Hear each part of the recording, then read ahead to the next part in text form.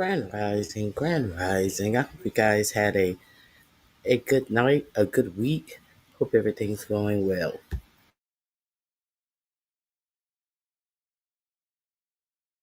Thank you for joining me for the news. Please hit the like button. If you're watching on vertical, please tap twice. Feel free to leave a comment when this live is over. I would appreciate that, and I appreciate you being here.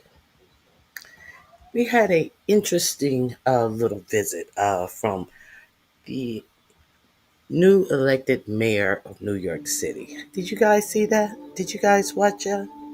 No comments? Well, I would just continue to give the news. And those of you who watch the replay, feel free to leave me a comment because I thought that it was quite interesting. The attitudes taken towards um, Mandani prior to him winning the election. And then after this visit to the White House, it seemed like 45, 47 absolutely bent down and he kissed the ring.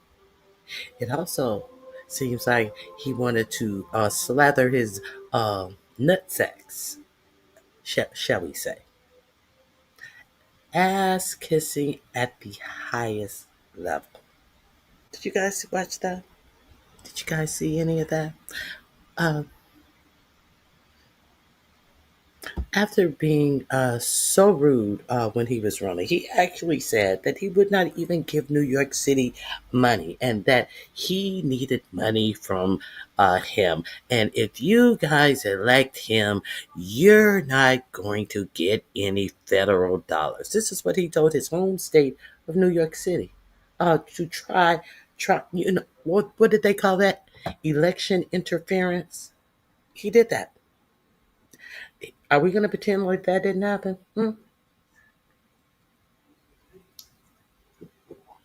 Didn't work out for your boy Donnie. They wanted Andrew Cuomo in there so badly that billionaires lined up behind Cuomo.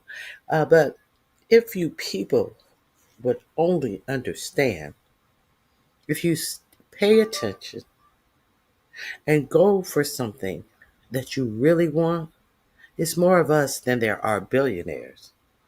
See, there's so many people who would like to say that elections don't matter. And I'm quite sure that most of them say that because they're too lazy and scandalous to get up off their butt, get up off the internet, get up off of whatever they're doing that is not going to have any effect on their lives and go register to vote, stand in line, and vote for something that is going to have a direct effect on themselves and how they live their lives. So, let me share this with you. So, are we going to pretend like there wasn't disappointment in 45, 47's White House after Mandani won the election? Okay, so this devout Christian woman had the audacity to stand from the White House podium and say this about his visit, prior to his visit, that is.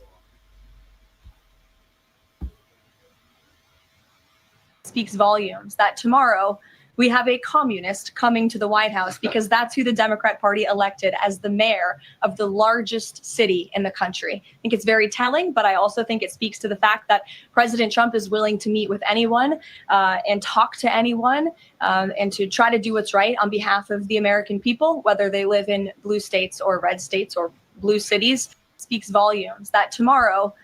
No, what speaks volumes is that this heifer had the audacity to stand in the people's building and say that about an elected official who hasn't even had the opportunity to do one thing in the city. And it's the Democrats' fault. Yes, and the Democrats are happy about it. Now, it also seems that like 45, 47 is happy about it. Uh, it also seems like he was you know uh, quite he found himself uh, taken aback and smoothed by Zoran Mandani himself.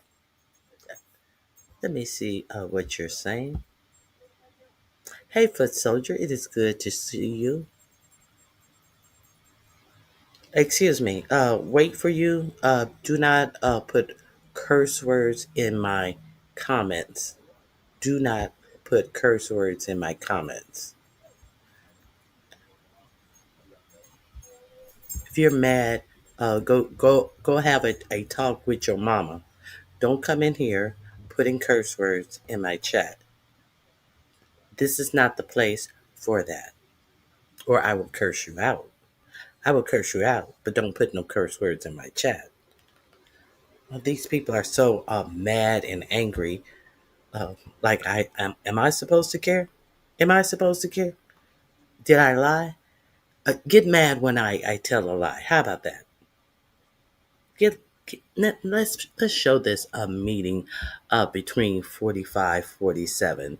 Let me if you want to be mad, get mad at the real you already are mad at the real story. Let's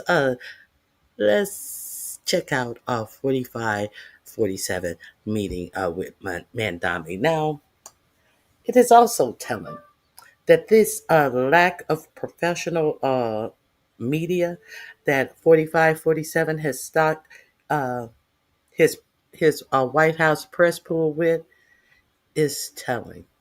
And we're going to talk about these questions as well.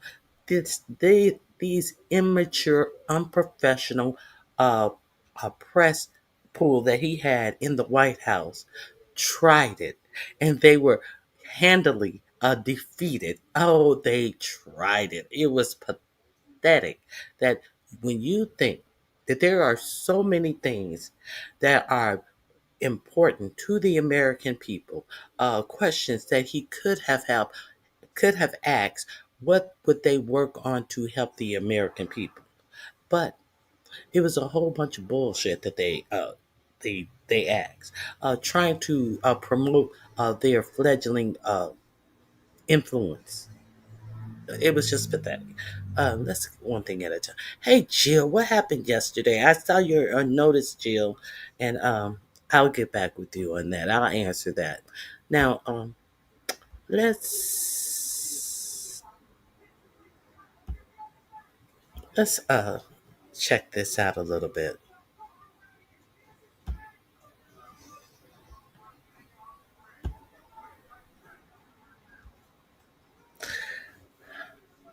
45, 47 was basically on his knees kissing the ring of Mandami. Let's go.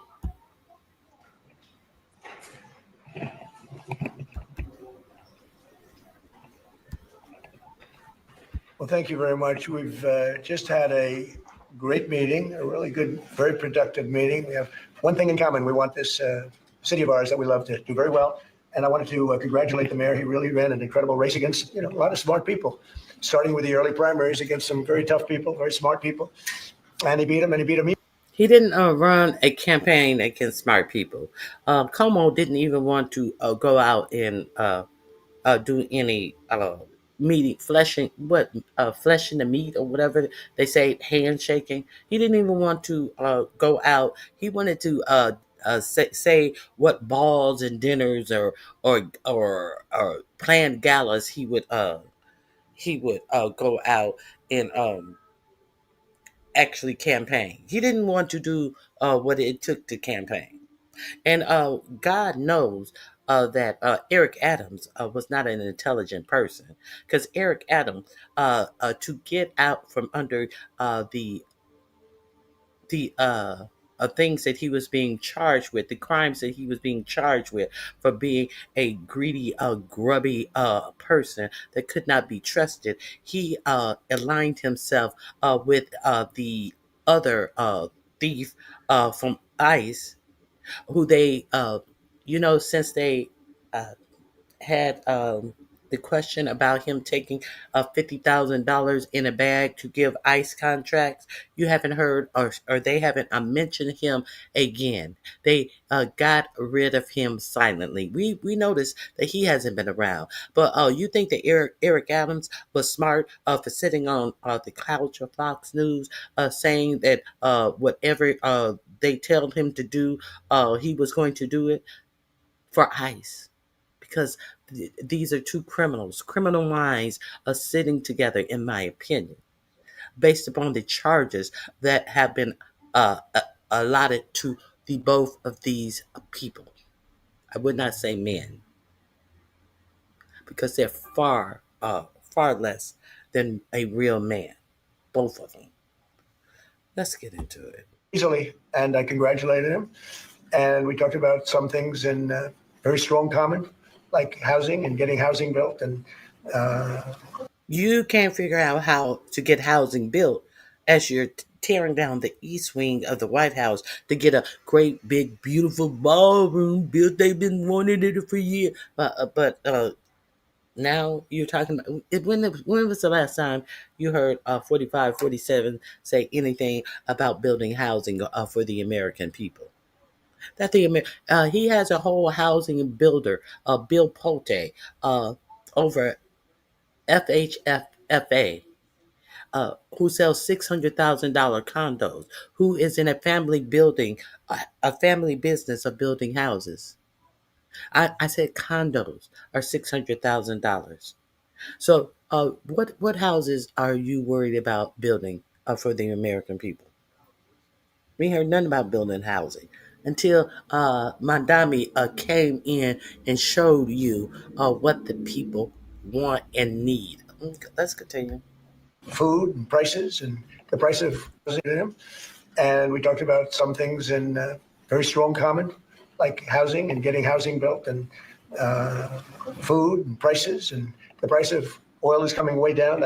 Anything I do is going to be good for New York. If I can get prices down, it's good for New York. And we've got them down, way down from last year. We have, as you know, I've been saying to a lot of people, Walmart said that Thanksgiving this year is exactly 25% less than last year. So that's good for New York, good for everybody. But I just want to congratulate. I think you're going to have hopefully a really great mayor. The better he does, the happier I am. I will say there's no difference in party. There's no difference in anything. And we're going to be helping him to make everybody's dream come true, having a strong and very safe New York. And congratulations, Mr. Mayor. Thank you, Mr. President. Thank you. I appreciate it. Please. I appreciated the meeting with the president. And as he said, it was a productive meeting focused on a place of shared admiration and love, which is New York City, and the need to deliver affordability to New Yorkers, the 8.5 million people who call our city their home, who are struggling to afford life in the most expensive city in the United States of America. We spoke about rent, we spoke about groceries, we spoke about utilities, we spoke about the different ways in which people are being pushed out. And I appreciated the time with the president. I appreciated the conversation. I look forward to working together to deliver that affordability for New Yorkers. Thank you very much. Any questions? President Trump, Stephen Nelson from the New York Post. I have a question for you and then also one for Mayor-elect. Sure.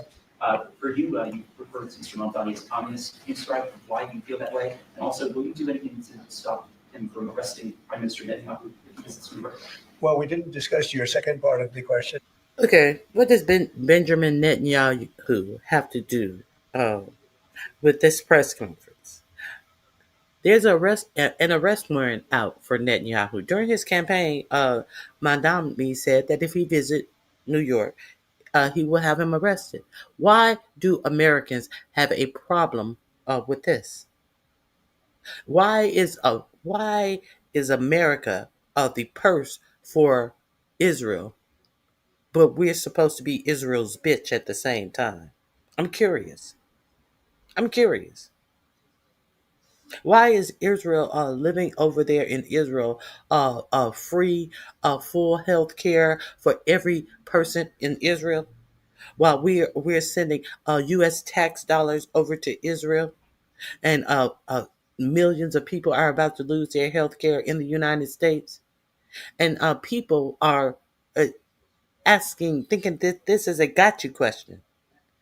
Isn't that what happens to people who have arrest warrants? That when the top law officials find out where they are, aren't they supposed to be arrested? I don't even understand why this is a question. Let's continue. And on your first part, I mean, he's got views that are a little out there, but who knows? I mean, we're going to see what works, or he's going to change also. We all change. I changed a lot from when I first came to office. It's now quite a while ago. It's quite a while. My first term was great. We had the greatest economy in the history of our country. We're doing even better now. We're doing much better. We never had the greatest country in the history of our country under him, and this economy is totally falling apart. The jobs numbers came out, and they are going to do numbers on December 15th, because he totally hid the jobs numbers from October. So they put together some jobs numbers. They didn't come out from the agency that they're supposed to come out with, but they put together the jobs numbers nonetheless, and we are bleeding jobs once again. Now than we did even the first term. And I can tell you some of 4547 is responsible for cutting out the CHIPS Act that actually took away 800,000 jobs in manufacturing. Let that sink in. But we have to wait until the end of next quarter of next year, the last quarter of next year, to see all of this manufacturing that he has brought back to the United States to get manufacturing jobs. Yeah, but what was that? Both the Treasury Secretary Scott Bessent and his Howard Nut Howard Lutnick, Howard Ballick came out on Friday and said that, these jobs are coming because of the tariffs, but you will have to wait until the last quarter of next year. We're going to try to make you forget about it as we say that we have done something for this economy as jobs are bleeding out of this economy. And let's not forget the firings. my views have changed. And we had discussion now. This term was great. We had the greatest economy in the history of our country. We're doing even better now. We're doing much better now than we did even the first term. And I can tell you some of my views have changed. And we had discussions on some things. I'm not going to discuss what they were, but that I feel very confident that he can do a very good job. I think he's going to be. I think he is going to surprise some conservative people actually, and some very liberal people. He won't surprise them because they already like him. And Mr. Mandani, it sounds like you had a productive discussion, but just days ago, you referred to President Trump as a despot who betrayed the country. You said you'd be his worst nightmare and accused him of having a fascist agenda. Are you planning to retract any of these remarks in order to improve the relationship? I think both President Trump and I, we are very clear about our positions and our views. And what I really appreciate about the president is the meeting that we had focused not on places of disagreement, which there are many, and also focused on the shared purpose that we have in serving New Yorkers. And frankly, that is something that could transform the lives of 8.5 million people who are currently struggling under a cost of living crisis with 1 in 4 living. So you thought that you were going to make him take back the things that he felt during the election? Did you have anything about his fascist agenda? It is a fascist agenda. That's why you're in the White House asking questions. But see, the ball rubbing is not yours to do once again on 4547 because 4547 is otherwise occupied ball rubbing on Mandani. Let's continue. In poverty. And the meeting came back again and again to what it could look like to lift those New Yorkers out of struggle and start to deliver them a city that they could do more than just struggle to afford it, but actually start to live in it. And I've been called much worse than a despot, so it's not that insulting. Maybe I think I've been called much worse. Like that was no big deal because I know I'm much worse than that. No big deal. Womp womp womp. Your question didn't go over as well as you thought, did it? Huh? Did it? Now, see, this man brought it right back to why he is in office, why he ran to office. Is it customary for the press to ask about everything that is said he shouldn't have had to even address 45, 47. But you don't understand. The 45, 47 shouldn't have had to be addressed. The only reason he had to address him is because he continued to try to interfere in his New York City mayoral election. That's why he had to say anything in the first place.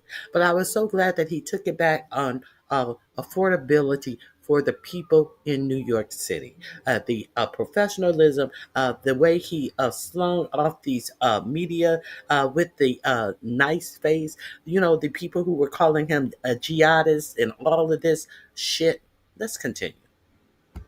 He'll change his mind after we get to working together. Yes, please. Mr. President, I'm Rashad from MTV Lebanon. Good. I would like to ask you a question about the Middle East regarding Sure. you said that Hezbollah in Lebanon is not in a good position.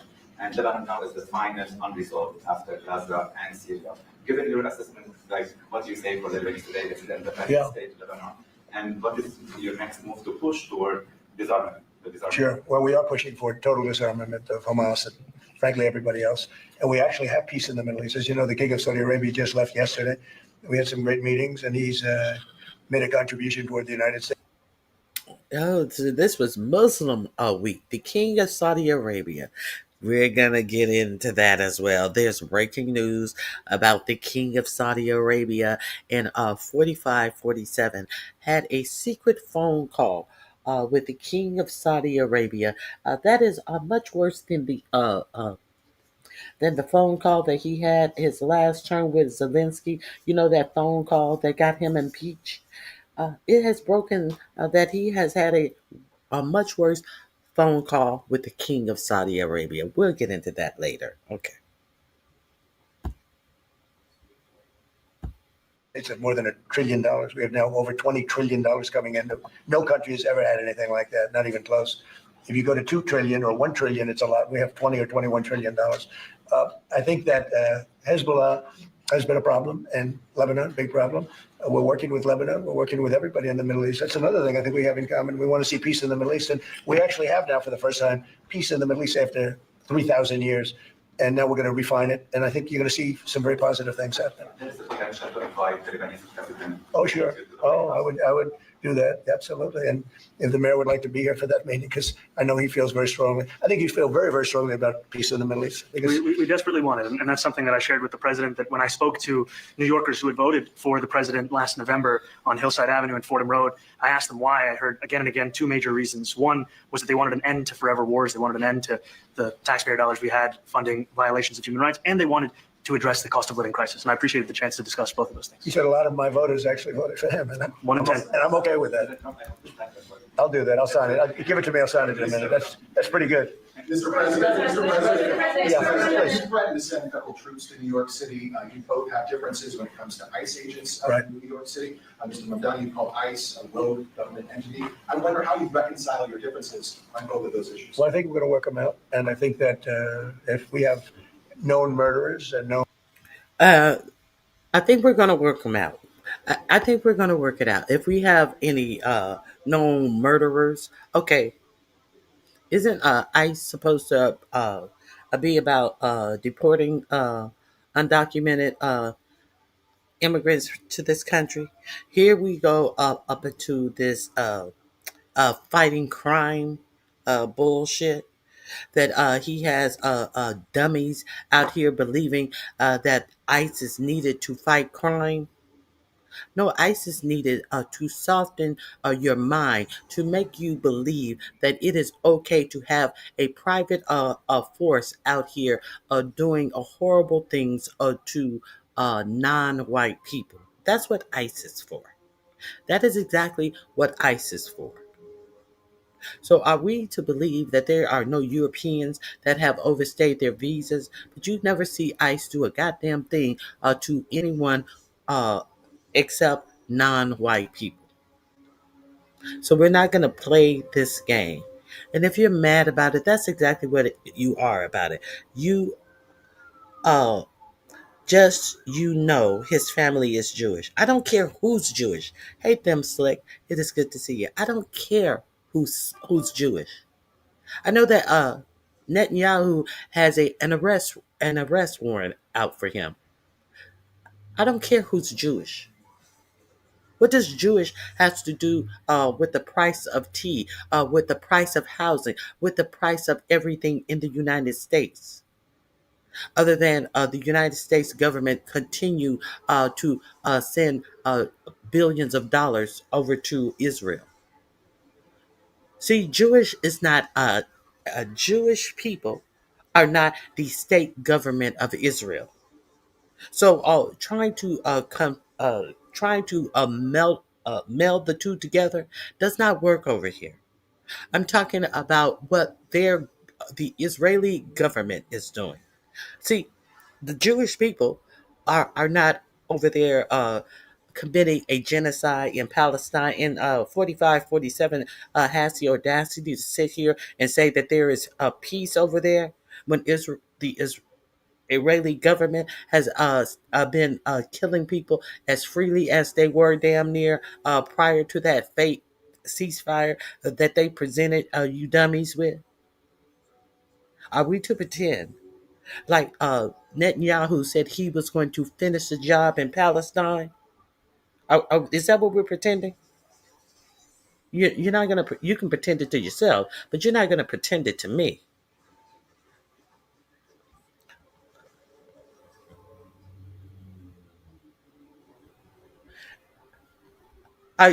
Stick B30.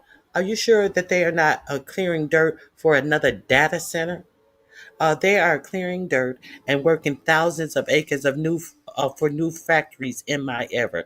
Never seen so much ground being cleared in my whole life. I ain't nothing. I ain't nothing. Are you sure that they're not clearing this? And if it's been cleared so quickly, what is being built there? New factories. What factories? What factories are being built there? Or is it uh, billionaires coming in to plug into your electric system, plug into your water to increase the cost of your electricity and water? Yeah, those are built up rather quickly. There are almost 9,000 data centers in Virginia alone. This the state of Virginia has over in Louisiana, they are building a data center. Meta is building a data center, and these are the things that prop up very quickly. So uh stick beat 30, are you sure what they're building there? Or are you just running your mouth? I'm curious. What factories are they building there? A data harvesting factory or an actual factory that's going to make jobs as opposed to a factory collecting data to make sure that AI can take your job. Be specific.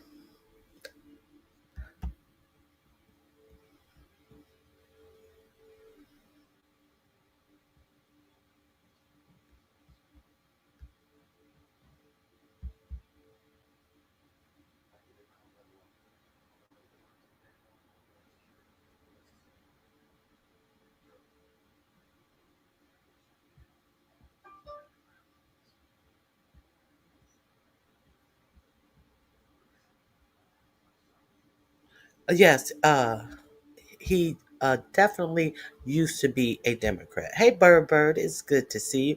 Thank everybody for joining me. Uh, please hit the like button.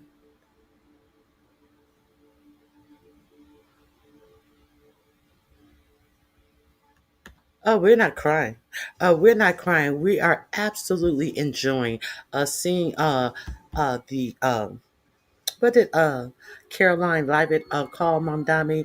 We're actually Lucy absolutely enjoying 45 47 jiggle balls in his mouth and adore Mandani. That's what we're doing over here. Come join us. It is such fun.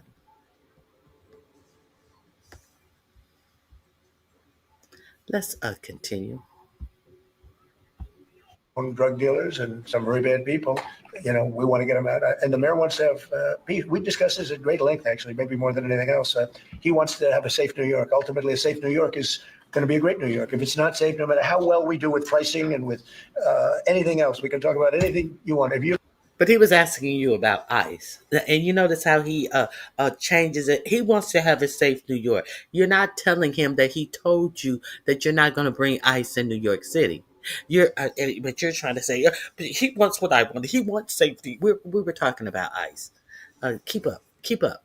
Look at Mandani. He's like, look, if you tell a lie, he looking down at him. If you tell a lie, I will tell exactly what we were talking about.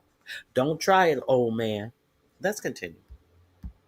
don't have safe streets, it's not going to be a success. So we're going to work together. We're going to make sure that if there are horrible people there, we want to get them out. I think he wants to get them out, maybe more than I do. So we'll work together. We discussed it at great length. Yes, please. Yeah, two questions. But wasn't the Republican Party calling him a jihadist and saying, drawing pictures of him flying into skyscrapers in New York City? Wasn't the simple fact that he was a brown-skinned Muslim enough for accusations of him being one of the people that needed to be arrested, or far worse, during his campaign? All week long. All week long.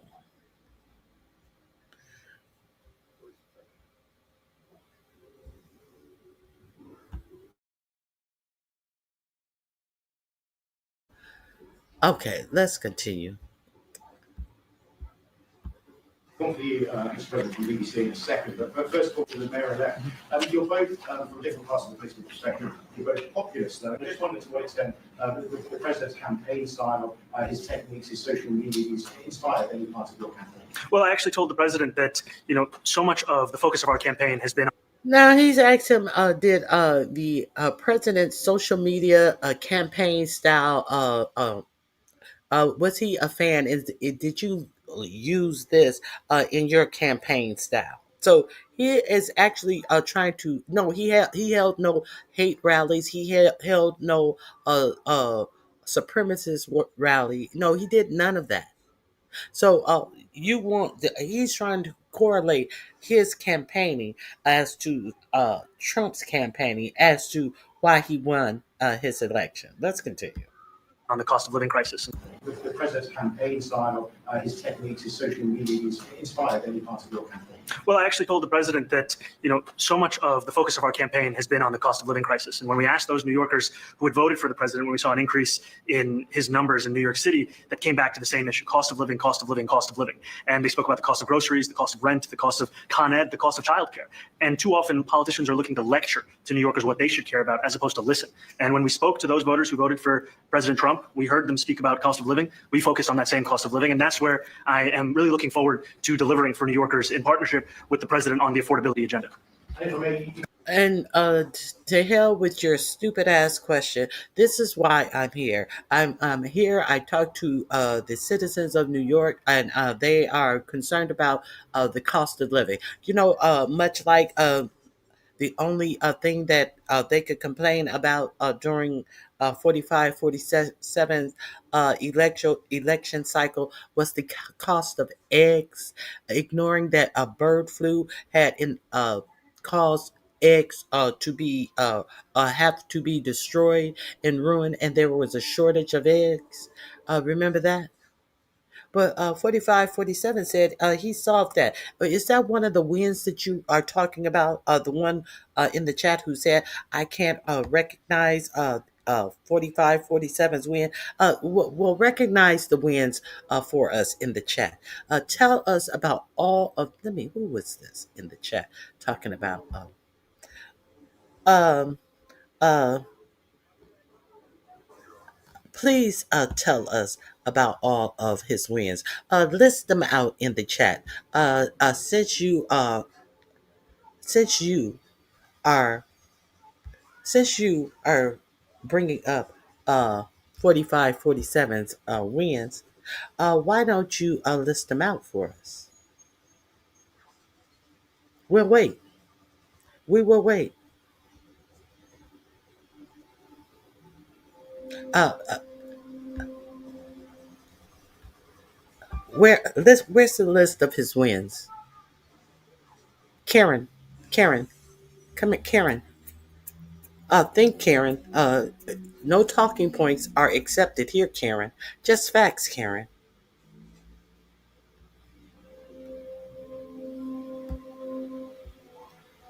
Just facts. Where are the wins? Gaza eats. Shouldn't Gaza have been eating all along? How is that a win that Gaza is no longer starving? If it was a win, Gaza wouldn't have been allowed to starve in the first place. Where's the win? And where's the win for that for the American people? Where's the win for that for American people? Huh? Where's the win for that?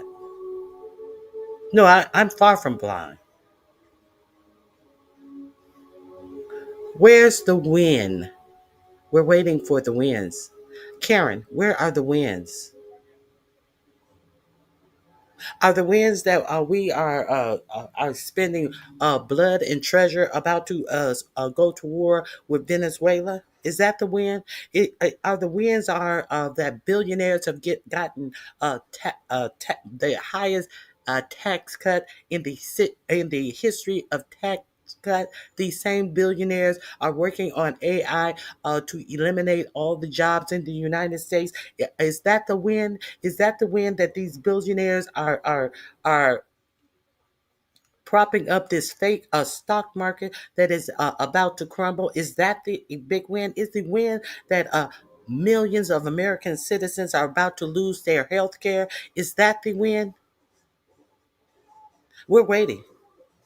Where's the wins? Where are the? You can't acknowledge them either.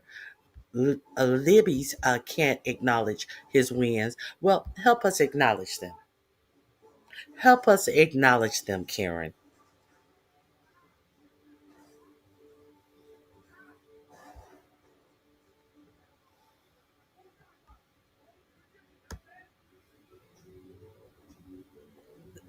We're not fooling herself. She's just fooling herself.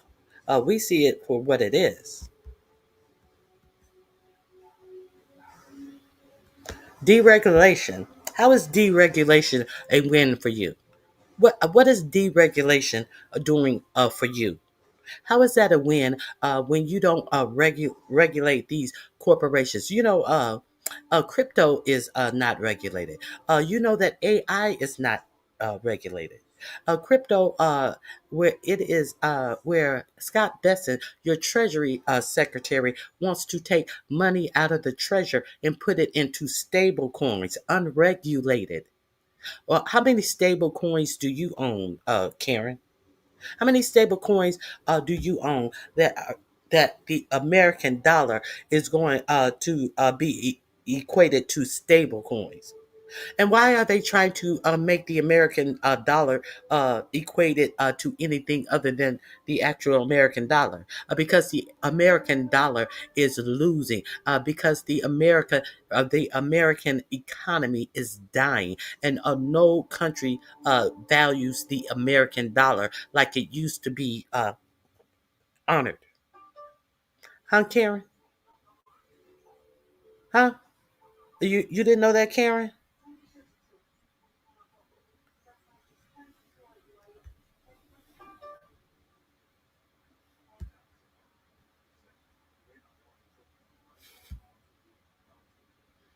How is it good to deregulate all of these companies? The only companies that are doing any building in the United States, these data centers that are plugging into your water system, increasing your water bill, that are using so much electricity and plugging into your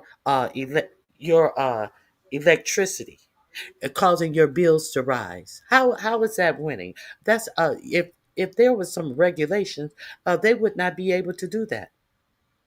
Hmm? How is it such a good thing for deregulation, which means these companies can pollute your air and your water? What about deregulation is good? Is a win, Karen? What about deregulation has been a winning thing for you, Karen, and how you live your life? Hmm? Does it make it easier for corporations to make money that trickles down to you, Karen? Or does it just make it easier for them to destroy the planet for profit for themselves and their shareholders, Karen? I'm waiting, Karen. That's all you got, Karen? Deregulation?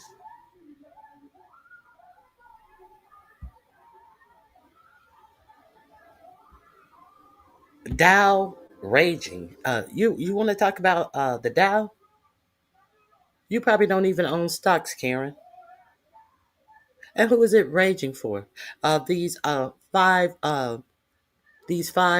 billionaires, tech billionaires, who are investing money in each other's company, and then all of a sudden they are uh, inflating their value of their company, and then they take these alleged uh, wins and invest them with the other this circle jerks of billionaires saying that they are investing 300 billion, 400 billion, and that has increased our worth 900 billion. Where are all these billions going, and how are they helping you as an individual? This billionaire circle jerk to inflate the stock market.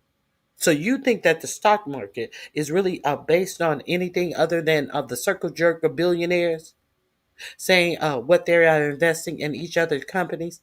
How that is helping you and how you live your life, Karen? Let's continue. This bitch is stupid. And I think we have to work a little bit. We talked about Con Edison. We have to work a little bit on getting the prices because, we've gotten fuel prices way down, but it hasn't shown up in Con Edison. And It hasn't shown up in Con Edison. We got to work to get electricity prices down. Why, Karen? Why?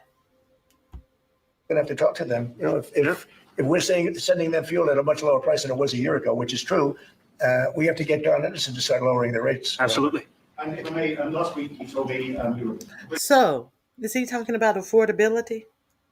Is he noticing that this deregulation of all of these companies has done nothing for the American people? They have pushed their bills off. How does a company uh, push their bills off on the United States people and take in all of the profits that they earn from these companies while the American peoples are paying their fucking electricity bills? And the American people get nothing out of this? No, they get absolutely nothing but higher prices, Karen. Ahead of your plans to see BBC for up to $5 billion. You're going to speak to Prime Minister Starmer as well. Is there any progress or any updates on those issues? Well, we get along very well with the Prime Minister. We made a deal with UK. I like him. He's a fine person. And, I think they have some big energy problems. They've got windmills all over the place. They're going to have to start using other methods because their energy is out of control. Talking about in the UK, it's out of control. And he's got. While clean energy is less expensive for the people who have to pay energy bills, this motherfucker is talking poo-pooing clean energy. He just wants to pollute the planet. So his billionaire buddies can make profits and plug into your fucking electric grid and make your costs rise. Let's be clear. That problem. He's got a big immigration problem, as you know, and he's got a big energy problem. And we talk about it. He's a good man. Prime Minister's a good man. Had a chance to speak this week. I haven't spoken this week. Have you spoken to President Zelensky or do you intend to Who? speak to President Zelensky about your plan to meet him? I've spoken with the people. We have a plan. It's horrible what's happening. It's a war that should have never happened. It would have never happened if I was president. And it's. Bottom line, have you talked with Zelensky since it has been found out that you were colluding with Putin to give Putin everything he wants and give Zelensky a timeline to accept everything that Putin wants? And then when it was found out the UK and France were going to go with the scheduled meeting that you had with your real estate buddy to present Zelensky with this ultimatum that you, who's supposed to be Zelensky's allies, had us put together with Putin.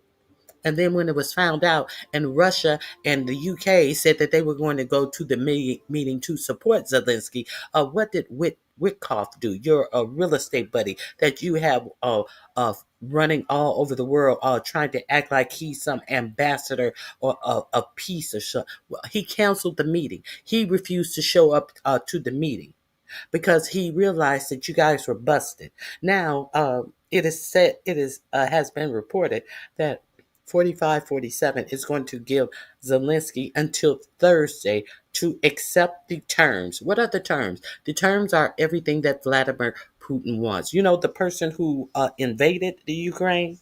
So 4547 is it is reported that he is going to give Zelensky until Thursday to accept his own demise, or the U.S. his ally. The U.S. ally is going to walk away from Zelensky. This is what the question is about. Shame, and I thought they should have acted quicker. But it's a cold winter, and a lot of the you talk about utilities, but a lot of the big energy producing plants have been under attack, to put it mildly, to put it nicely. Yeah, we have a way of getting peace, or we think we have a way of getting peace. He's going to have to approve it. Just so sad. So many people. You know, last month they lost 25,000 soldiers. This is something we haven't seen anything like this since the Second World War. And they're averaging 6,000 or 7,000 a week between the two of them, dead soldiers. And it goes on and on. And I think they're getting reasonably close. But I don't want to predict. I would have said that would have been one of my early ones. I did 8 peace deals of countries, including in India, Pakistan. You could even go, in fact, they're coming here in a week or two, go to the Congo and Rwanda. That was 10 million people dead. And we worked something out on that. But so many. And the one I thought would have been, for me, because I have a very good relationship with President Putin, I thought that would have been maybe quicker. But it does take 2 to tango. And now you just see all the death. And, you know, it doesn't affect us other than the fact that we don't want to see all those people dead. Really, it's on the other side of the ocean. It's a war that should have never happened. It did happen. I blame the person also sitting right behind this desk. This is a war that should have never happened, and it wouldn't have happened if I were president. But we're trying to save a lot of lives. We're losing. Blah blah blah blah blah blah blah blah blah. I'm going to go and I'm going to present that he has to do everything that Putin wants. It's a war that shouldn't happen, but I'm going to ignore the fact that it did happen because the person that I am making him accept terms for is the person that invaded his country. Blah blah blah blah blah blah blah. I miss this ignorance that Karen was talking. What was Karen saying? Liberals can't debate. Liberals crying. What is illegal aliens clogging the emergency room? Illegal aliens clogging the emergency room. I didn't know. I thought that all the illegal aliens were in area 51 or 54, over in Arizona. I do remember them saying that there are some illegal aliens. You mean undocumented immigrants? Is that what you're talking about? So so in exchange for you and your belief that illegal immigrants are clogging up emergency rooms, you are okay with them cutting off the Obama subsidies for health care for American citizens. You'd rather have the American citizens unable to have health care in it, which would include primary care physician, which would include wellness checks to detect for diseases and complications early, and their illnesses to become chronic enough that they would have to visit the emergency room. Since they have no primary care physicians, you would prefer these American citizens to clog up emergency rooms. The only health care that they can get would be from these emergency rooms. People with lifelong illnesses who have to be on prescription medicine daily, you would prefer them to not be able to get their prescriptions filled because emergency rooms only fill prescriptions for 2 to 3 days. Is that what you prefer? Okay, let's fill up our emergency rooms with American citizens who are unable to afford health insurance. Is that okay? Okay, you better with that? We good? We good? We good, Karen? Okay.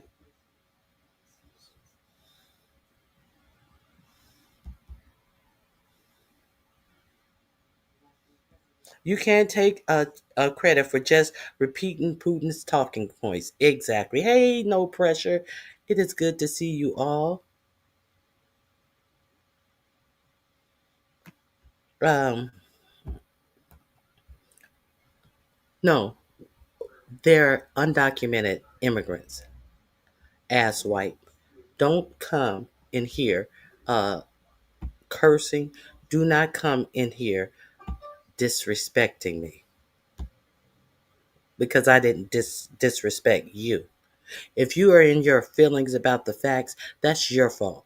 I'm just giving you the facts. If you want to counter what I'm saying, counter what I'm saying. Don't come in here calling me out my name on my channel. You don't have to be here. I appreciate those of you who are here. You don't have to disagree with me, but you definitely will not be disrespecting me.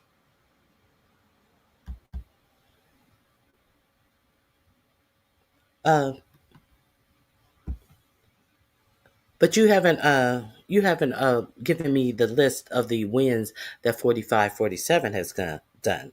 So Karen, it appears that you are the one who have absolutely nothing.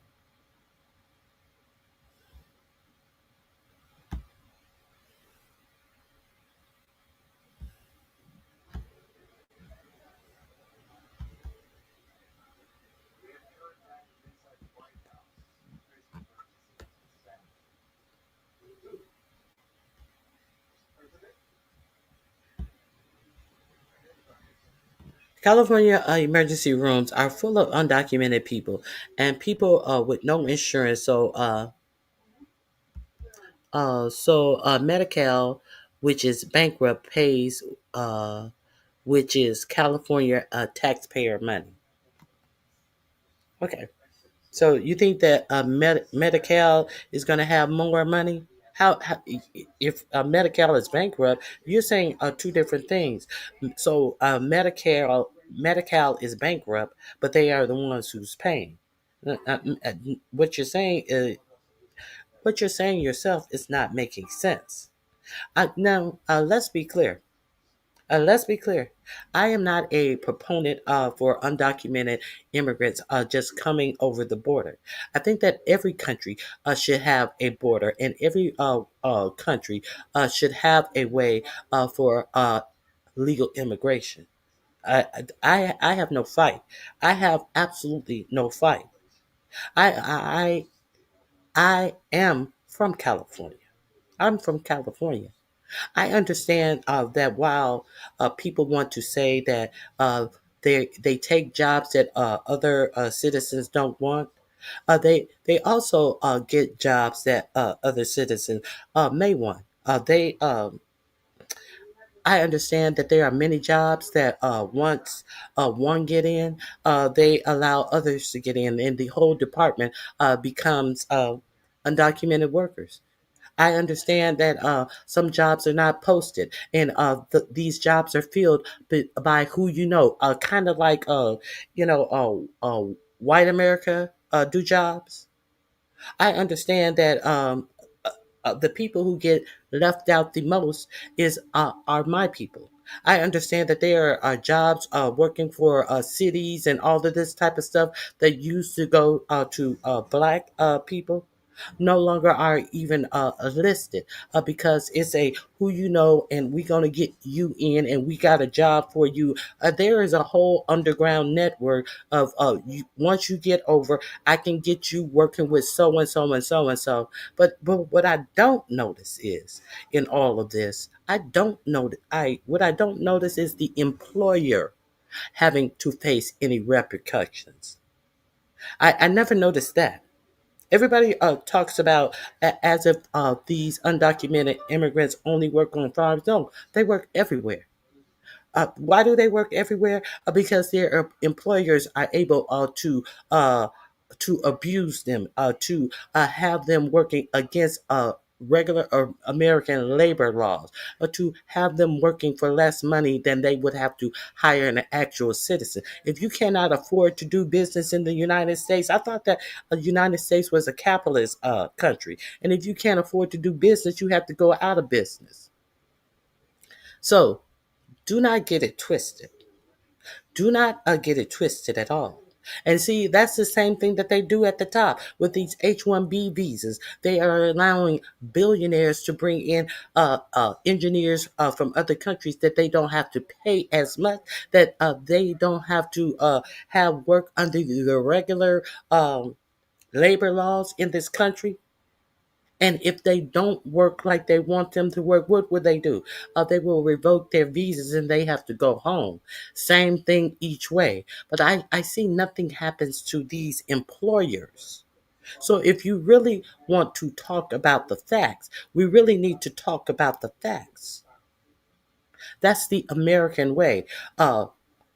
Taking advantage of their employers. Why do you think America fight tooth and nail against unions? Why do you think that so many American citizens were able to come up when unions were populating most jobs? But they have you to believe that it is a bad thing that a portion of your union dues goes to support a political candidate that you may not be aligned with. But you are aligned with these union regulations that were getting you good pay. But you cut your own throat. You let a politician tell you that unions aren't good because your Republican dollar goes to a Democrat candidate. But what in fact is happening is your union wages are going to your union dues, and your union are ensuring that uh, you get pay. Your pay is steady. Your pay increases.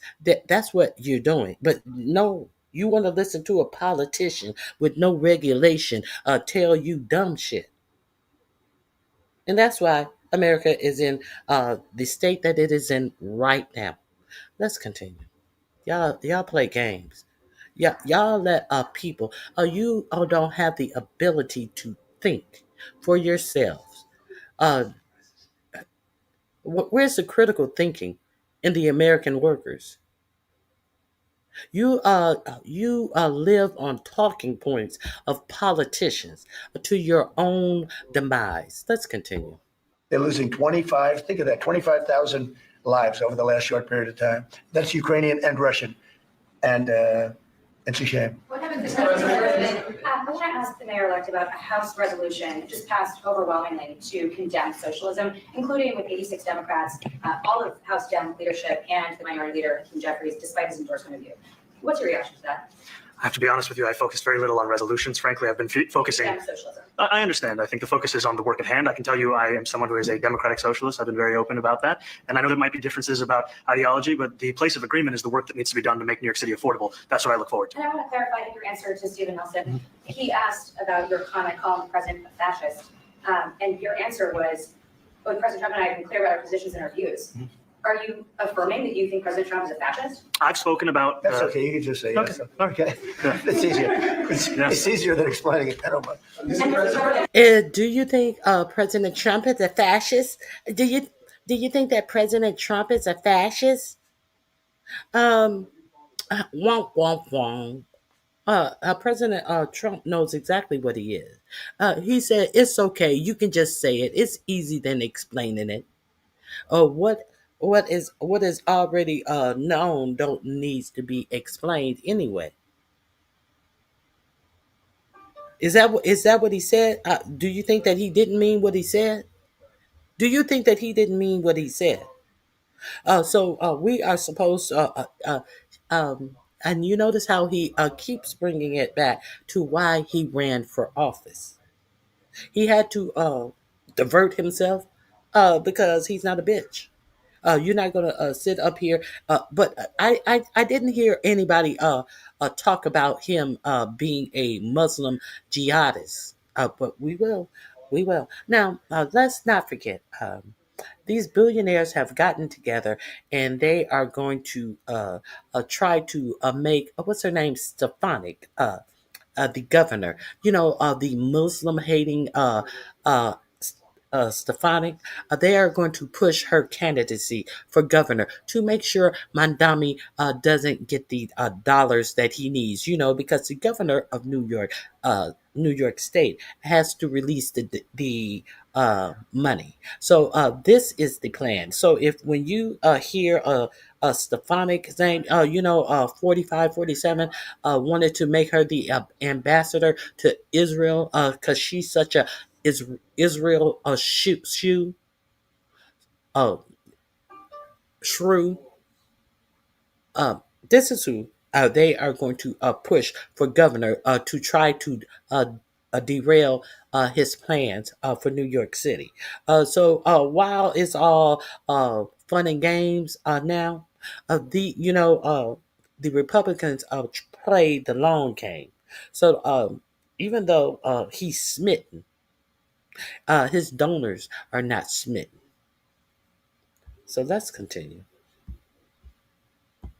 I wanted to ask you also about this Ukraine plan. Yeah. President Zelensky said today that his country would risk either giving up a partner or giving up its dignity. There's been criticism that this deal. You mean he doesn't like it? It's unclear. He was sort of Well, telling he'll have to like it. And if he doesn't like it, then, they should just keep fighting, I guess, The suggestion that you made, though, was that He doesn't like it, he's going to have to give up his partner or his dignity. So why would his partner tell him that give him the option of giving up either? He should like it, or they're gonna have to keep on fighting. Like I told you, the cards are not with you. The cards are not with you. if he doesn't accept it, that the U.S. would pull back its support for Ukraine. Is that Well, at some accurate? point, he's going to have to accept something. He hasn't accepted. You remember right in the Oval Office not so long ago, I said, you don't have the cards. Don't forget, I inherited this war. This war never would have happened. He's I gonna inherited have. this war. He's gonna And I thought have to accept something. He has been invaded, but he is the one who's going to have to accept something. He hasn't accepted anything up until this point. Has Putin accepted the invader of a sovereign nation? Has he accepted anything up until this point?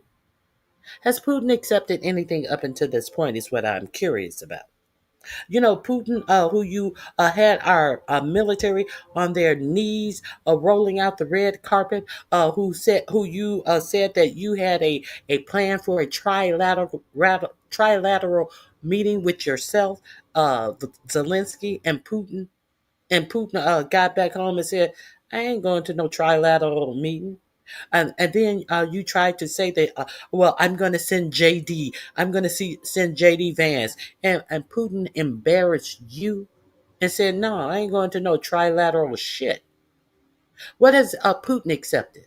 What has Putin done except forgive you sweet long phone calls and then about things that you can present to your American people as he turned around the next morning and better. I'm very disappointed in Putin. I'm getting to the point. I'm getting to the state. I'm very disappointed in Putin. Are we clear who the aggressor in this is? And you have asked him for absolutely nothing, as you have put us, as you have put tariffs on every fucking country in the world and have done absolutely nothing to Putin. I'm just making sure we're clear here.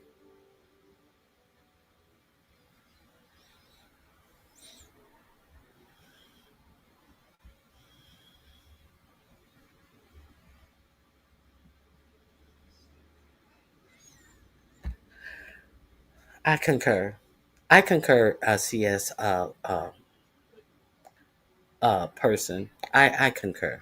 She's just lost. Just let her stay here. If she stay here, she won't run around the rest of the YouTube bumping her silly head. Okay, let's continue. Are we clear? He's trying to make it seem like, yo, you remember when he was here the last time? Yeah, we remember when he was here the last time, and you berated him, and you're supposed to be his partner. And while you were sitting in the Oval Office berating him, Vladimir Putin at that exact same time was pummeling his country. Yeah, we remember the last time he was there. Yeah, we definitely remember the last time he was here. No, the last time he was here, you didn't pummel him. It was the first time he was here. So we remember that. But what we also remember is how everything you do is for the advancement of what Vladimir Putin wants. And we also understand you have a whole press team that have not talked about how Witkoff pulled out of that meeting that they were supposed to have with Zelensky when it was discovered what was going to be offered to Ukraine. Everything that Vladimir Putin wants. And when the UK and the French were going to join Zelensky at that meeting in solidarity, Witkoff pulled out of the meeting, and no one from the United States showed to that scheduled meeting where they thought that they were going to backstab Zelensky. That's cowardice. That's what they call that. They call that absolute cowardice. If that's what you were going to present him alone, how come you didn't present it when he had allies? Because you're cowards. If that's your position, present your position. While I know Starmer, he's a great guy. I know Stormer, yeah. But Stormer has already said that they are not. The UK will not be sharing certain intelligence with the United States anymore.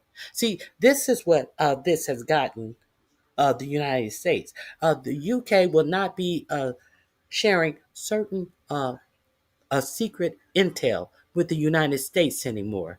Why? Because they understand that they can't. See, that's another 45, 47 accomplishments that grandees don't want to talk about. You don't want to talk about that accomplishment. That was the accomplishment. Okay.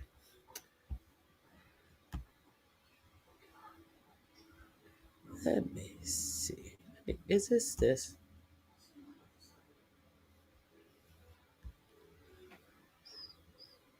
Oh, I want to talk about that later. Let me see. I want to. Is this it? Wait a.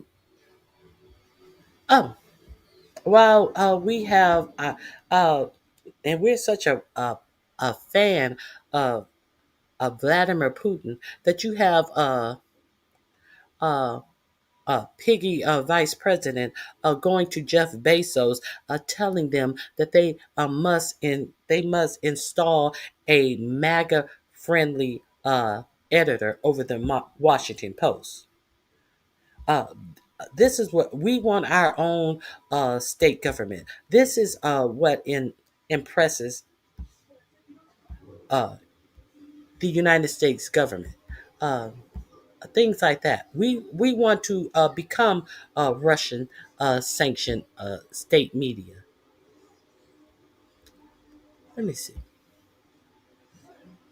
Bezos, who bought the Post for $250 million in 2013, did not take advance on his suggestion, but has continued to make the vulnerable publication political outlook further to the right. Vance was reportedly not invited to the funeral of Dick Cheney on Thursday morning, which was attended by Bush, Biden, and every living former vice president, Al Gore, Dan Quayle, Mike Pence, and he was not invited. There is something else. that I wanted to share about that. Let me get to it.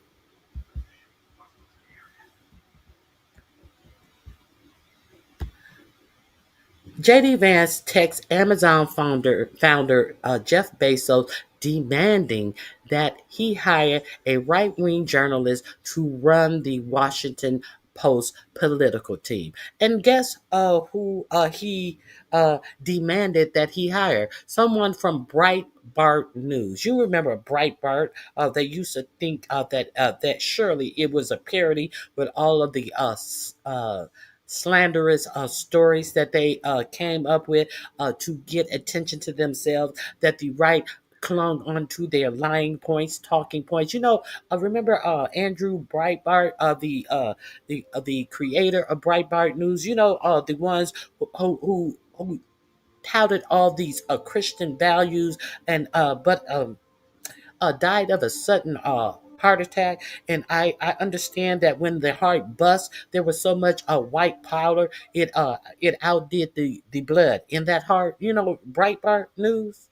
He wants someone from Breitbart News. The vice president said on Thursday that he urged Bezos to offer the Post's top political job to Breitbart White House bureau chief Matthew Boyle, demanding these are the things that this administration wants to do. Demand who the press hires. That's why you have a lot of YouTube influencers in the White House asking stupid questions. Everybody trying to have their gotcha moment. This is why. Let's continue. Should have made a deal a year ago, 2 years ago. The ultimate deal would have been if it never started. That would have been a good deal. That could have been done too if you had the right president, but you didn't have the right president. Mr. President, cost of living is something that you and Mr. Mandani seem to agree on. Right. Democrats have run New York City for a long time, Mr. Mandani. Do you see Democrat policy specifically as being a problem? And I'd like that be a question that both of you can answer. Look, I think that there are many things in our city where we have to own the responsibility of it, things that existed long before the president was the president. And those are also part of the message of our campaign, was to take on a broken politics of the past. And I ran against a number of candidates who represented different versions of that past. And what we found time and again is that working people were left behind in the politics of our city. And what we're looking to do is put those people right back at the heart of our politics so that we don't have a situation where we're in the wealthiest city in the history of the world, and yet 1 in 5 can't even afford $2.90 for a Metro card. Mr. President. We had some interesting conversation, and some of his ideas really are the same ideas that I have. But a big thing on cost, the new word is affordable. Some of his ideas are the same ideas that I've had. When have you expressed anything about doing anything for affordability? Now, the new word is affordability. Affordability is not a new word. It's just a new word for you. Now, the new word is affordability. We have a lot of the same ideas. Your idea is to sit up on in your administration is to sit up and lie and say that groceries have gone down. Well, if groceries have gone down, why have you taken the tariffs off of Brazil so the prices on certain food items would go down, like bananas and coffee? If your tariffs were working, you would not have to take off targeted tariffs on food so that food prices will go down. But you and your administration sat up there and lied to the people's faces laughably. The only thing we need to work on is the beef, but the food prices have gone down. And then after taking off tariffs, you wouldn't have to do that if tariffs worked. If tariffs worked, let's continue. Affordability, same ideas that I have. But a big thing on cost, the new word is affordability. Another word is just groceries. It's sort of an old-fashioned word, but it's very accurate. And they're coming down. Another word is just groceries. Affordability. What sense does he make? A new word is affordability, and another word is groceries. It's an old word. This is a person who never worried about affordability or groceries his entire life. You've never heard him speak of these things, and now he and Mandani have the same ideas. What is going on right here? He is trying to catch his hook onto a rising star because he understands that his motherfucking poll numbers are in the absolute toilet because how he has run this country into the ground. And you still have idiots sitting up here in this chat not acknowledging anything about the cost of living that has gone up, the cost for simple groceries. That is what a good leader always makes sure that his nation could feed themselves. He has absolutely no plan for the American people, but to have them destitute. This is a straight up Hunger Games. We are in a straight up Hunger Game.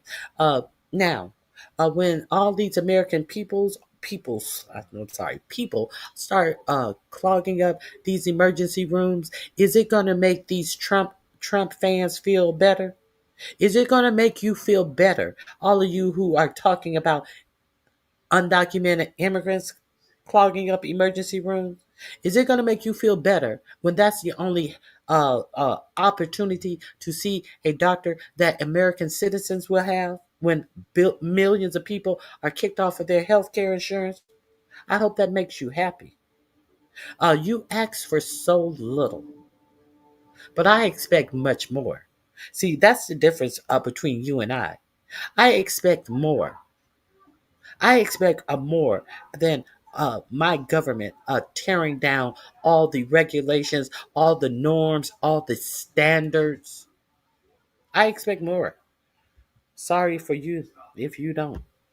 They were, we had, both of us, we had the highest inflation in the history of our country the last 4 years under the Biden administration. And we've got inflation down now to a normal number. That's an absolute lie. If you go back to my show, I actually had the whole table for inflation in the United States, and that is an absolute lie. Let's continue. I just deal with the facts over here, and this man has no qualm, always blaming his predecessor for how he has wrecked the country. It's always because of the man that came before him. Let's continue. They go even a little bit lower than that. Katie, do you have something? Mr. President, thank you so much. Mr. Mandani often talks about New York City being covered by international law, that they will follow international law. Doesn't often talk about the U.S. Constitution. What is your response to that? Well, I don't know what you're referring to in terms of it could be covered by international law, local law. It's covered by a lot of laws, but it's covered by U.S. law. Are you referring to anything in particular? You just said that there's a city that endorses and enforces international law. Is that at odds with? No, I don't know. Would you want to respond? Yeah, I think what I've shared with the president is our desire to not only follow the laws of our own city, laws that protect New Yorkers, but also a desire for consistency in our politics across the board. And that's something that we've talked about and something that I know many New Yorkers want. We discussed ICE and New York City, and I spoke about how the laws that we have in New York City allow for New York City government to speak to the federal administration for about 170 serious crimes. The concerns that many New Yorkers have are around the enforcement of immigration laws on New Yorkers across the 5 boroughs, and most recently we're talking about a mother and her 2 children, how this has very little to do with what that is. What we did is we discussed crime more than ICE per se. We discussed crime, and he doesn't want to see crime, and I don't want to see crime. And I have very little doubt that we're not going to get along on that issue. He wants to, and he said some things that were very interesting as to housing construction, and he wants to see houses. He went from ICE to crime to housing construction.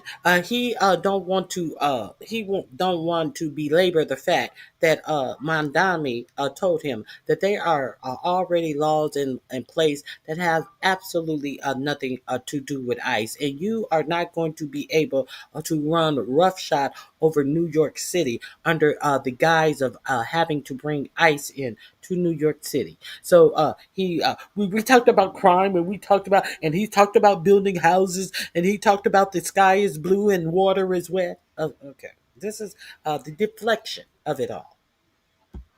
Go up. He wants to see a lot of very interesting as to housing construction, and he wants to see houses go up. He wants to see a lot of houses created, a lot of apartments built, etc. And we actually people would be shocked, but I want to see the same thing. Mr. Mandani, anti-Israel protesters. Jack? Mr. President, I want to know one of the policies as well that Mayor-elect Mandani talked a number of times about on the campaign was shifting the tax burden for property taxes from what he called minority communities to white-based communities and putting more taxes on white people. I also noticed that in your acceptance speech, you didn't mention anything about America or Christians or white people in general. And so I didn't know if that was one of the. Okay. Jack Bashobi, I think it is. Jack Bashobi. He wants to shift taxes from minorities to white people. Did you hear this? This YouTube influencer, the same YouTube influencer that he had sitting at the table with Pete Keckbreath and Pam Bimbo and Ice Barbie at the table, lying about what was going on in Portland, saying that he was physically attacked. When I showed you the video of what started the fight between him and a peaceful protester outside of Portland's ICE facility. This is who's asking the question.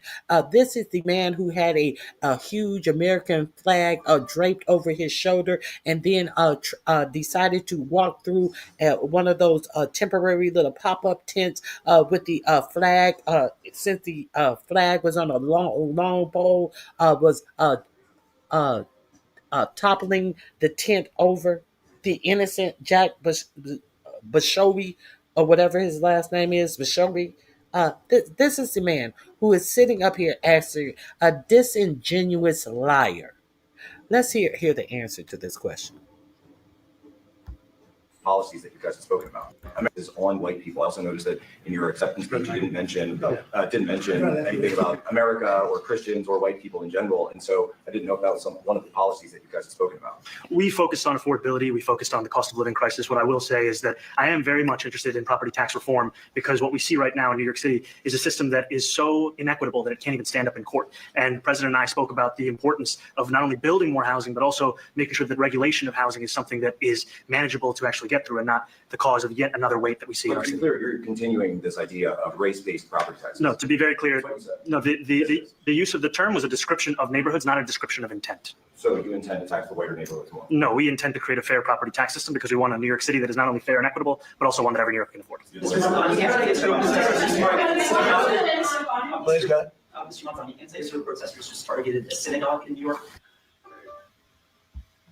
Okay, Kevin, 19840. Please do not come in my chat cursing.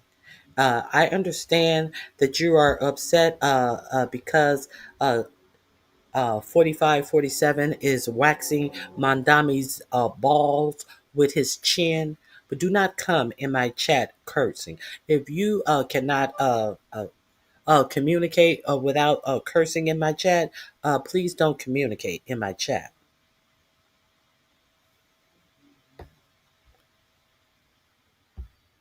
So we see the covert racism. You said you were going to take taxes from the white community. No, he said he was going to take taxes from communities that were wealthy and make them pay more property tax. Are we clear that he said that he wanted taxes to go up 2%, two whole percent on the rich? Are we clear on that?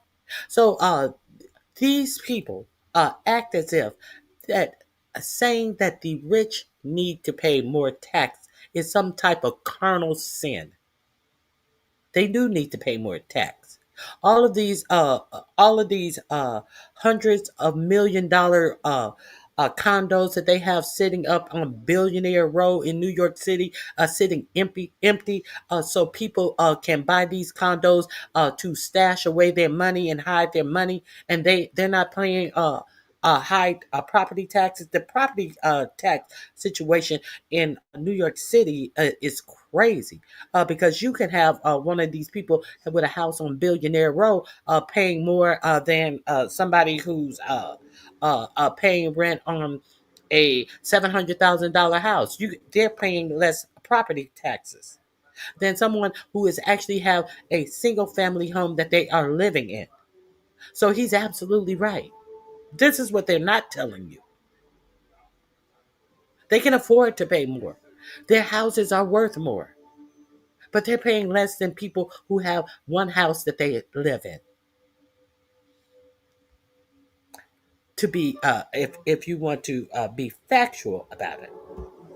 Are you concerned about Jewish New Yorkers feeling welcome and safe in the city? And President Trump, you threatened to cut off federal funding to New York City. What policies would prompt you to do that? Would that be city-run grocery stores? Would it be something else? Are you worried about Jewish people feeling safe in the city? Jewish people overwhelmingly voted for him.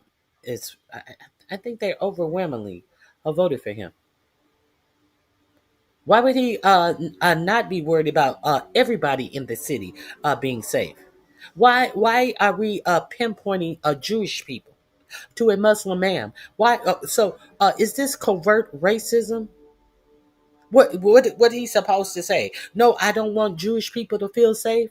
He said he want all New York City to feel safe. But who is trying to insert identity politics into this? Who is trying to make it appear as if this Muslim elected official does not want the Jewish people to feel safe, when he has just told you time and time again, every time you guys try to divert the conversation to something, it's about, oh, what about the Jewish people? What about all the New York City people? So do you want the Jewish people to feel safe? How come do you not want the Hispanic people to feel safe? What about do you not want the black people, the white people, the Dominican people, or the French people, the Asian people? How come he only asked about the Jewish people and safety to this Muslim mayor? Are we gonna pretend like we don't see what's going on here? Are we gonna play games? This is the press pool. Well, I think if we didn't get along, whether it's cut off or just make it. The city. And President Trump, you threatened to cut off federal funding to New York City. What policies would prompt you to do that? Would that be city-run grocery stores? Would it be something else? Well, I think if we didn't get along, whether it's cut off or just make it a little bit difficult or not give as much, we want to see we don't want good money going after bad. No, that's not the term you use. You said you're going to make sure, if he was elected, that he would not get any money from the federal government, and he needs me. That's what you said. You didn't say nothing about good money going after bad. You said you would make sure that if he won, that New York City would not be getting federal dollars. Let's be clear. And now you're sitting up here waxing his balls. Look at you. Look at the look on your face, like, oh, shut up, shut up. Let's move topics. Oh, look at the look, the strained look on his red face. His face is red today. He's so embarrassed that his blood has gushed through all of that orange makeup. He's actually red here as he sits there covering his bruised hands. We don't want that to happen. I don't think that's going to happen. I did say that, subject to what policies are being set.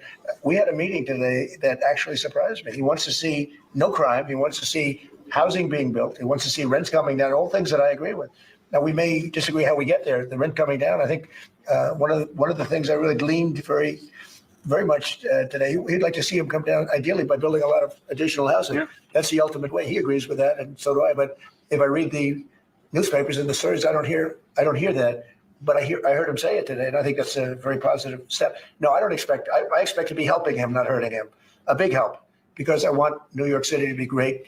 Look, I love New York City. It's where I come from. I spent a lot of years there. Now I'm right here. We took a big setback with the mayor that we had, Dave de Blasio. I thought it was a tremendous setback for the city. I think this mayor can do some things that are going to be really great. Mr. President, Mr. President. Okay, how about you? Go ahead, please. You're a billionaire. You have a different address nowadays than you used to, but you used to call New York City home. Would you feel comfortable living in New York City under a Mandani administration? Yeah, I would. I really would, especially after the meeting. Absolutely. What makes you comfortable? We agree on a lot more than I would have thought. I think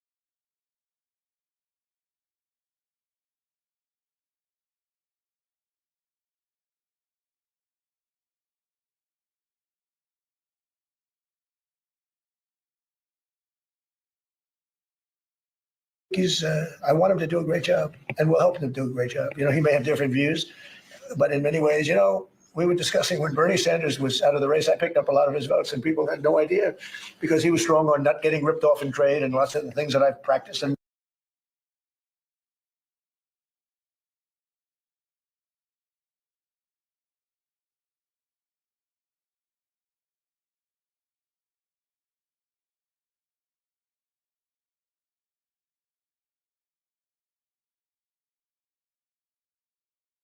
And been very successful on tariffs, a lot of things. Bernie Sanders and I agreed on much more than people thought. And when he was put out of the race, I think quite unfairly, if you want to know the truth, many of the Bernie Sanders voters voted for me. And I felt very comfortable, frankly, in seeing that and saying,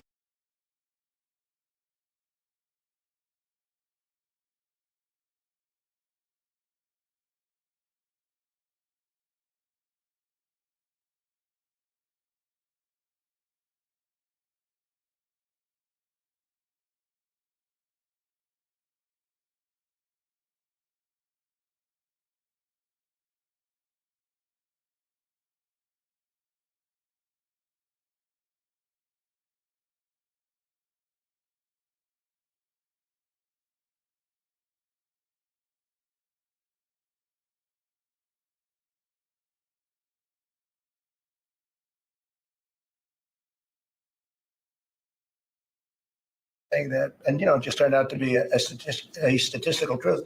But no, I feel very comfortable. I feel very, very comfortable being in New York, and I think much more so after the meeting. Yes, please. Thank you, Mr. President. I have a question for you, but a very quick one for the mayor.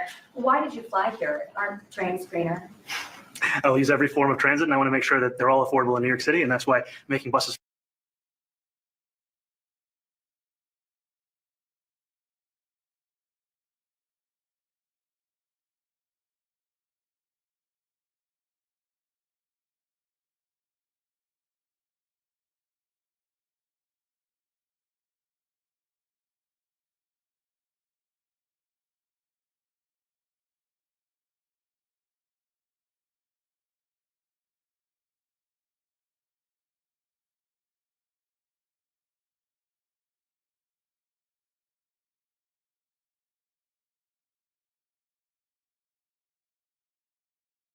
fast and free is a centerpiece of our Did you? Where's the bus that Well, goes to the please. mayor? Why did you fly here? Aren't trains greener? I'll use every form of transit, and I want to make sure that they're all affordable in New York City, and that's why making buses fast and free is a centerpiece of our Did you? Where's the bus that Well, goes? but I know, but if he flew, that's a lot quicker too. I mean, he's working very hard. For him to be, that's a very long drive. I'll stick up for you. The plane takes.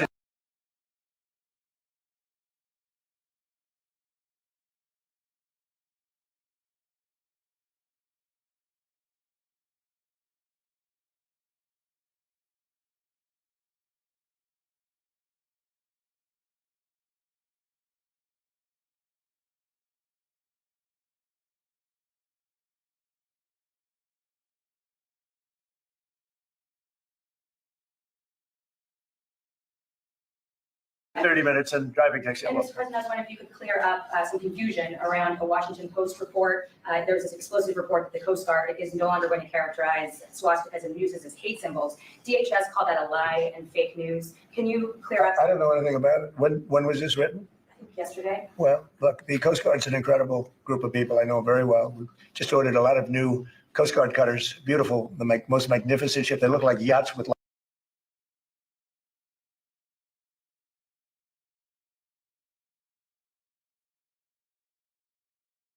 So we're gonna deflect into what you bought for the Coast Guard. We're gonna deflect onto that.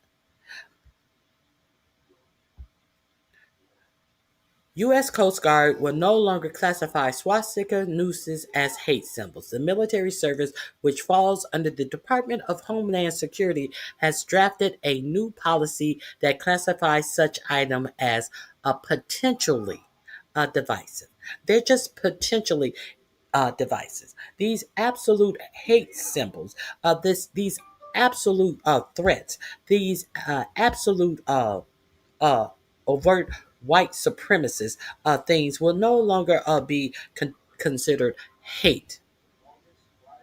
But we supposed to be upset about Mandani. Is that one of the great policies that Granny was talking about? Is that one of these great policies? Is that how America is winning? And after this was reported out broadly, the Coast Guard has come out and said that they will in fact rescind this order. It was two more things: swastikas, nooses. It was two other things on there. They were just gonna say, oh, that they're just a little divisive. If you're a black person and you wake up and there's a noose hanging next to your bed and you're on a ship, there's nothing to worry about. It may be a little divisive, but hey, didn't Hegseth say that he was not going to hold people's hands and it was going to go back to the old days of the military when women were found essayed and unalived in their cabins in Afghanistan. We're going back to the good old days. This is what we're doing in our military under Pete Kegbreath. So they have rescinded this. Okay, so let's continue.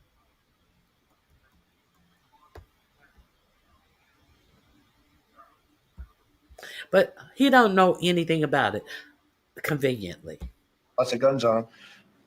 So I don't know. I haven't seen any report like that, but certainly we want them to remain a great force, and they are. Mr. President, and you did a piece in all the 9 months Yes. around the world. I would like to ask Mr. Mandani, you've accused the US government of committing genocide in Gaza while President Trump was working on peace. Why that? I've spoken about the Israeli government. You have convened. You have said that they were committing genocide in Palestine. Why that? Because they are. Because they are. What's the question? You have accused the president of supporting genocide in Palestine. Why? Why that? Why that? Oh, I ain't gonna even say that. No. Committing genocide, and I've spoken about our government. Mandani, you've accused the US government of committing genocide in Gaza while President Trump was working on peace.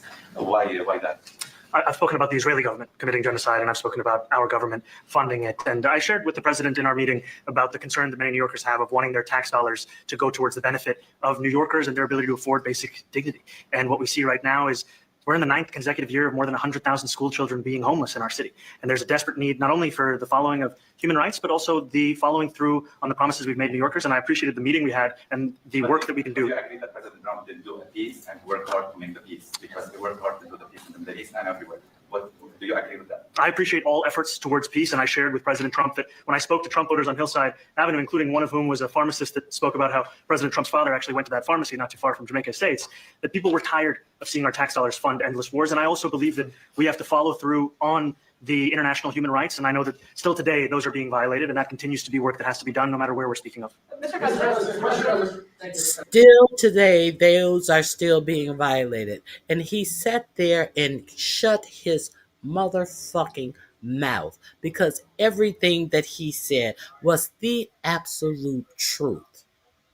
And he sat there and shut his mouth because there is no peace between the Palestinians and Gaza and has never been any peace since that fake ass propped up made for TV production of signing a peace treaty that was not signed by neither Netanyahu or any Hamas leaders. So all of this, he created peace in Gaza is propaganda.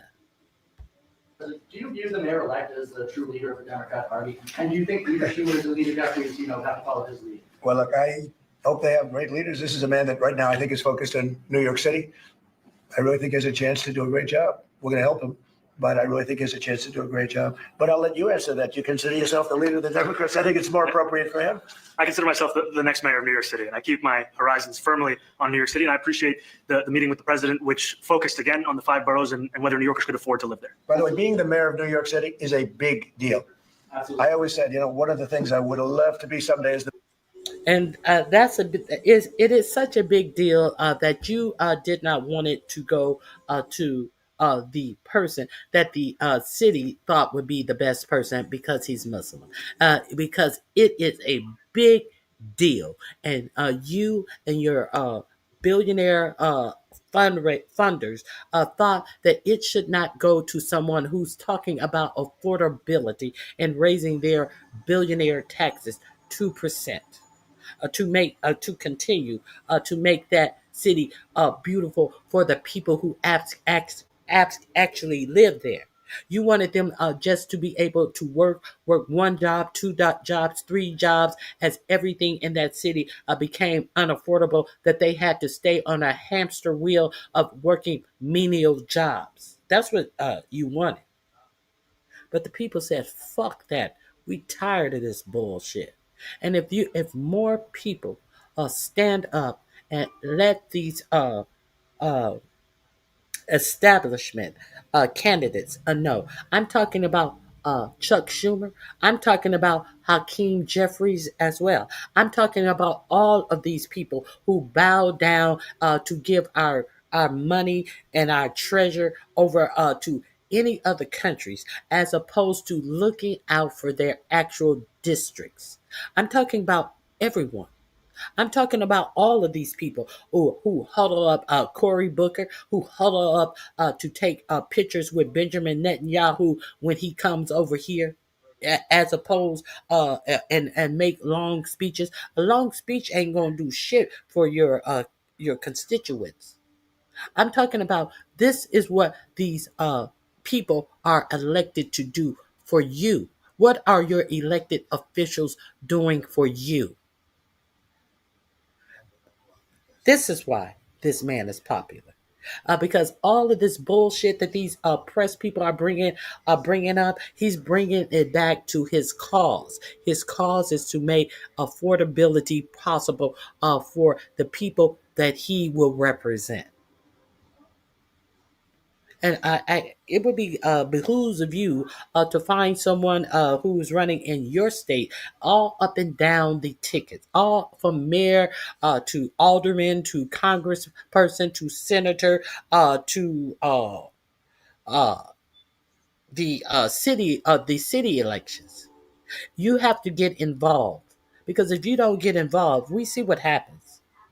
If you walk through life like nothing in politics affect you, politics will absolutely uh, turn your life upside down.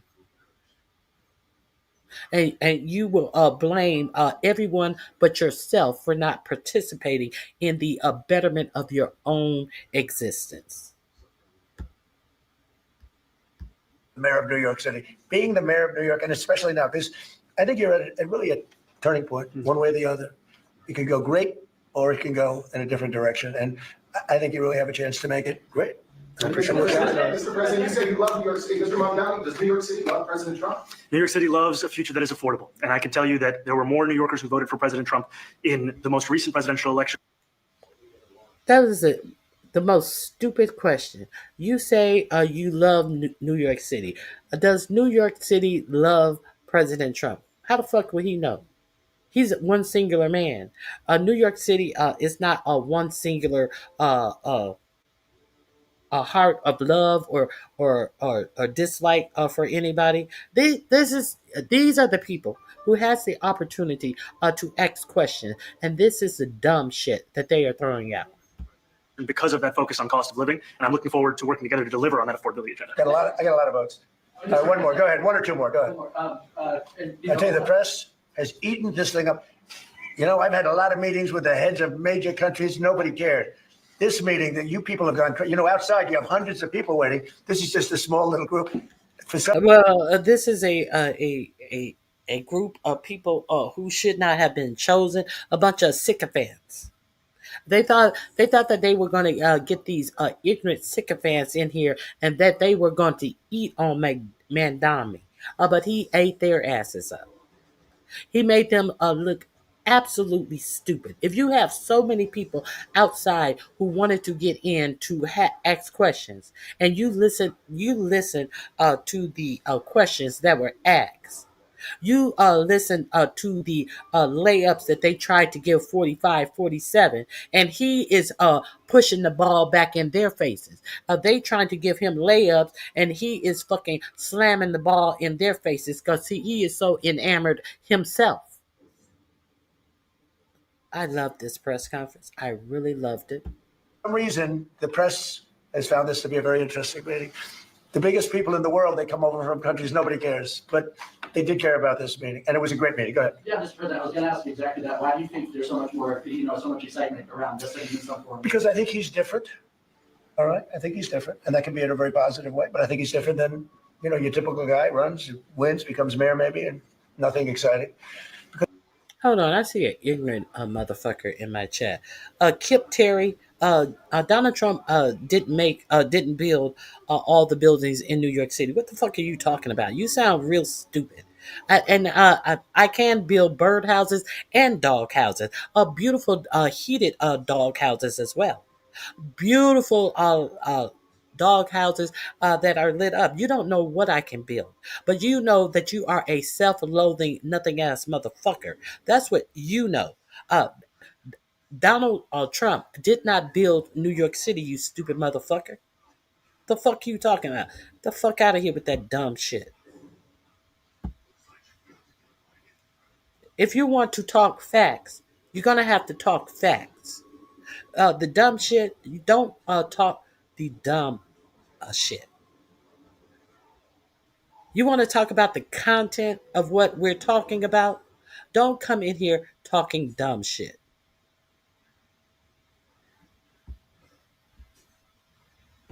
because he has a chance to really do something great for New York. New York is at a very critical point, and he does need the help of the federal government to really succeed, and we're going to be helping him.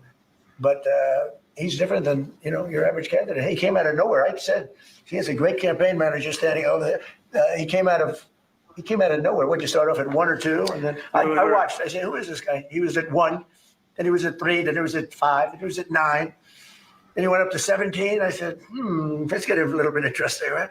And then all of a sudden he wins a primary that nobody expected he was going to win. It's a great tribute. I mean, it's an amazing thing that he did. And I'll just add one thing to what the president said. Is one thing I also appreciated is in our meeting to appreciate a portrait of FDR and the incredible work that was done with the New Deal, and also in thinking about what it can look like when the federal government and New York City government work together to deliver on affordability. It can be transformative. We have a great portrait of FDR that I found in the vaults. That was. And the only thing that he has to say about the city working with the federal government and what FDR brought to the United States regarding making sure that every American citizen could have some semblance of affordability and participate in American life wholeheartedly. The only thing that he has to add is that the portrait was stuck away in some office, and I found it and I had it put up. The whole point of what he was making is that your federal government can align with your state government and do fabulous things for the American people and affordability. But this is a miss on this numbnuts. He is wondering, I saw this guy and I thought he didn't have a chance. And then he went up this much and then he went up that much. And I was like, who is this guy? I wasn't paying attention because I just knew that I could just throw away his campaign because he was talking about doing something affordability for the American people. Oh, God, I don't have to worry about seeing him much longer. But now he's sitting in your Oval Office because this is the people's choice. And people, you may want to pay attention to what your choice will get you. Missing for years. I found it and I put it up. He's a Democrat, to the best of my knowledge. He's a Democrat. And when the mayor saw that portrait, he said, "Sir, do you mind if I have a picture taken by that portrait?" It's an amazing portrait. I hope the picture comes out good. But it's an amazing portrait in the cabinet room. So he's a big fan of the New Deal, I guess, and of FDR. Yes, ma'am. Thank you, Mr. President. You said that you both spoke about crime. Yeah. There are many police officers that come off the rolls at the end of this year in New York City. Are you going to allow those police to be replaced with police officers, actual cops? And are you going to require that happens? Would there be some consequences? Well, I hope it happens. But again, that's going to be ultimately the mayor's decision. Why is she asking Mr. Trump? Mr. Trump is not going to be the mayor of New York City. Are you going to allow? He has no allowance in the hiring of cops, you stupid bitch.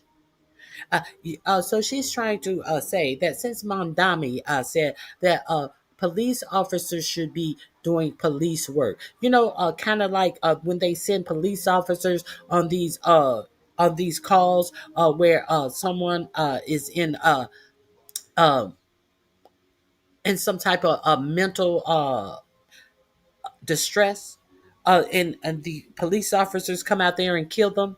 Mandani has said that there should be the correct people bought out on those calls along with the police officers. So now this dumb bitch has it confused with 30-something thousand police officers are retiring. So are they going to be replaced with mental health workers?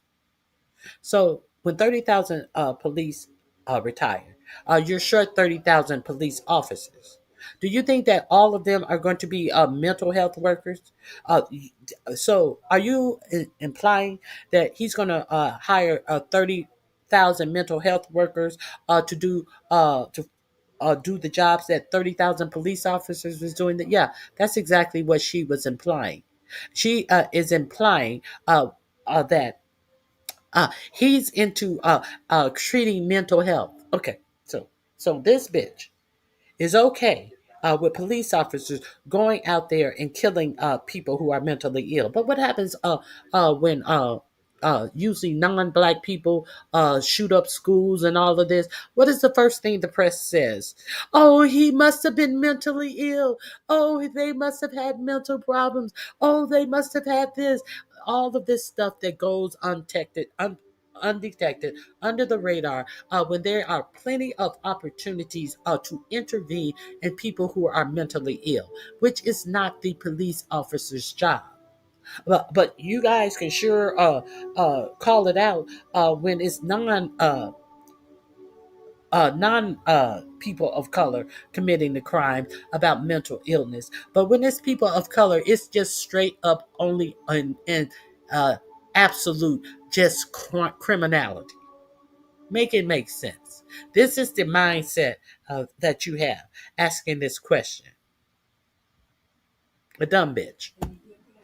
What's your answer? Is that I look forward to delivering public safety with the NYPD. And I've said over the course of our campaign that we have the number of police officers today. They are the ones that's budgeted about 35,000 headcount. And I think the key thing is that we have to make it easier for police to focus on police work, not ask them to respond to 200,000 mental health calls a year. So is that a reduction from what you're at right now? Are you committing to maintaining the same level?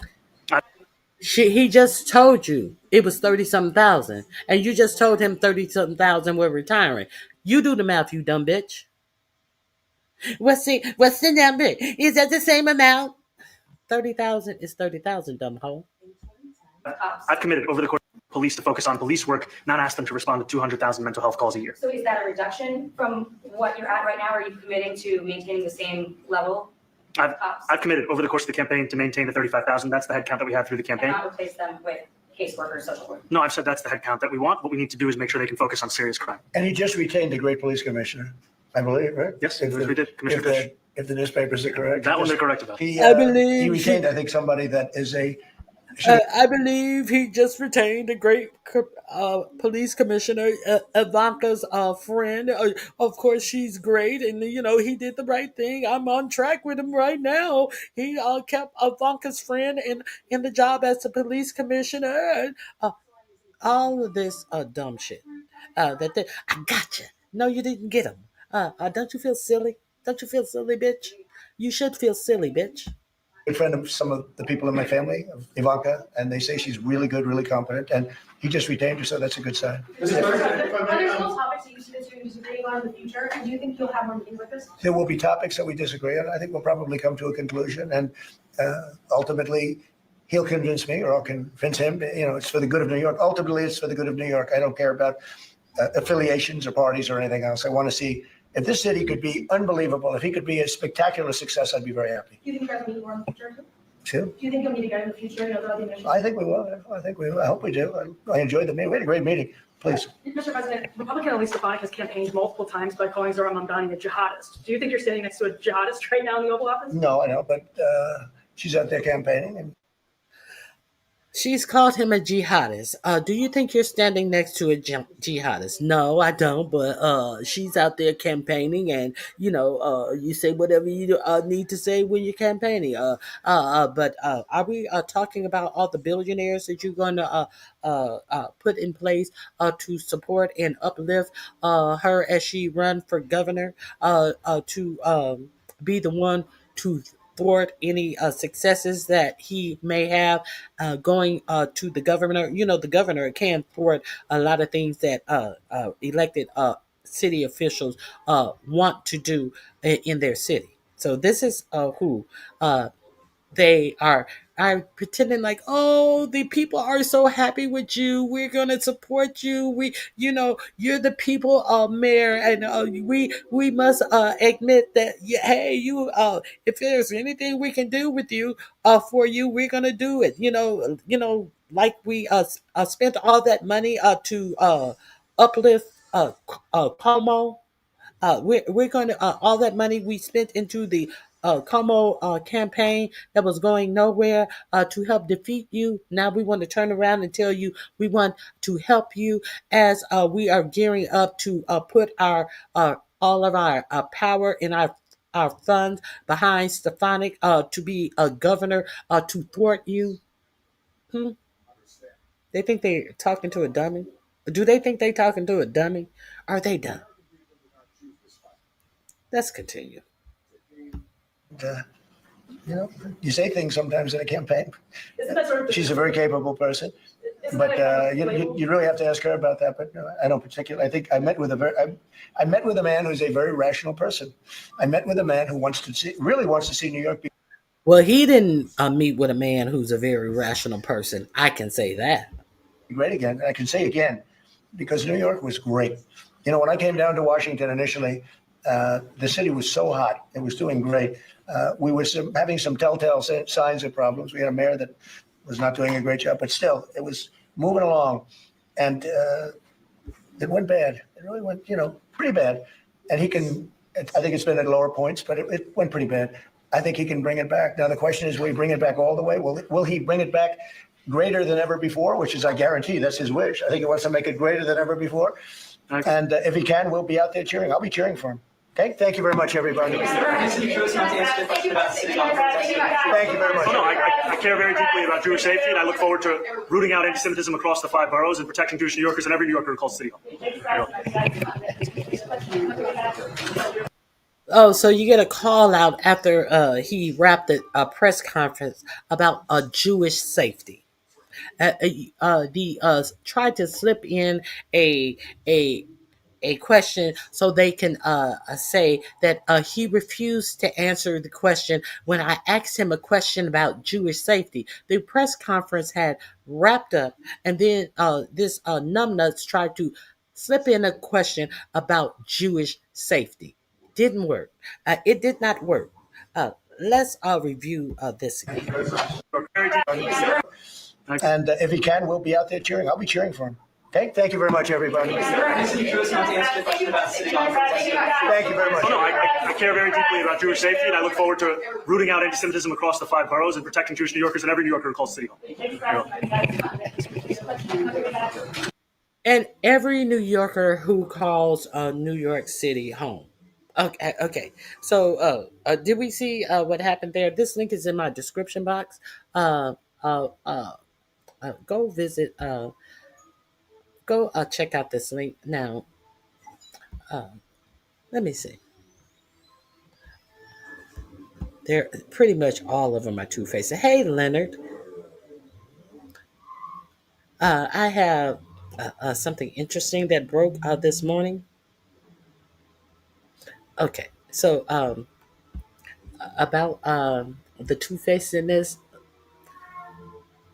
45, 47. 45, 47. I wonder, does he have a prayer mat at this point? The way he was kissing ass people. I know the Christian, the what are they called? The Christian nationalists. I know they are pissed. I know that they are absolutely pissed.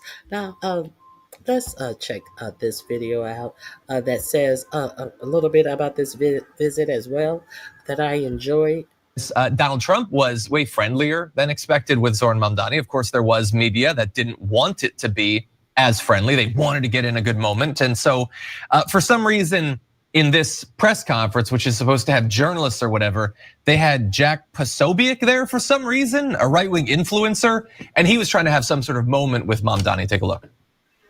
I want to know, one of the policies as well that Mayor-elect Mandani talked a number of times about on the campaign was shifting the tax burden for property taxes from what he called minority communities to white-based communities and putting more taxes on white people. I also noticed that in your acceptance speech, you didn't mention anything about America or Christians or white people in general. And so he was like, dunk on this motherfucker. He's like, yeah, I got him. They look like they were playing a basketball game. I didn't know if that was one of the you see this? How they gave each other dab? Like, do you see this motherfucker? And he's like, policies that you guys have spoken about. Trump tapped Mandani and like get him. And he's like, yeah, I got this. This looked like a basketball game that they were giving each other dabs doing this motherfucking racist ass question. based communities and putting more taxes on white people. I also noticed that in your acceptance speech, you didn't mention anything about America or Christians or white people in general. And so I didn't know if that was one of the policies that you guys had spoken about. We focused on affordability. We focused on the cost of living crisis. What I will say is that I am very much interested in property tax reform, because what we see right now in New York City is a system that is so inequitable that it can't even stand up in court. But you're continuing this idea of race-based property taxes. No, to be very clear, That's what you said. no, the use of the term was a description of neighborhoods, not a description of intent. So you intend to tax the whiter neighborhoods more? No, we intend to create a fair property tax system because we want a New York City that is not only fair and equitable, but also one that every New Yorker can afford. It's amazing how more even-keeled Mamdani is than I would be in that moment.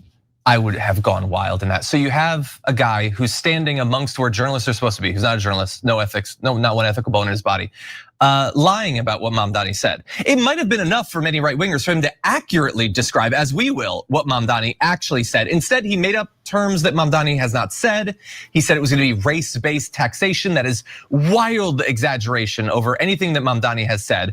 Mamdani is answering his question and he's cutting in, yes, you did. Yeah, you did. And like, what is crazy to me is Mamdani is standing next to Donald Trump there. Mamdani is being peppered by some influencer hack, obviously biased questions intended to create a viral moment. He's interrupting him, and Mamdani is so damn presidential. It's like Barack Obama standing right there. Meanwhile, Donald Trump is asked on his plane, super relevant question, and he melts down. Quiet, piggy, he yells because a woman dares to ask him newsworthy questions. And so you have those two politicians sitting next to each other with very different levels of expectations and very different abilities to not get triggered and just melt down when they don't like something that they're being asked of. In any event, and here's maybe an opportunity for that guy, that influencer, to actually learn what Mamdani really said. So he had this homeowner policy memo where he said the administration will shift the tax burden from overtaxed homeowners in the outer boroughs to more expensive homes in richer and whiter neighborhoods. So you can say maybe he shouldn't have had the word whiter there at all. It's undoubtedly demographically correct, but he's not saying we're gonna take the tax burden off of people of color and put it on white people. He didn't say it's gonna be race-based taxation. He said we're gonna move it away from some of the areas that are lower class and move it to these richer and whiter neighborhoods. Which again, like if he had just read that, MAGA would have melted down. The word white is there, it's being said by a guy who's not white. That would have been enough, but it wasn't enough for him. He had to juice it up in a dishonest way. Yeah, I hear you, but I'm so used to Posobiec's dishonesty and unfairness. He's the author of Pizzagate, right? That I thought it was a relatively normal question coming from him. So why? Because that comment does exist, the one that John just read you originally from Mamdani. Now, I want to make a correction. I said that this was the guy who was talking about Oregon. I got him mixed up with another influencer. This is the understudy to Charlie Kirk. This is who this guy was. I apologize for that mistake. Let me correct that. I remember covering it and saying, I really wish I hadn't said whiter. Like there's no need for the white description, right? But Mamdani handled it really well by saying that it was a description and not intent. So what he means by that is, it was a description of those neighborhoods that exist, whether we like it or not, they are richer and whiter, right? But not intent as in, I intend to go after whiter neighborhoods, right? No, they just happen to be whiter. That's not the important part. The rich is the important part because then you want to pay appropriate amount of tax. It's not about punishment, just proportionate, right? So I think that the putting white there was a distraction and he didn't need it, and it bothered me that he did it. I'm not at all surprised that a conservative would ask him about that. I would have been shocked if somebody didn't ask him about that, right? He handled it pretty well. I thought the only part where Posobiec was too dishonest. Like I expect the bad framing. I expect the intentionally wrong framing on that question. But then when he comes back and says, "Oh, so you intend for it to be whiter neighbors?" No, he said the exact opposite. Right. Well, he also invented race-based taxation. That's nothing. That's nowhere. He just invented as if he said that. And also, I think with that performance you just saw from him there, I think is a great summation of what the purpose of people like that is, what effect they're supposed to have on politics, how they're supposed to influence politics. Because let's get to intent. So we read you that line. Jack Posobiec wants you to believe they're going after white people. Well, you don't have to like make up an intent. Zoran Mamdani in the memo says what the purpose of this is and why the policy needs to be changed. It's not an arbitrary thing where we want to take down taxes here and put them here. He explains why. He says the property tax system is under the current status quo unbalanced because assessment levels are artificially capped. So homeowners in expensive neighborhoods pay less than their fair share. It's like the payroll contribution to Social Security. We just decided, because rich people buy politicians, we're only gonna pay up to a certain amount. We're not gonna pay on the full value. If you don't have a lot of money or if you have a house that's of a moderate amount, you'll pay on the entire thing. But I'm a rich person, I don't wanna pay on the entire thing, so I'm gonna cap it. And he's saying, why don't we Exactly. make it fair and equitable and uncap it on the wealthy? And that's where an influencer like Jack Posobiec comes in. He takes something that is inherently about fixing a class-based rigging of the system that currently is here and says, no, don't worry about that. I'm gonna protect the rich by pretending this is a race thing. So I'm gonna continue to allow, my goal is for rich people to continue to get away without paying their fair share. And then meanwhile, I'm gonna get poor white people to be angry, to be PO'd because they think something racist is happening against them. That is the point of so much right-wing media, and you just saw it in demonstration in the Oval Office right there. Yeah, I hear you, John. Okay, if you want to catch the rest of this, go over to my description box. It is in my description box. Now, let me move on. Thank all of you for being here. Please hit the like button or double tap if you're watching it on vertical. There's a lot of things I want to share with you. Now, this is some breaking news about a phone call that may have been worse than the phone call that got 45-47 impeached in his first administration. Remember, in his first administration, he had a phone call with Zelensky. And he wanted him to lie and frame Joe Biden. They were campaigning, and he wanted Zelensky to lie on Joe Biden, and Zelensky refused. So are we clear on why he is not supporting our alleged ally, and he is well. There could be several reasons why he's holding the water for Putin. We discovered in those leaked text messages that Epstein offered to give Putin some damning information or something of that sort to Putin if he wanted it. Okay, so let's get into this. Oh my God. Hold on. I'm gonna have to do something right quick. So my point is, hold on. It has been some new damning information that has come out about 45-47 and a phone call with Putin. Let me play this while I prepare that video. I'll play this until I get that one up. More information that I think you can use.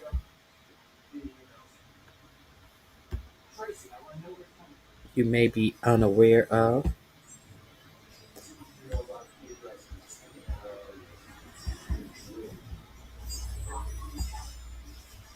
The major news right now, Donald Trump and the Trump administration have engaged in likely several illegal actions over the past 24 to 36 hours that you need to know about, that they don't want you knowing about. Overnight, a district court judge in Washington, D.C. ruled that Donald Trump's deployment of the United States National Guard to Washington, D.C.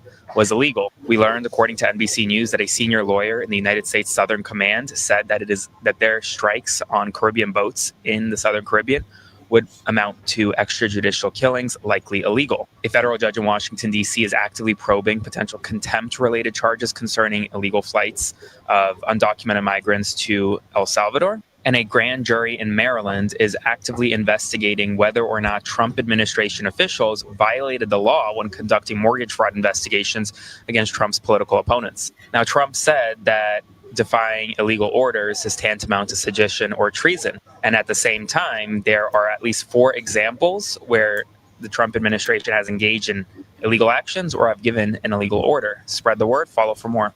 We have some major news right now. Donald Trump and the Trump administration have engaged in likely... So we're going to get into that investigation. We surely are. We are going to get into that investigation of Bill Pulte and what is his name?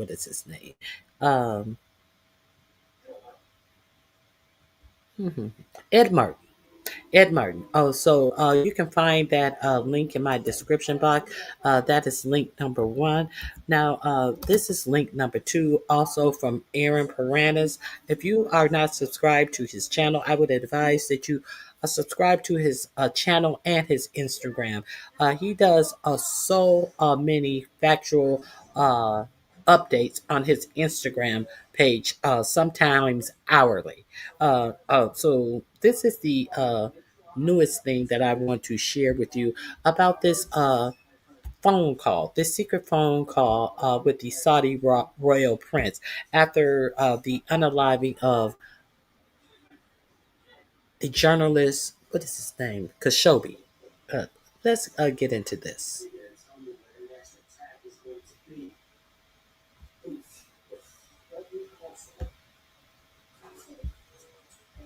Okay, here we go.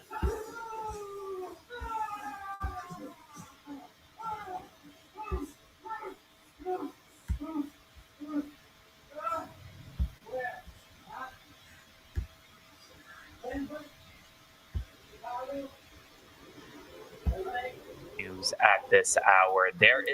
We have extremely serious news at this hour. There is a bombshell phone call between the Saudi crown prince and Donald Trump that is worse than the phone call that Donald Trump was impeached for between himself and President Volodymyr Zelensky back during Donald Trump's first term.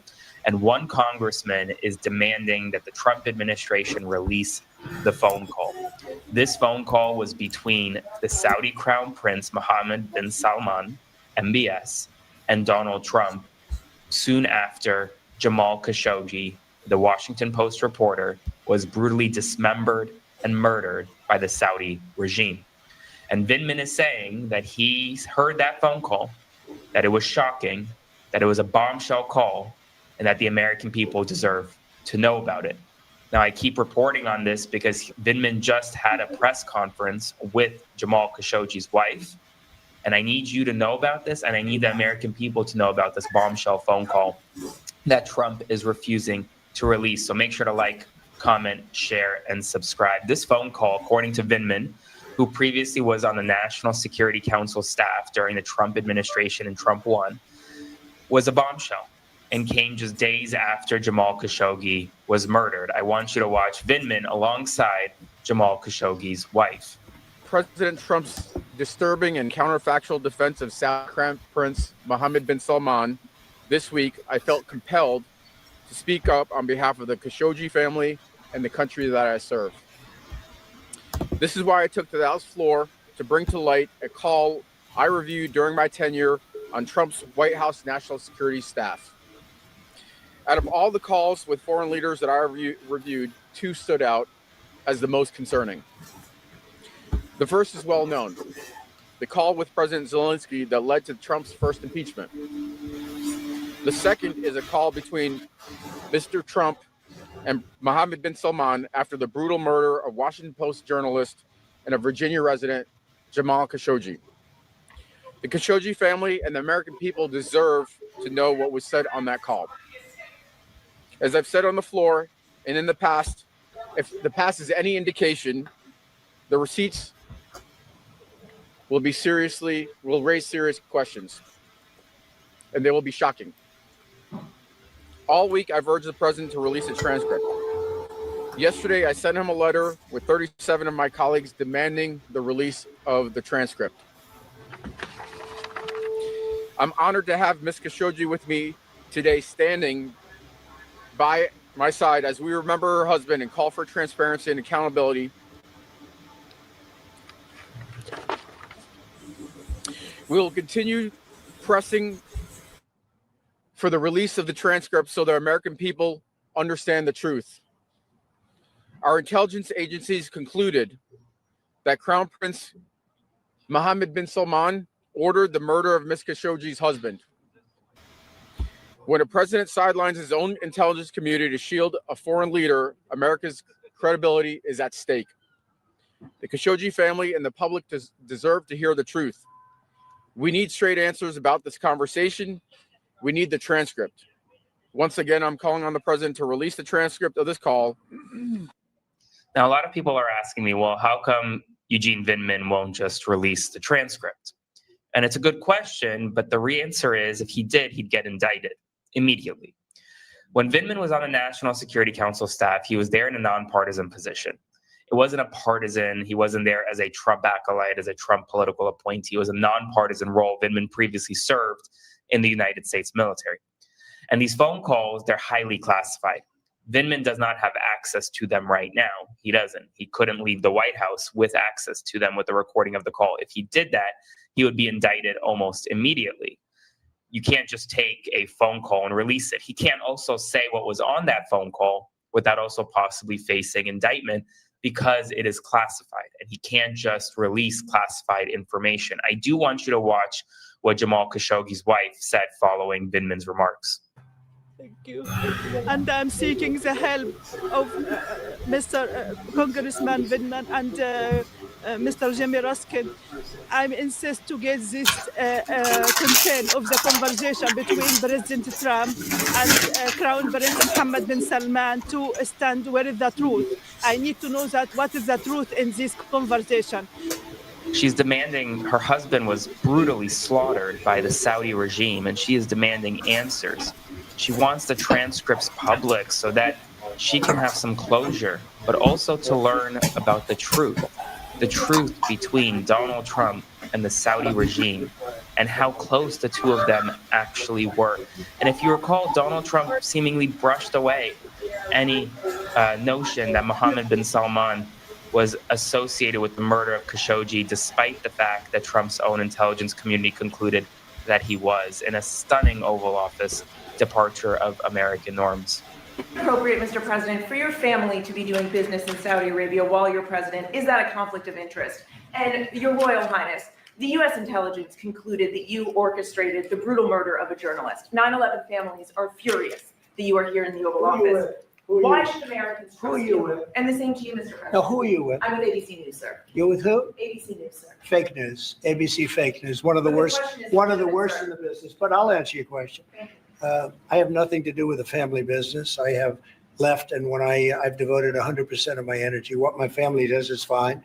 They do business all over. They've done very little with Saudi Arabia, actually. I'm sure they could do a lot. As far as this gentleman is concerned, he's done a phenomenal job. You're mentioning somebody that was extremely controversial. A lot of people didn't like that gentleman that you're talking about. Whether you like him or didn't like him, things happen. But he knew nothing about it, and we can leave it at that. You don't have to embarrass our guest by asking a question like that. Okay, just you ask, Mr. President, allow me to answer. I feel painful about, the families of 9/11 in America, but, we have to focus on reality. Reality based on CIA documents and based on a lot of documents that Osama bin Laden used Saudi people in that event for one main purpose, is to destroy this relation, to destroy the American-Saudi relation. That's the purpose of 9/11. About the journalists, it's really painful to hear, anyone that been losing his life for, no real purpose or not in a legal way. And it's been painful for us in Saudi Arabia. We've did all the right steps of investigation, etc. in Saudi Arabia, and we've improved our system to be sure that nothing happened like that. And it's painful and it's a huge mistake, and we are doing our best that this doesn't happen again. The American people and Jamal Khashoggi's wife deserve answers. There is a phone call that could be released by the Trump administration today. The Trump administration today. And yet they're not doing it. So I need your help to continue putting pressure on this administration. Like, comment, Kind of like the Epstein. Let me make sure my mic is on. Kind of like the Epstein files could have been released with all of its brouhaha. Vivien is a liar. He's just wishing there was something wrong. He didn't hear shit. And you know this exactly how, Donna? Donna, please tell us how you know that. Please tell us how you know that. Hmm? Let's continue. I mean nothing. Okay. I'm okay with that. I am okay with that. But you're here. Okay. So now this is I played that clip for you on Thursday when I was here. Because it is absolutely telling that he 45 wants 47 wants you to say that his family has done limited business with the Saudis when after his first administration the Saudi government against the people who disperse Saudi money immediately turned around and gave his son-in-law Jared Kushner $2 billion for his hedge fund, a business that Jared Kushner had no prior experience in. You know, the biggest thing that Jared Kushner had going for him at that time was the purchase of this building in New York City that was about to go into foreclosure. You know, Jared Kushner, the Kushner family, who owns a whole lot of rental properties all across the United States that is in disrepair, rats, roaches, ceilings falling in. That Jared Kushner. The Saudis turned around and gave that Jared Kushner, excuse me, I'm cutting something to $2 billion. Also, this is the limited interactions that the Saudis have been having with 45-47. We do remember when 45-47 went to Saudi Arabia and announced all of the buildings and golf courses and all of this stuff that he was doing with the Saudis. We don't remember any of that? Oh, okay. We're going to pretend like we don't remember any of that. Okay. So I just wanted you guys to know that that is number 2 in my description box. Go over there and check out Aaron Paranis. Now, I also want to talk about, I have been talking about how 45-47 put a bimbo in office, and he made a post by mistake and said that uh, uh, Letitia James, James Comey, Adam Schiff, and other people should be investigated. And that was 8 days before the statute of limitations were running out on any claims that could be brought against James Comey. Now, the person over that office absolutely said that there was nothing to charge Comey with. So he was either fired or he quit because they were still trying to force him to bring bogus charges. You know, somebody who respected his law degree and saw how many attorneys who went forward and did whatever they were told and lost their law degree. He wasn't willing to do that. So they replaced him. Now it's already in court to see if they illegally replaced him with Lindsay Halligan. Lindsay Halligan, who was once a Trump pageant holder. They replaced them with her, Lindsay Halligan, who has never tried a case. Is who they replaced the U.S. Attorney of Virginia with. So she then bought the case against Comey and Letitia James. The Letitia Comey's case is about allegedly lying under oath. Letitia James is about mortgage fraud. So these cases are falling apart. Both Letitia James and James Comey are appealing the fact that she has no power to bring these cases. To bring these cases in the first place. So that is being reviewed by a judge. And I think that, the end result is going to be they're going to find that she has no power because she has shown absolute no ability to try a case properly.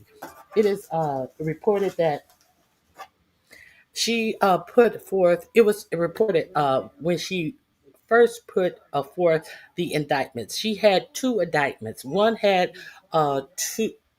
two crimes for Comey. One had three crimes for Comey, and the one with three crimes, the grand jury didn't believe that one count he was guilty of one count. So therefore, they went to the paperwork that only had the two counts. So they were under the understanding in the media that since they didn't find him guilty on the first count, that she just took it off and resubmitted the paperwork. No, the dumb bitch submitted both to the judge. And when the judge saw it, she said, I don't understand it. I have two filings here. And she was like, oh, I don't know where that other filing came from. So she did not know where the other filing came from. She had never seen it, but her signature was on it. Let's be very clear. Her signature was on it. And then with more pressing questions, come to find out that it is being alleged now. She has been grilled by this judge about uh, uh, the the facts about this case that she brought against Comey. Now, she said that she is unaware of the paperwork. She don't know where the judge got it from. She can't. She had no comment on how it's signed by her. Come to find out, the it's been reported that since they didn't find uh, count one credible, that the whole thick case should have been thrown out. But what she did was she copied and pasted and put it on another uh, set of papers that she presented as the indictment. Now, okay. So she took one case off, and she bought it. She bought the two cases that they did find that there could be a reason to probe. She wasn't supposed to do it that way. Why wasn't she supposed to do it that way? Because she presented all three cases to the grand jury of 14 people, and when she got it back, she took off the first case that they found that he didn't have any wrongdoing in, and she copied and pasted the two cases that they said that there was a possibility to go forward on. But instead of presenting that again to the 14 people, she presented that to two of the 14 people. She and then had the uh, the um, the main juror sign that petition. So she didn't present the case to the whole 14 people. See, that is the problem. Now, that's a technical problem in the courts. That is something that she, as an attorney, should have known not to do. But since she was hiding, bringing it to the grand jury all along, see, Pam Bimbo did not even know that she was going to the grand jury. Who knew that she was going to the grand jury? A gentleman by the name of Ed Martin. Ed Martin knew that she was going to the grand jury. Ed Martin was also up for the job that they had placed her in. And when the question came up, were 45, 47 even allowed to place a second person in that job? Here comes Pam Bimbo retroactively claiming that she gave her a job as a special counsel. So if they find that she is ineligible to actually try the cases that they have given her, since Pam Bimbo comes back belatedly and announce her as a special counsel, everything should be okay. And then when the questions came up about how these charges were filed, Pam Bimbo, who did not know she was going to the grand jury, came back and said that she had read all the material and that she had signed off on all the material. Well, we are clear that has already been reported that Pam Bimbo didn't even know she was going to the grand jury. So Pam Bimbo, in effect, is possibly going to lose her law license as well. So this is up in front of the jury right now. So who is Ed Martin? Ed Martin is instrumental in getting this case against Letitia James. You know, the U.S. attorney over the Eastern District. I think it is the Eastern District of New York, who tried 45, 47 and got a conviction. Multiple indictments. No, I don't know how my signature got on this. I don't know. None of this from this educated black woman. So got an indictment on it, and she is also petitioning the court to throw out the case for uh, targeted persecution or something to that effect of him only bringing the case vindictive prosecution. So all of this is on the dais. So let's get into who is Ed Martin, though? Why is Ed Martin hand holding this bimbo who is bringing indictments, two indictments in for one person, and then switching the indictments and all of this type of stuff? I need you to know who Ed Martin is. That is the first thing we need to find out. And let's find out who he is.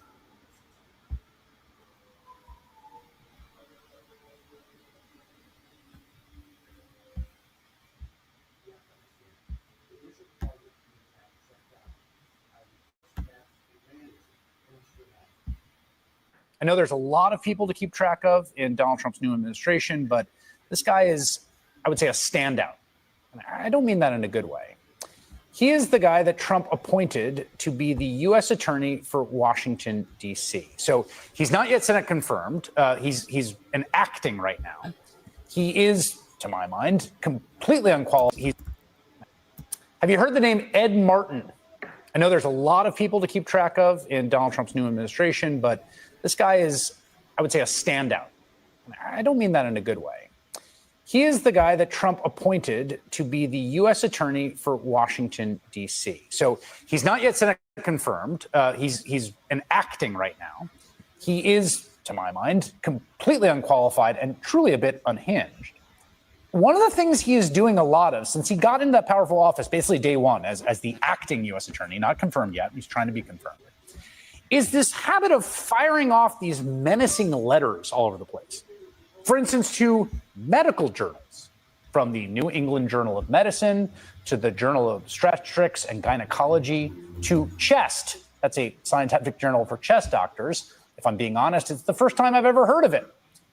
In these letters, Martin accuses the journals, this is the U.S. attorney, acting U.S. attorney, accusing the journals of bias and demands that they report back to him. This is the kind of thing Ed Martin does. It's sort of his thing. You might recall that he sent a letter, apparently only on social media, threatening to chase federal employees to the end of the earth to hold them accountable for anyone pushing back on Elon Musk's government efficiency folks who are flooding into agencies with barely any notice. This is someone, it would seem to me, based on these letters, who is under the impression that he lives in an authoritarian state, not a free country, where people with the policing power that he's been vested with get to just impose their will on any institution whatsoever, from, the Chest Journal to Georgetown Law School to Wikipedia. Now, the Senate Judiciary Committee has yet to vote to start Martin's confirmation hearing.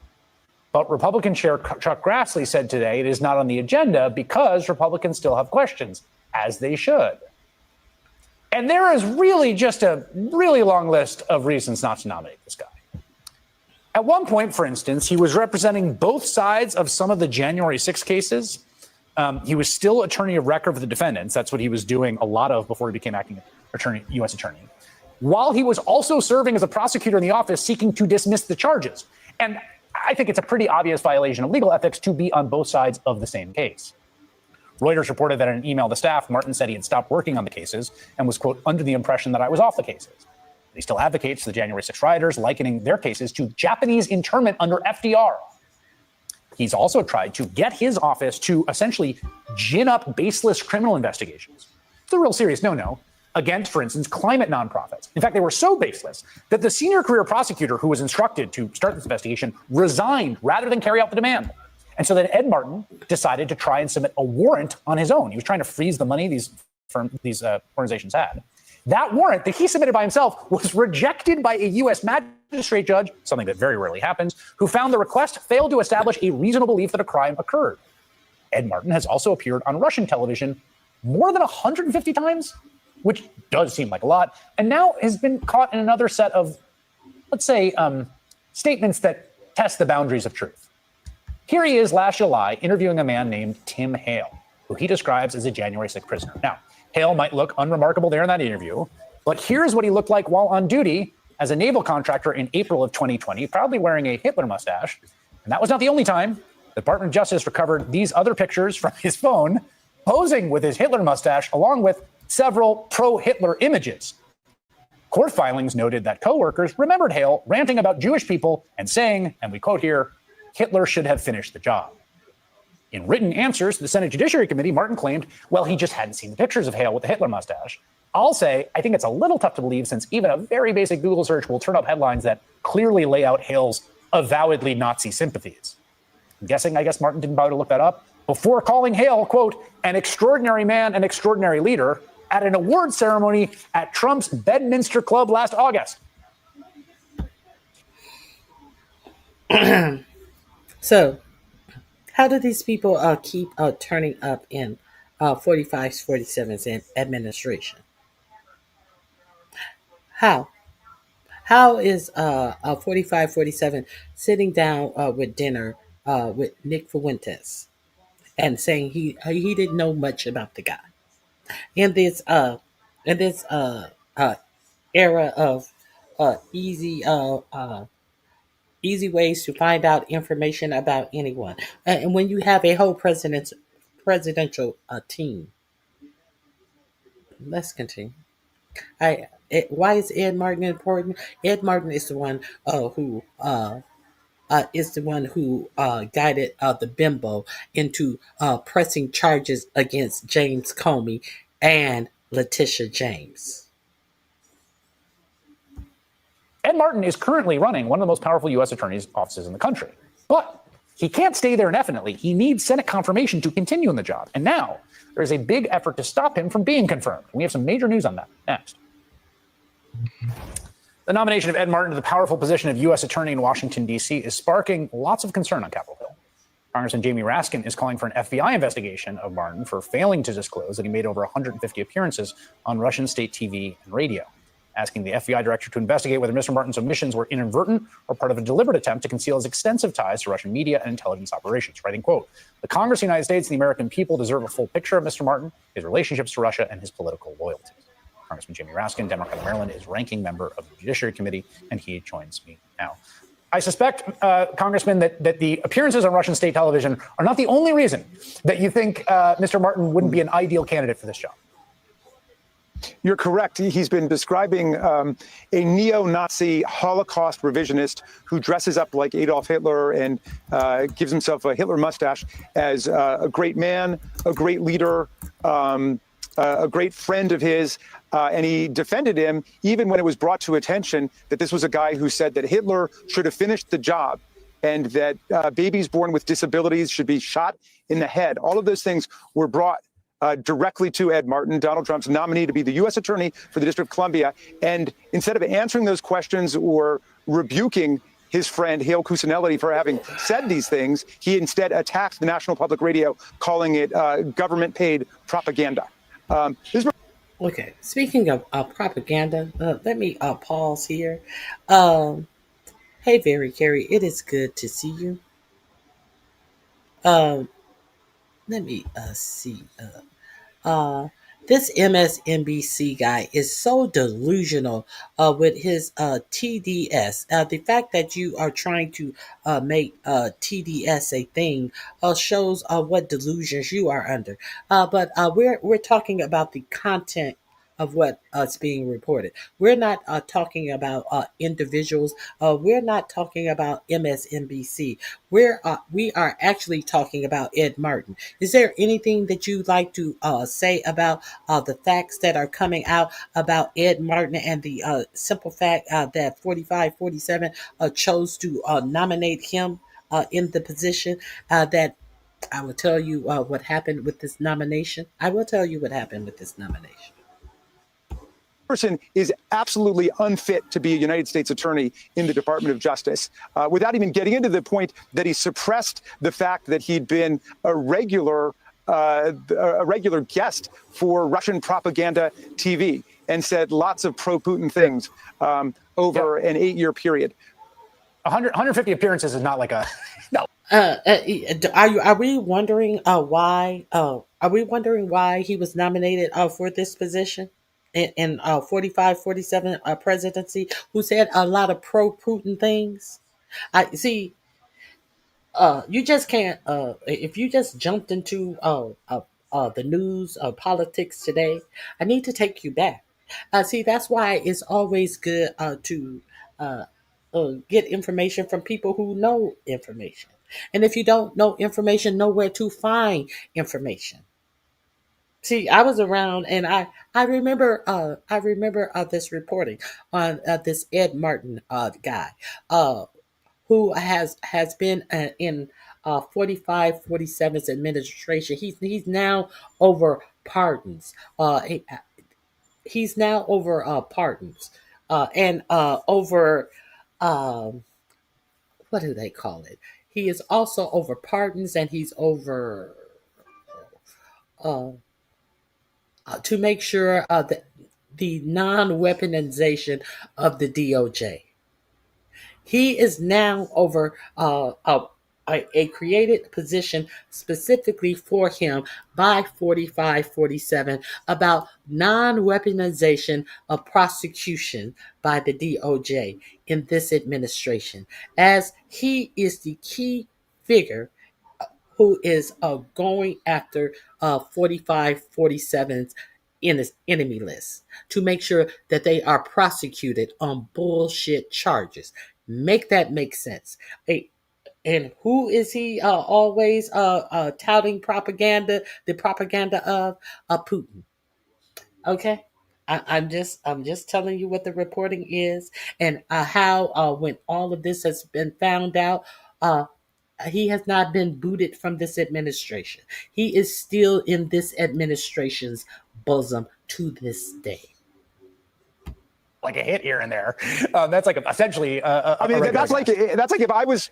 It's as if I were nominated to go in the cabinet, and I just failed to mention that I'd ever been on MSNBC. Right, yes, exactly. So. Yeah. So, and I think one of the things about Mr. Martin that I find troubling is other people who are nominated for the position don't already hold it, and so at some level, it's a little speculative. Well, what will they do in the job? In this case, he was named the acting on day one. And I have to say, these letters he's been sending. Here's 3 different medical journals. The Journal of Chest Medicine. I want you to respond to the U.S. Attorney about whether you have bias. Get back to me on that. Georgetown Law School. You have to tell me how you're instructing your kids. This is Wikipedia. He sent a letter to the nonprofit that runs Wikipedia accusing the tax-exempt organization of allowing foreign actors to manipulate information and spread propaganda to the American public. I mean, I have to say these letters strike me as flatly authoritarian as anything we've seen from the Trump administration. And one does have to wonder if he were actually confirmed what he would be doing with the prosecutorial power. I mean, he calls the hundreds of lawyers who work at the U.S. Attorney's Office, which is a pretty venerated office of prosecutors, the president's lawyers. And he has openly said that his job is to go out there and attack the critics of the president. I have colleagues in Congress who received threatening letters from Mr. Martin in his first days in office. One of the first things he did was to dismiss cases against his own defendants, that is, rather his own clients, people who were criminal defendants in the January 6th case. He was there on January 6th, and he experienced the events of the day as Mardi Gras, he said in a tweet that he sent out as he observed the mass violence against our police officers, the attempt to storm the Capitol, the storming of the Capitol, and then the attempt to overthrow the election as Mardi Gras. It was a big day of celebration for him, and he has partaken of every form of January 6th denialism and conspiracy theory out there, like the FBI director as well, Kash Patel. Okay, I that's who Ed Martin is. I wanted you to see that. That is in this link is in my description box under the caption, "Who is Ed Martin?" Why do I want you to know who Ed Martin is? For many reasons. Let me introduce you to Ed Martin. Show you Ed Martin again. So we can be clear. I have already introduced you to Ed Martin. This is now he did not get that job. 4547 pulled his recommendation, and after he had been told that it would most likely not go through. So 47 pulled his nomination. He appointed an interim. He did not put anyone else up for nomination for that position. He put in the interim. The interim was the one who told Pam Bimbo that there were no cases to be tried against Letitia James or James Comer, and that person was subsequently let go from that position, and then he put in the pageant bimbo. And then Ed Martin is instructing the pageant bimbo how to go about trying these cases and go and what she is going to present to the grand jury. Now, it's also interesting that one of the judges in the cases wanted to ask Pam Bimbo why didn't she have the full court transcript? Why didn't she have the full court transcript from where she met with the grand jury? She said that the court reporter was missing at the end of the day when she was giving the juries their instructions, and she was giving the juries this, that, and the other. None of this is information that a court reporter would have been there for. Did she give the judge? And she had no explanation of why she didn't have that information of where is the court reporter. There is no court going on without the court reporter. She gave her nothing. And the judge told her, I want all of the transcripts. And she was supposed to come back with all of the transcript and explain why her signatures were on two indictments that did not match each other. So what she came back with, something that proved that she had presented both. She had presented the case with two indictments on it to the full grand jury, and she could prove that because she brought a piece of the transcript in. And the judge said, bitch, I told you I want all of the transcript. You bringing me a piece of the transcript in. Now, James Comey attorneys want everything that was presented to the grand jury. And she is trying to say, well, no, I did it right because look, here's a piece of the transcript. Bitch, last time you talked to the judge, you said it wasn't no court reporter there for the transcript. So the bitch is in there hanging herself behind Ed Martin, telling her how to how to try this case against James Comey when he is over the Department of not prosecuting unlawfully prosecuting people for the exact reason why they are prosecuting them. James Comey. A whole mess. A whole mess. So let me also reintroduce you to Ed Martin. If you have not been here, I want to reintroduce you to Ed Martin. People who watch this channel have already seen this. I'm going to show you this again. This is in my description box under Who is Ed Martin. Exclusively by CNN, it shows the director of the DOJ's Weaponization Working Group, Ed Martin, posing for... That's the name of it, the Weaponization Working Group. The Weaponization Working Group is to ensure that the DOJ do not weaponize itself in going after people who they are taking to court. This is his job. Where is he standing? He's standing in the front of where? A New York City apartment. Whose apartment would this be? That would be Letitia James. He's stalking her. He's absolutely stalking her apartment building out there, her home, not apartment building, her brownstone. Taking pictures in front of her home, stalking her. He has absolutely no reason to be in front of her home. But watch the reason that he gives. And watch what he also says about what he has the right to do to her in his position. That is supposed to be a position that they will not. I always forget. They will not go after people for retribution. That is his position. Let me rewind this. New video obtained exclusively by CNN. It shows the director of the DOJ's Weaponization Working Group, Ed Martin, posing for photos outside of New York Attorney General Letitia James's home last week. Ed Martin was recently put in charge of the investigations into New York Attorney General Letitia James. There's an investigation looking into whether she committed mortgage fraud, and also an investigation that is looking into her civil lawsuit that was brought against Donald Trump, his adult sons, and the company.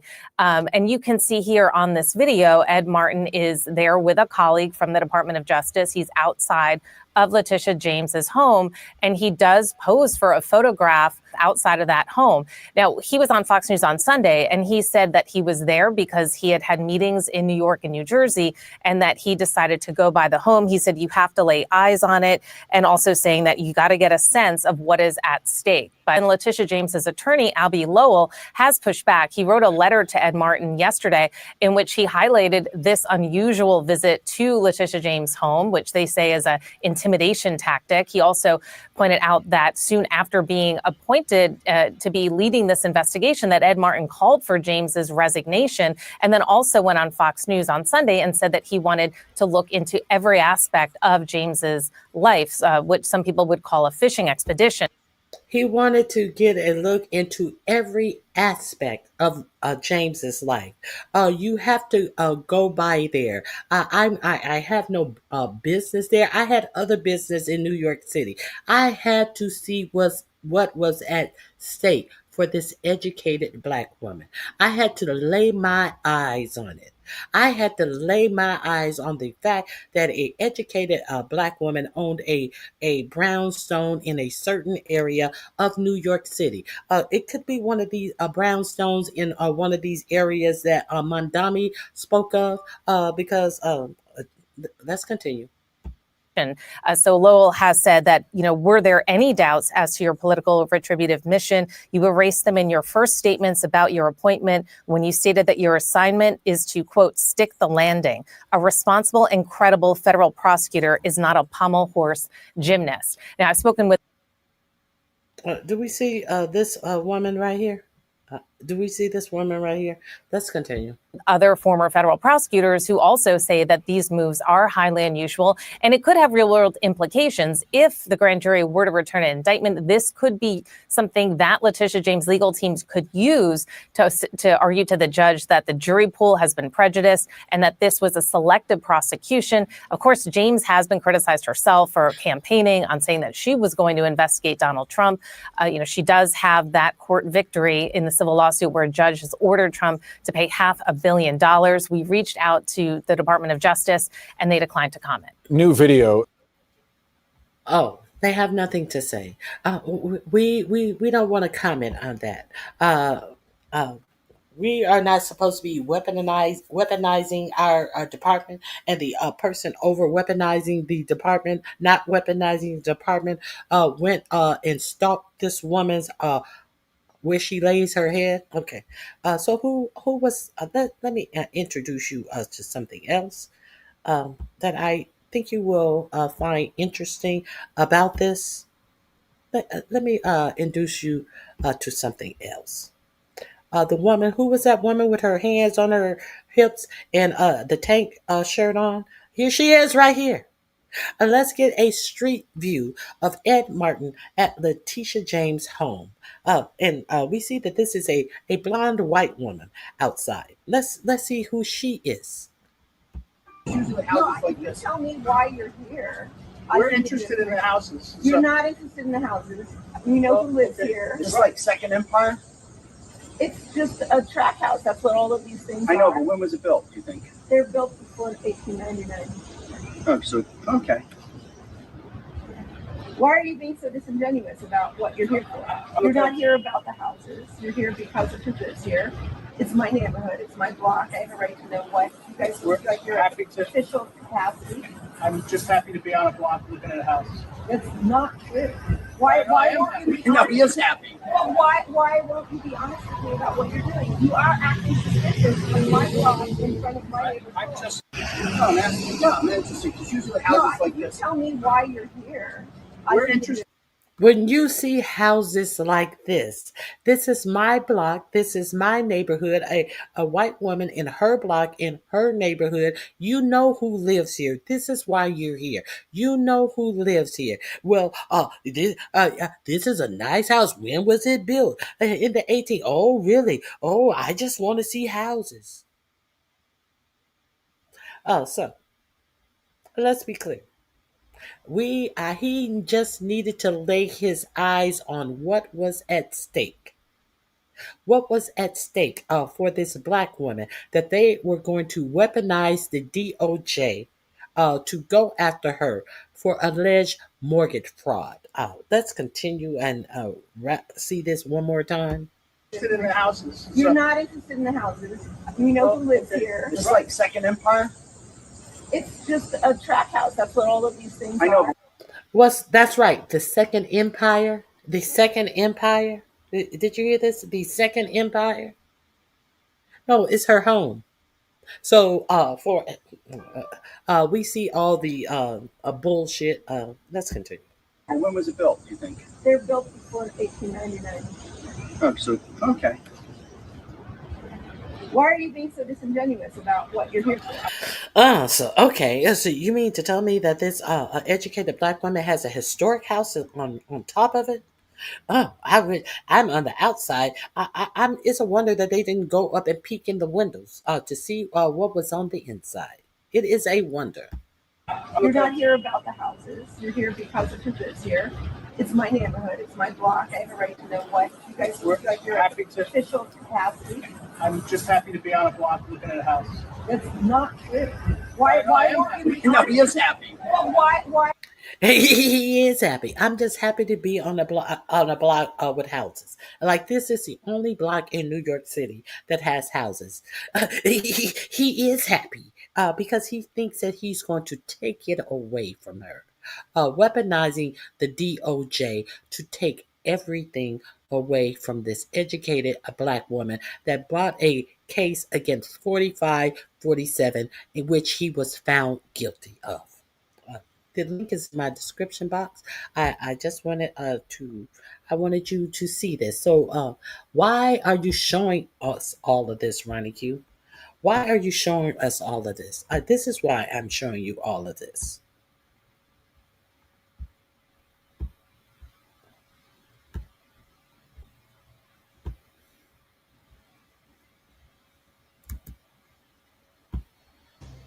We have breaking news, MS Now, with exclusive reporting that a federal grand jury in Maryland is now investigating two Trump administration officials, Federal Housing Finance Agency Director Bill Pulte and DOJ pardon attorney Ed Martin.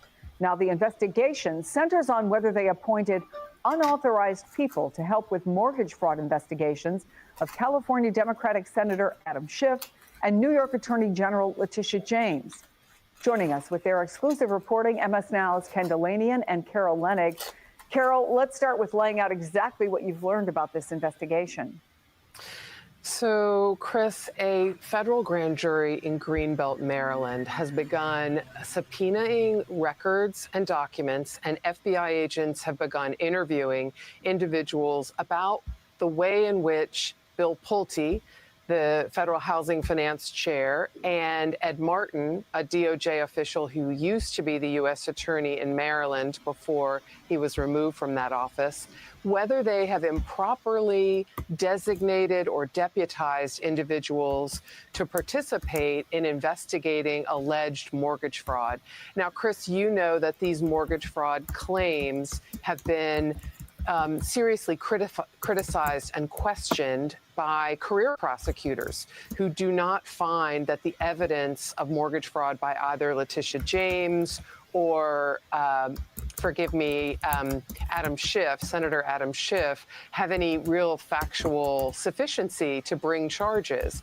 Nevertheless, Bill Pulte has made these referrals, and both Mr. Pulte and Mr. Martin have been pressuring prosecutors' offices to bring these cases. Now, the shoe is on the other foot, according to our sources and documents that we have reviewed at MS Now just this morning that indicate this has turned around in a way that the Department of Justice is investigating the methods used by these two top Trump allies.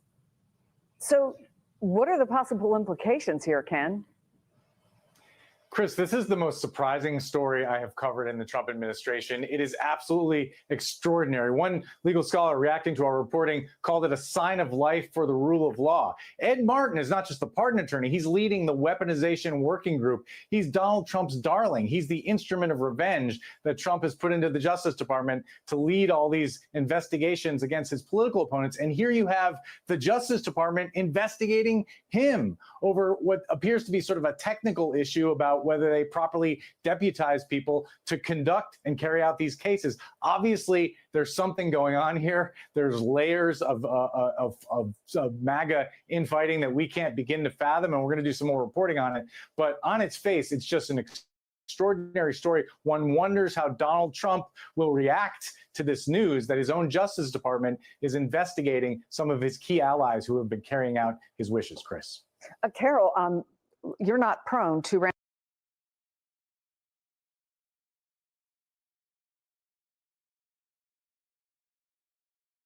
Now, let's try to make this make sense.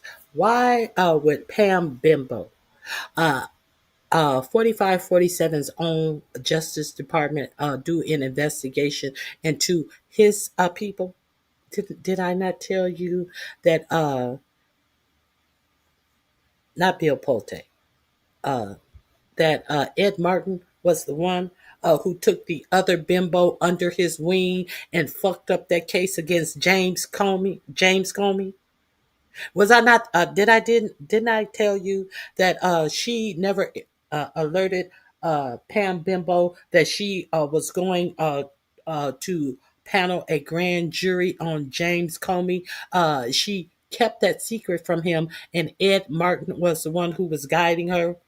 So and the case is all fucked up, and they will not be able to get James Comey, and I'm pretty sure they will be sued for within an inch of their life. I'm pretty sure that they are are looking to actually lose their law office because how Ed Martin took that stupid bitch up into court and lied and lied. Are we clear? Are we clear on why the DOJ would be investigating Ed Martin and Bill Pote? If you weren't with me on Thursday, I gave you all the information on Bill Pote, a nepo baby who was put in charge of Fannie Mae and Freddie Mac. He is the one who has fired top members in Fannie and Freddie, the FHFA department that he has been put over, where he knows absolutely nothing about the job that he's been put in, much like everyone who has been put in high levels in this administration. He then had people to go through mortgage documents, unlawfully go through mortgage documents to find what he wanted to present as Lisa Cook from the Fed, the governor of the Feds, Letitia James, Adam Schiff, and he had them go through their mortgage documents, trying to present a case that they had committed mortgage fraud. And then here come the cases. 45, 47 tried to fire Lisa. He did fire Lisa Cook. He tried to fire Lisa Cook. And it went to the Supreme Court, and he had no reason to fire her. They didn't even bring her up on a crime, but they're bringing Letitia James up on a crime for the same thing that they just wanted to fire Lisa Cook and insert someone in the Fed for. Understand what I'm saying? But they bring Letitia James up on a crime for the same thing. The same thing. Why is that important? Because the person who had people to go through their mortgages, his own father has the same thing that both Letitia James and Lisa Cook have. And what happened to him? Was his own father brought up on charges? No. When it was found out that the same thing that Cook and James are accused of doing, his father had to pay more property taxes for one of his properties.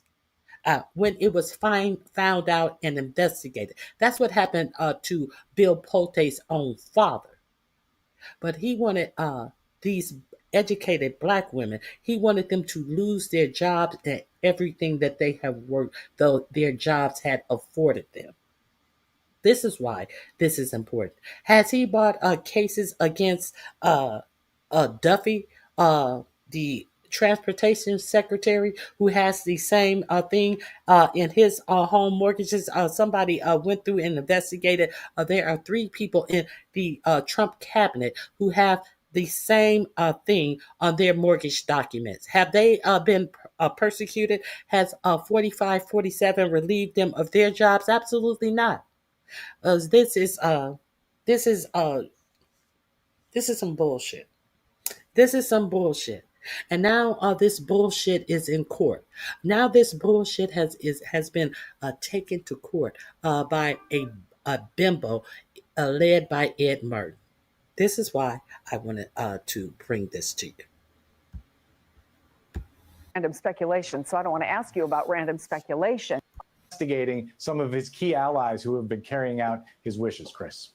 Carol, you're not prone to random speculation, so I don't want to ask you about random speculation, but what are the possibilities here? I reread and reread. They gave me some notes on what you all were going to report, and I read and reread it several times because it didn't seem like I was understanding what was going on. I do now. Well, Chris, you, me, and Ken then are all in the same boat. I mean, when we were getting these tips this morning, I was on a plane, and thank goodness I had Wi-Fi because I was also rereading and rereading what I was receiving. I want to say that the implications, according to our sources, are that if this investigation finds that people deputized by Pulte or Martin engaged in investigative acts without having the authority to do so. These sources say this could completely crater the case that was brought against Letitia James in Virginia and could particularly taint and foul the ongoing investigation of Senator Adam Schiff. And as you know, Donald Trump has been calling for criminal charges against Schiff and basically ordered up the charges that were delivered against Letitia James. And I what think you there's something else. And what I would also be remiss in are these people that Pulte told to go in her James's files and pull up this information. After they did that, he fired them. They lost their jobs. So that's why this is important.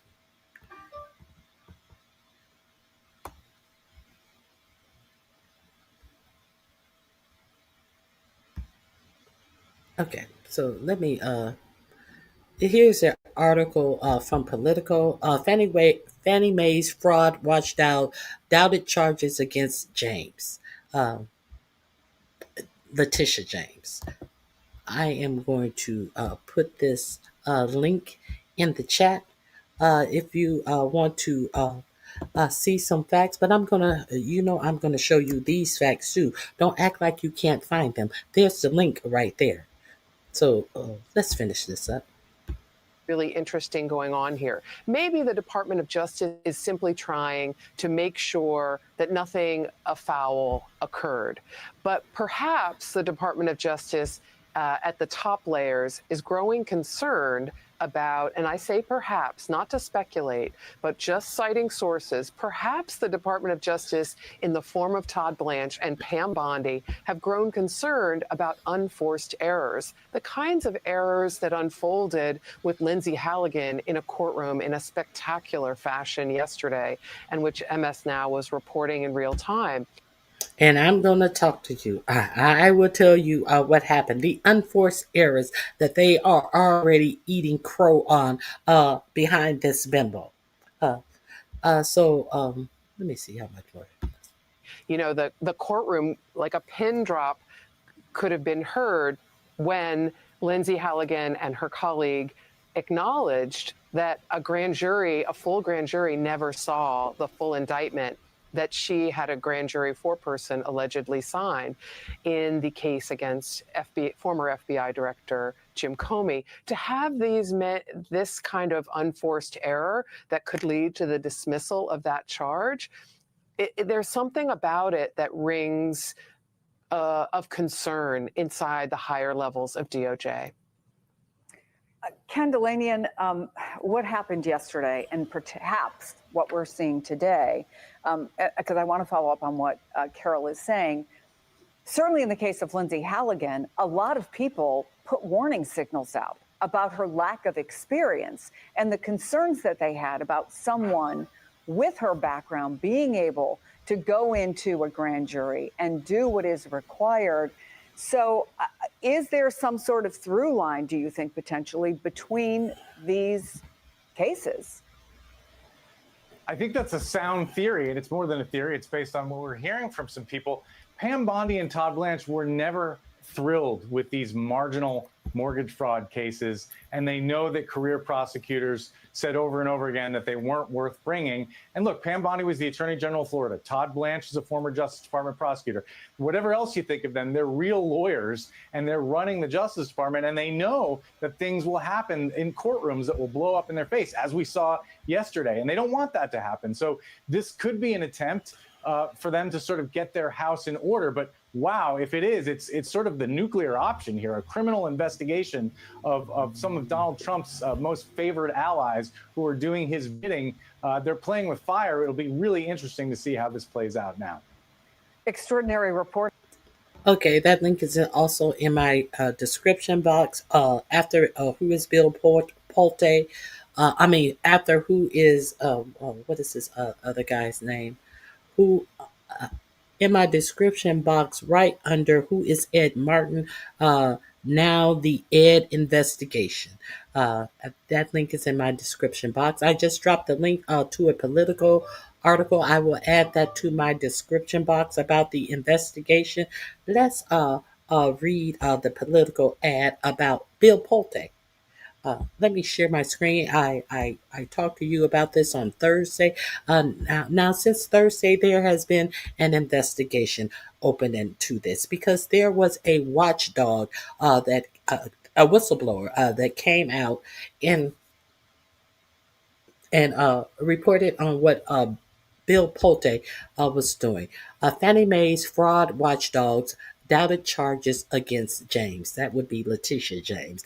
The newly revealed communications add to mounting evidence of procedural and other flaws in the mortgage fraud case against New York Attorney General Letitia James. The defense team representing New York Attorney General Letitia James on Monday cited internal communications from Fannie Mae showing the government-controlled company's top fraud investigators believed the mortgage fraud case against James was relatively weak. Sean Seward, Fannie Mae's director of mortgage fraud investigations, told the company vice president of financial crimes that the L. James case is certainly not clear and convincing evidence of fraud during a June 13th discussion of the investigation into James, according to new documents submitted by James's lawyer in the case.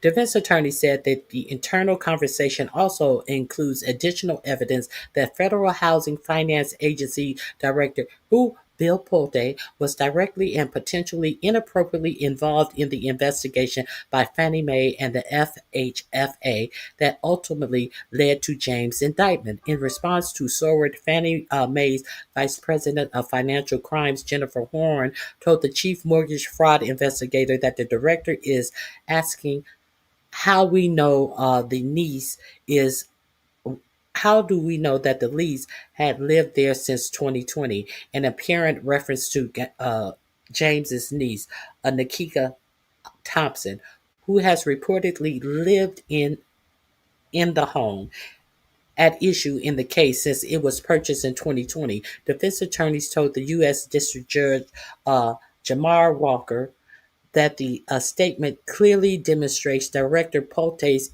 intimate and direct involvement in the investigation. FHFA did not immediately return requests for comment. The newly revealed communications added to the mounting evidence of procedural and other flaws in prosecutor Lindsay Halligan's case against James and former FBI Director James Comey, both of which were brought at the urging of President 4547. Earlier on Monday, U.S. District Judge Cameron Curry laid out a list of unusual maneuvers underlying the indictment against Comey, holding that the government misconduct may have tainted the case and ordering prosecutors to turn over records of typically secret grand jury proceedings to defense attorneys. Letitia James' defense team asked the judge to dismiss the charges on grounds that Pulte and Halligan's office engaged in outrageous government conduct that violates her due process rights. Pulte wrote a criminal referral to the Department of Justice in April accusing James. Now, Pulte, he's over the FHFA. He wrote a letter to the Department of Justice in April accusing James of claiming a home she owned in Norfolk, Virginia as a primary resident to get a more favorable loan. A more favorable loan. The rate of that loan, what was it? Under 0.8% or something to that effect, lower than she could have gotten on the regular market, which would have saved her over the whole duration of the loan. She would have saved $18,000. So you mean to tell me that this woman did all of this to save $18,000 over 30 years? So that's what they want you to believe. Okay. Okay. And they filed a criminal case against her behind this bullshit. Okay. Though James wasn't indicted on those allegations, she now faces separate mortgage fraud charges. The FHFA director has been accused of circumventing standard procedures, and his agency Inspector General's office, which is typically the component that makes criminal referrals to the Justice Department. The Senate Democrats, including Banking, Housing, and Urban Affairs Committee ranking member Elizabeth Warren of Massachusetts, and Senate Judiciary Committee ranking member Dick Durbin of Illinois sent a letter to the Government Accountability Office on Monday calling for an investigation into Polte's misuse of federal authority and resources to publicly accuse prominent Democrats and President 4547 perceived political enemies of mortgage fraud. James earned national attention for launching lawsuits against the president's first term policies and suing 4547 company for fraud, in which she absolutely won. Polte posted on X that we have some new mortgage fraud investigations coming soon. So he was posting on X prior to ever writing a letter to the DOJ. See, he posted all of this shit that he was doing on X. He wanted to be a star. Now you may be getting your wish, Bill Pulte. You maybe. I wanted to. Let me see. Hold on.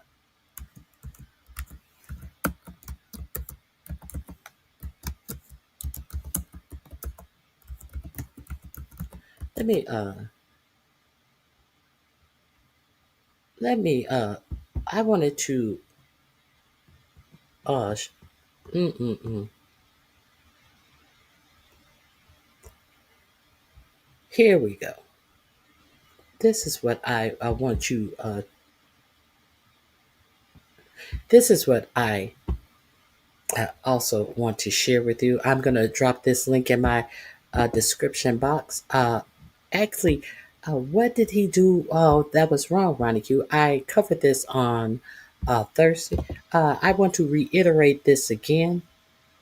I will drop this link in my description box as well. Here it is for you. And I am also, here is this link. Let me share this with you as well. What did he do? What did Pulte do that he's being investigated for? Yeah, let's see what he did. As Pam Bondi finally realized that this fuck shit that she's doing is going to allow her to lose her law license potentially. This is from the Washington Post. Housing official Bill Pulte fired ethics worker who were looking into his ally. Let's get to this. That is Bill Pulte. President 4547 firebrand housing financier Bill Pulte fired internal watchdogs at the Federal National Mortgage Association who were looking into multiple complaints against a high-ranking company officer close to him, according to people familiar with the matter. Pulte said last month that he had fired dozens of Fannie Mae employees in what he said included a bid to end diversity, equity, and inclusion initiatives at the mortgage giant. Yet 6 people familiar with the matter, speaking on the condition of anonymity because they feared retribution, said those firings effectively cleared out the company's internal watchdogs charged with ensuring Fannie and its officials followed the law. The ethic teams include its chief, Susie Libby, was fired shortly after Fannie management directed investigators investigators to cease looking into the Pulte ally. The, said a couple of people familiar with the situation. Other top Fannie officials were also terminated amid a broader clash with Pulte. The people said, including General Counsel Danielle McCoy and head of single family business Mallory Evans. Some of the terminations were first reported by the Wall Street Journal. McLivy and McGlory did not respond to requests for comments. Let me see. Where's the Letitia James?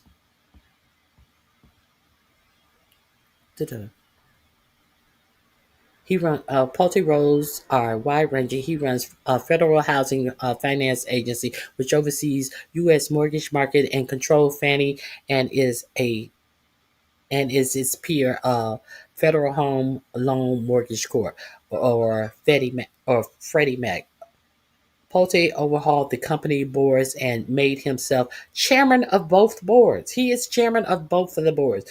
Oh, isn't that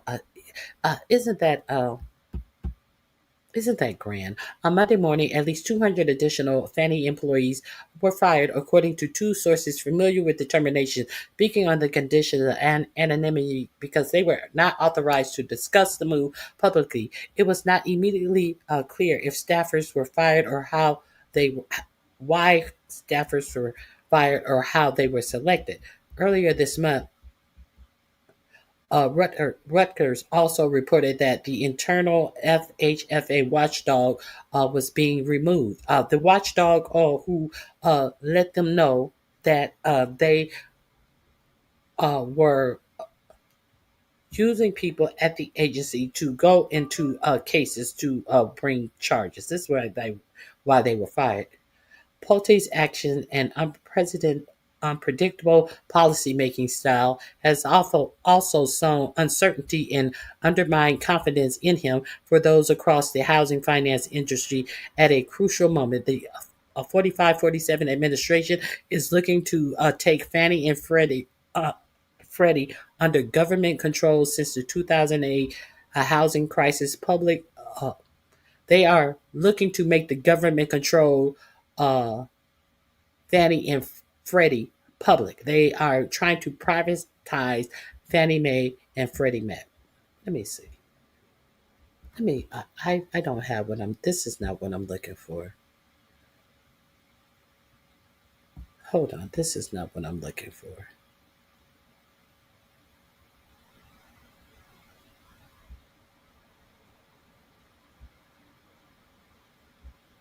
Here, this is what I'm looking for.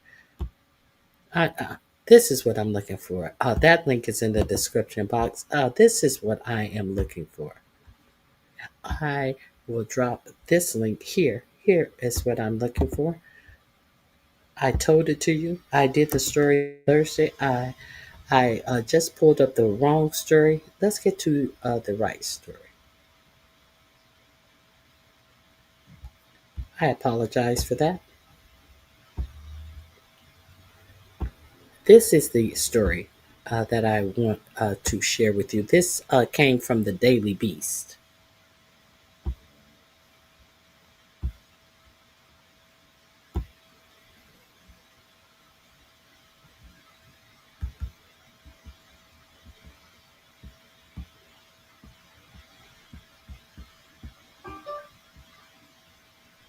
Housing official Bill Pulte fires ethic workers. Oh, that's the same one I just read you. I apologize. I apologize. I am human. Let me get the one from the Daily Beast. I want to share this with you. This is what your administration is doing. Finally, here we are. Here we are. Let me enlarge this script.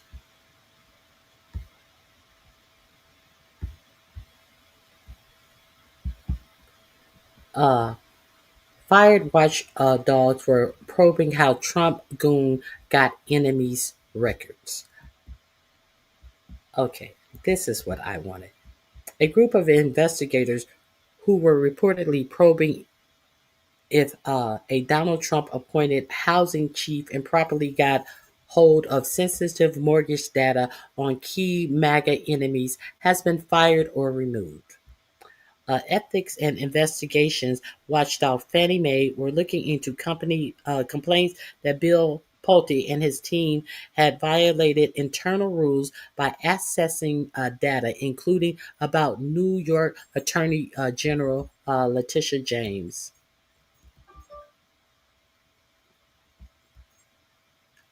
Among others, the Wall Street Journal reports the 45-47 administration had brought mortgage fraud charges against James, who once sued the president for civil fraud. Trump appointed Pulte, 37, as head of the Federal Housing Finance Agency in March of 2025. Citing people familiar with the matter, the Wall Street Journal writes that investigators at Fannie Mae were trying to ascertain who exactly had directed employees to access documents on James and others, as well as whether Pulte had authority to do so and whether the appointee procedures had the appropriate procedures had been followed. Pulte is the grandson of founder of Pulte Group, a major home building company. Before entering government, he ran a private investment firm where he cultivated a public image as a staunch MAGA loyalist. Since taking office, Pulte has aggressively pursued alleged mortgage fraud cases and reshaped oversight, both Fannie and its brother organization, Freddie Mac. The latest controversy surrounding Pulte includes a widely reported episode at one of the Trump's golf clubs in Palm Beach, Florida, where he understood to have pitched a 50-year mortgage idea to the president. The plan aimed to extend loan terms beyond the typical 30 years in a move criticized by housing experts and financially risky, and with the potential to leave borrowers with little equity for decades. Now, this is who pitched the 50-year mortgages that he, 45-47, had no fucking knowledge. He thought that it was a good idea. It would save you a couple of bucks on your mortgages, not realizing that it in fact would have you paying more than 2 times what the sale price of your house was in interest payments to the lender. Not considering that. Never considering that, because he's a dummy. And he's taking advice from another dummy. And he went out on Laura Ingraham. Well, we're gonna introduce a 50-year mortgage for and he's thinking that he's on par with Zoran Mandani about affordability.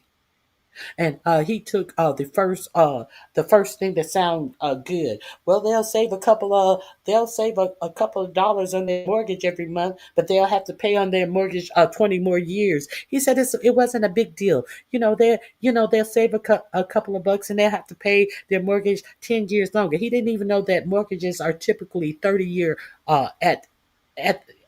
at worst, sometimes people have 15-year mortgages. He said he thought that people have 40-year mortgages and you would just be paying an extra 10 years. He's stupid. Stupid. And you wonder why our economy is fucked? Stupid. You paying 20 years more on your mortgage means you will pay over twice what you bought your house for. And some of you are too stupid to even realize that because you housing prices are so out of reach for you that you know you ain't gonna be buying one. But y'all didn't blink an eye at the dumb shit that is presented to the American people, and now he's trying to say that he and Mandani has the same idea about affordability. But y'all can't see it because y'all too dumb too. Y'all take everything he say as at face value. I guess your grocery bills aren't higher. I guess when you go to the grocery store, you're not getting a few things for the same amount that you used to get a whole basket full of groceries for. Y'all stupid. Some of y'all, not all of y'all. Some of y'all stupid. Okay.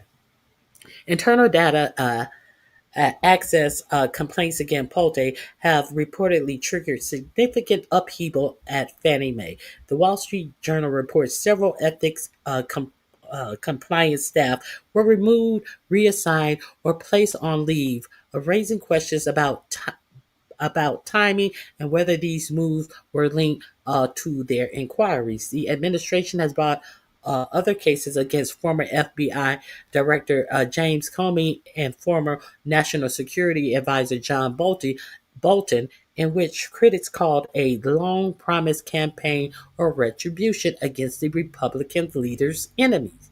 And that's why I wanted to introduce you to Ed Martin over the department that is to ensure that there is no weaponization of the Department of Justice. And that's why Ed Martin, who's over that department, is being investigated with Bill Pulte. The Daily Beast has reached out to White House, the Federal Housing Finance Agency, and Fannie Mae for comment on this story. And that's the end of the story. It seems like they didn't get back with them, huh? There are more stories that you can pull up to find out that he had people to go in illegally. They were not supposed to go in. And then after they went in, he fired these people. Isn't that grand? Isn't that grand? So let me see what we have here. Nothing? Oh, y'all quiet now? Y'all quiet now.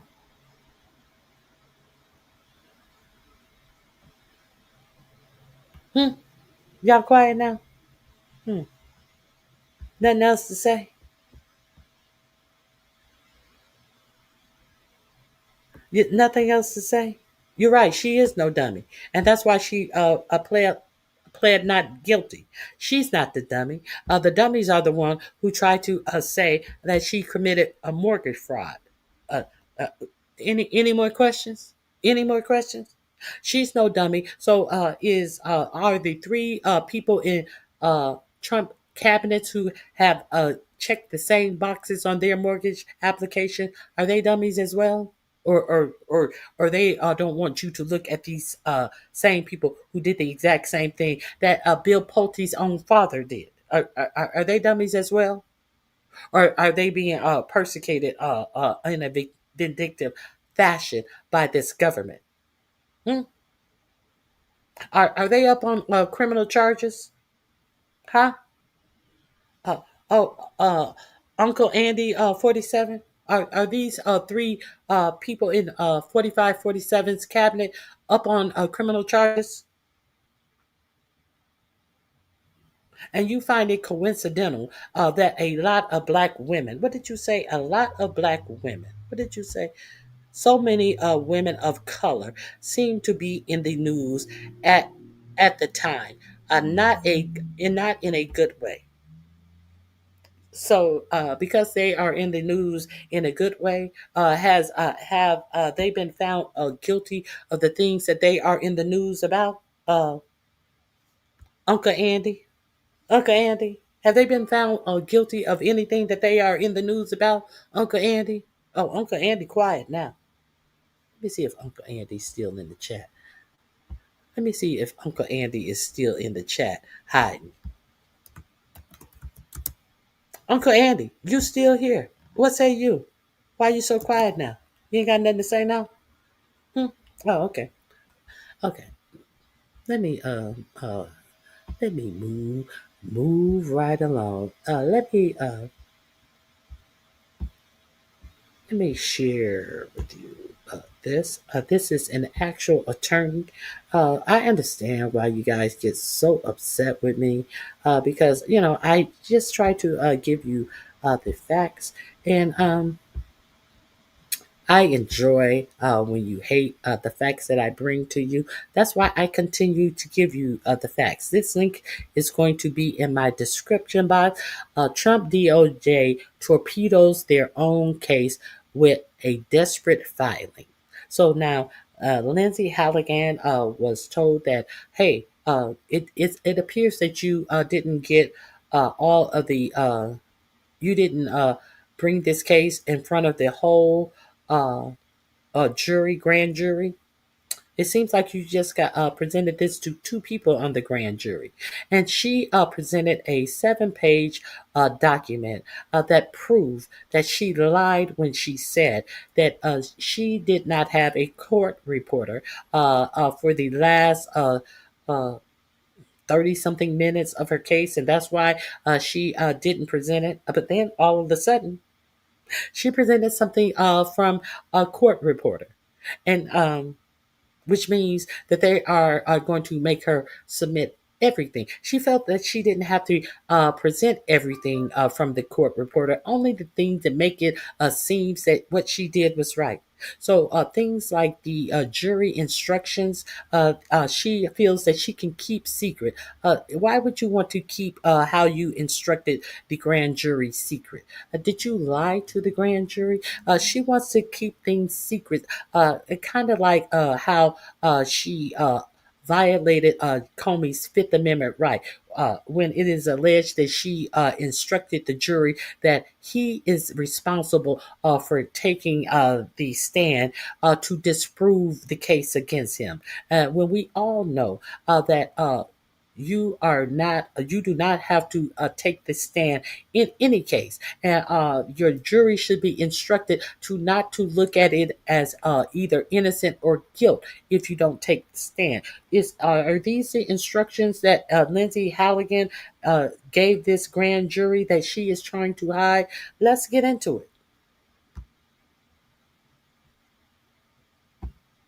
Lindsay Halligan, novice prosecutor that she is at it again. Another major screw up that probably kills her in not one, but two different courtrooms. She has suddenly filed 7 minutes of a grand jury transcript that she told another federal judge, Judge Curry, didn't exist. Now she's filing it in Judge Nachmanoff's courtroom because when Judge Nachmanoff asked her questions in the last 24 hours, she effectively either lied to the judge, couldn't remember or recall, and is now trying to fix it with a grand jury transcript about whether the entirety of the grand jury against the former FBI director James Comey saw the actual indictment that was signed by the foreperson or not. She can't even get the basics straight. And then she filed a 7-minute grand jury transcript. I thought I was watching Something About Mary's 7-minute abs. And in the 7-minute grand jury transcript, she thinks it helps her. But for me, it waives any argument by the Department of Justice to stop the grand jury transcripts in their entirety from going to the defense. You can't use them as a sword and a shield, as we like to say in the law. So you got that problem. And then when I matched up the grand jury transcript that she did supply Judge Nachmanoff for 7 minutes with an earlier sworn statement that she made to Judge Curry, she's in big trouble. And I found it. I'm going to report it to you right here on Midas Touch Network and on Legal AF. I'm Michael Popak. Take a minute, hit the free subscribe button here on Midas. Come over to Legal AF and the YouTube channel and help us crack the 1 million subscriber barrier. We hope to do it by Thanksgiving. Let's get into Lindsay Halligan and what's going on with her inability to do her job properly. She is woefully incompetent, and it shows in every one of her filings. It begs the question, is no one who is competent in the Department of Justice, like a Todd Blanche, the number 2, are they reviewing anything that she's doing? Any procedure that she's employing? I don't think so. So the other day I reported that during a hearing in front of Judge Nachmanoff, he called Lindsay Halligan up to the podium. He said, "You're counsel of record. You're signing everything as the U.S. attorney. You could be heard by the court." So what happened with why are there 2 indictments, and what happened to them? And she had to admit, along with Tyler Lemons, her other novice U.S. attorney that were in the room, that, and this is on the record, she's an officer of the court, that the jury never saw the second indictment, because there were 2 of them, because she's terrible, in which it only had 2 counts. For the original indictment that she had under her arm when she went into the grand jury on September 25th had 3 counts. The grand jury purportedly only returned a true bill on 2, but we can't figure that out. Somebody cut and pasted and edited like a grand jury coordinator or something, and then had the foreperson alone, but without the other 13 that would have approved the indictment, a sign off on the indictment. So the entirety of the grand jury that voted to indict never saw the document that we now call the indictment. We knew there was something wrong because we had the reporting back in September that the magistrate judge in charge of the grand jury proceedings said, why do I have 2 pieces of paper, both signed by Lindsay Halligan and both signed by the foreperson, one with 2 counts, and one says that they have not reached a true bill, and one with 3 counts. And Halligan at the time said, I don't know, because I only signed 1. Well, we got the transcript now, and it's even worse for Lindsay Halligan. But let's just hold this point here. Halligan in the last 24 hours tells the federal judge, Judge Nachmanoff, that the grand jury never saw the entirety of the indictment before it was signed by the foreperson. That's a big problem for the indictment surviving. And Tyler Lemons, who's her novice prosecutor handling the case day to day, admitted the same. They then decided they needed to clean that up. So miraculously, a 7-minute transcript, grand jury transcript right here, which we will post in Substack, appeared and got filed. And what they tried to say is that this clears up everything, that this demonstrates that the grand jury returned a true bill on 2 counts. I don't think so. I also think this is a problem. Let's start with the fact that they found the 6:47 p.m. till 6:54 p.m. transcript. The magistrate judge already questioned what happened to the gap. Why is there a 2-hour gap between the end of the presentation and the deliberation? And Lindsay Halligan said, well, I didn't have any more interaction with the grand jury at any time and during the deliberation. That's not true, because after the deliberation, she and the foreperson came into court, and here is the transcript of that proceeding. So already she's in big trouble with Judge Curry about whether she should remain as the U.S. attorney. Here's what she said in what she filed on the 14th of November to Judge Curry. She said, at the November 13th hearing, Judge Cameron Curry expressed concern regarding an alleged gap in the grand jury record, referring specifically to the period beginning at approximately 4:28, when the transcript reflects that I, Lindsay Halligan, the court reporter, exited the grand jury. The judge says the entirety from the end of that till the indictment was returned, where's the transcript? And Halligan has the balls to tell the judge there is no transcript when she filed on the 14th. She said, I submit this declaration to clarify that and to confirm that the grand jury transcript accurately reflects the full extent of my appearance before the grand jury, and to explain that the period in question consists solely of the grand jury's private deliberations. I presented the case, and she says there was no additional presentation, interaction, or discussion with the grand jury outside of what is reflected in the transcript. That's a lie. Look at the 6:47 to 6:54 transcript. This is part of the missing transcript that Judge Curry wanted in her courtroom. She also questioned how could Pam Bondi have ratified as the Department of Justice Attorney General the actions of Lindsay Halligan if she didn't have access to the transcript that's now miraculously appeared.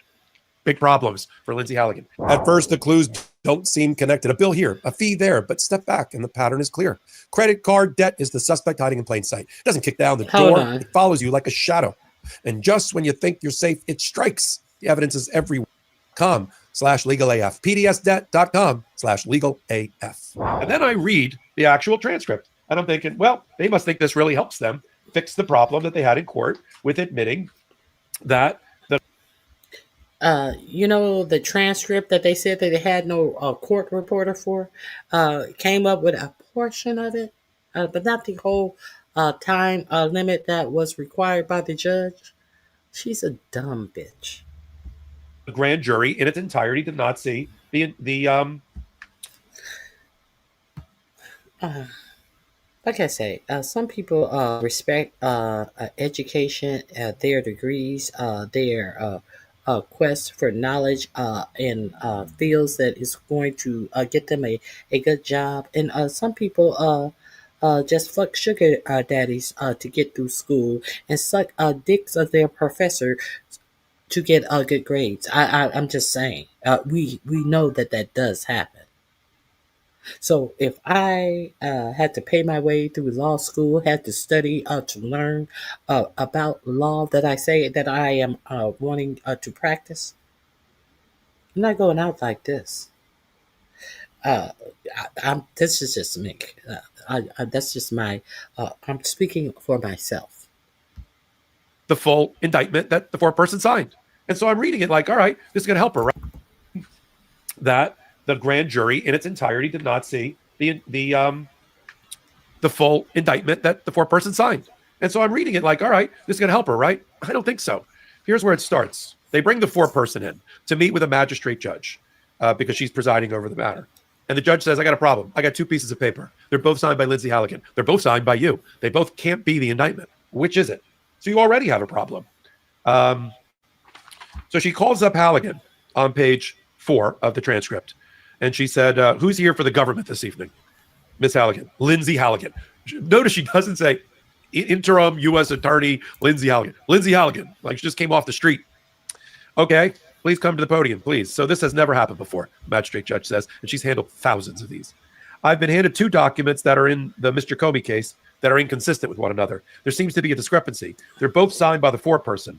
The one that says it's a failure to concur in an indictment, it doesn't say with respect to one count. It looks like they failed to concur across all 3 counts. So I'm a little confused as to why I was handed 2 things with the same case number that are inconsistent.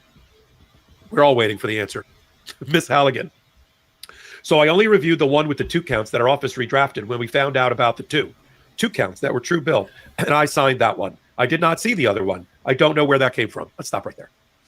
She had a 3-count indictment. She doesn't know where that came from.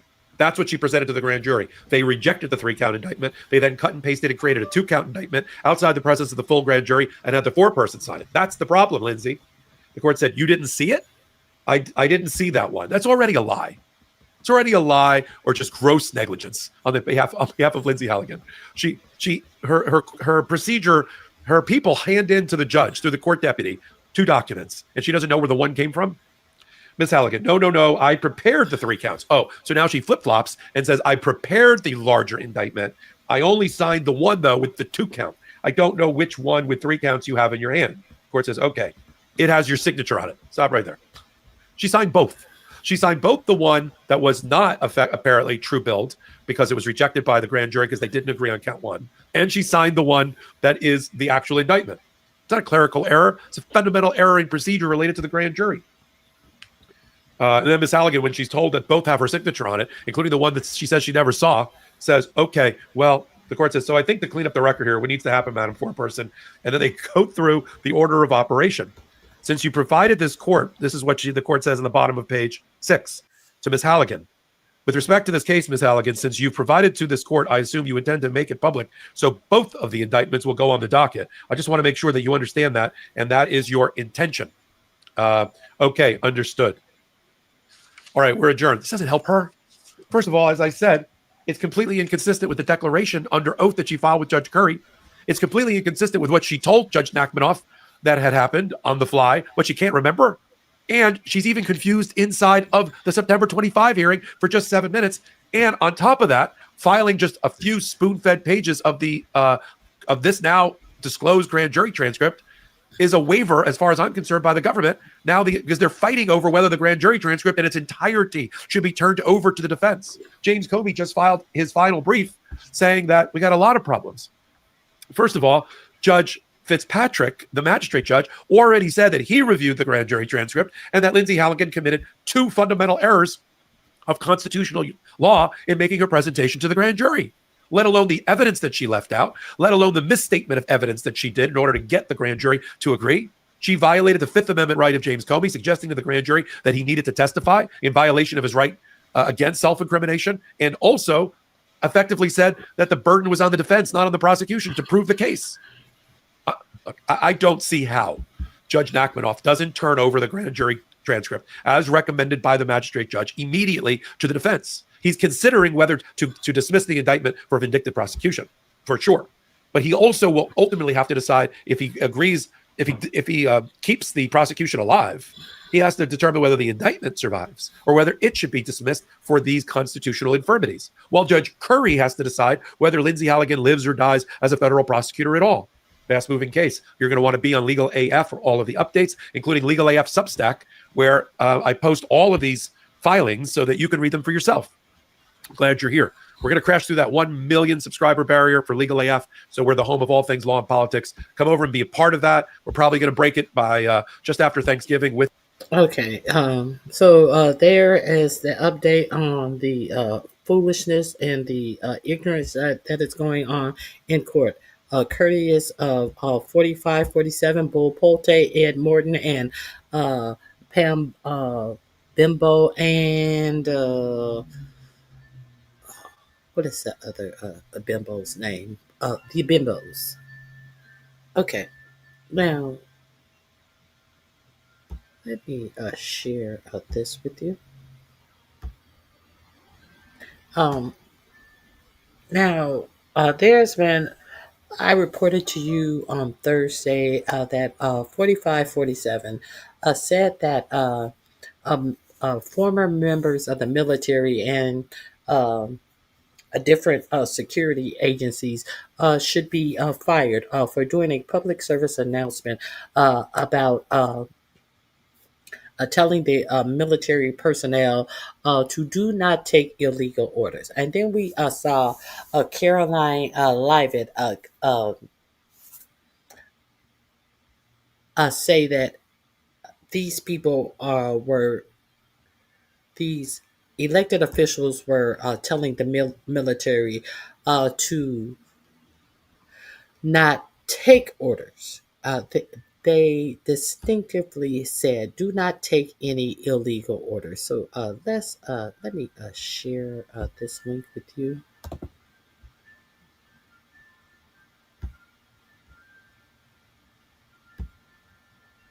We've done multiple videos about this because each one gets more disturbing. We're continuing to follow the disturbing story of the aftermath of Donald Trump publicly threatening and calling for the execution of Democratic lawmakers. We've done multiple videos about this because each one gets more disturbing than the last. And we now know that multiple bomb threats have been called in to the offices of these Democratic lawmakers. And Donald Trump appears to be doubling down on this. But before we unpack all that, if you end up liking this video and you want to support the channel, please be sure to hit the like, subscribe, and alert bells before you go. All right, friends, just as a quick recap, right, as I'm sure you're aware, certainly if you watch this channel, certain Democratic lawmakers who are veterans of the military or intelligence community recently put out a video telling the military, reminding the military, you don't have to follow illegal orders, unlawful orders. As a matter of fact, you have an obligation not to follow illegal or unlawful orders. This is uncontroversial. This should be non-controversial because that is just simply objectively true. Federal law says the president of the United States can't just order you to do whatever you want or whatever he wants, irrespective of the law. It's what they call the Nuremberg defense because that's what Nazis used to say. Well, listen, we were just following orders. You can't get mad at us. Like, we have a chain of command. And in the post-World War II order, the United States was like, well, listen, we got to make it very clear. Yes, the president of the United States is the commander-in-chief, and yes, you are obligated to follow lawful orders. But if you're given an unlawful order, not only should you not follow, not only can you not follow it, you should not follow it. So it was. And I also gave you demonstrations of why it is important to reiterate this to our military servicemen because when Pete Kegbreath was in his confirmation hearing, and since he has been over the Department of Defense, he refuses to say if he would take unlawful orders from 4547. So we're not pretending like this is happening in a vacuum. And we have seen all the unlawful killings of the people in the boats in the Caribbean as he has stocked the Caribbean and the Pacific Ocean with aircraft carriers, nuclear submarines, and all of this under the guise of narco terrorists bringing drugs to our country without any actual facts or evidence about these killings. And if these are drug boats and the people who survived these, they didn't arrest them. They sent them back to their countries, allegedly. They didn't arrest them. This is what we know. They didn't arrest them. Now, somebody said, well, if these weren't narco drug dealers, we know that CNN would be interviewing them. We don't even know if they sent these people back to their countries. We were told they sent these people back to their countries. But the fact that they are alleged narco drug dealers, why haven't they arrested them and charged them with such? The two people who survived these strikes, where are they? I think that somebody really do need to interview these people who survived these strikes, if they are able to find these people.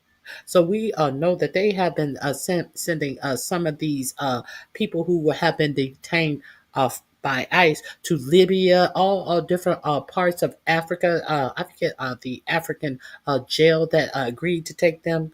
All different types of places. So were these people sent home like they said? Well, why you send narco uh, drug traffickers home? Hex F 4547. So now that's why it is important that our military be reminded of such.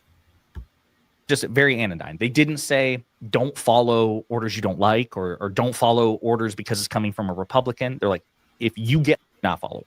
Again, textbook law, uncontroversial. Trump, of course, went apeshit and said that they're committing treason and sedition and should be hanged. George Washington would hang them, he said. And it was the death penalty. And again, we'll get to Trump just continuing to double down on this, even though Fox News hosts are begging him to like clean up his words. But here's some of the latest developments. Democratic Congressman Jason Crow. From the office of Congressman Jason Crow, today a bomb threat was made against Congressman Crow's district office in Aurora. The congressman and his staff are safe. Congressman Crow. Okay. So are we clear? What happened about all of the dangerous talk from the left when Charlie Kirk was unalive? Very suspiciously. Everything about this Charlie Kirk thing gets more suspicious by the day. And the FBI has gone through, you know how they tell you, if you have anything on your cameras, please show it to us. The FBI has been going through and deleting data off of people who bring, it's been reported that they have been deleting the data of anything that you bring to them to try to help them in that Charlie Kirk situation if you were there. It seems like they are scrubbing all evidence of people who present it to them to help them. And you notice how they have said absolutely nothing else. You notice that this guy has changed clothes 4, 5, 6 times. One time his backpack is blue on Ring cameras, and then when they show him in the stairwell, that backpack is black. Do you notice all of the bullshit surrounding this Charlie Kirk shit? And they want to wash their hands and act like it's case closed. Let's go to trial. Okay, so this is why you need to be suspicious of what this government is doing. Is grateful for the quick response from. But you couldn't even quote Charlie Kirk. They were saying that it was the Democrats' fault. And now you have your president actually saying that it is our Congress people and former intel officers are part of sedition for telling them to be careful of what you of what orders you take from this administration. This is what he's saying. He's reposting people that says that they should be hanged. Your actual president. But what happened to the left being a part of people who have dangerous rhetoric that will get people hurt? What happened to that now? What happened to all of that clutching of pearls behind people quoting Charlie Kirk to actually absolutely demonstrate what Charlie Kirk said is against every fucking type of fake image that they put out about Charlie Kirk being such a good Christian. And God forbid you quote him saying some devilish ass evil shit.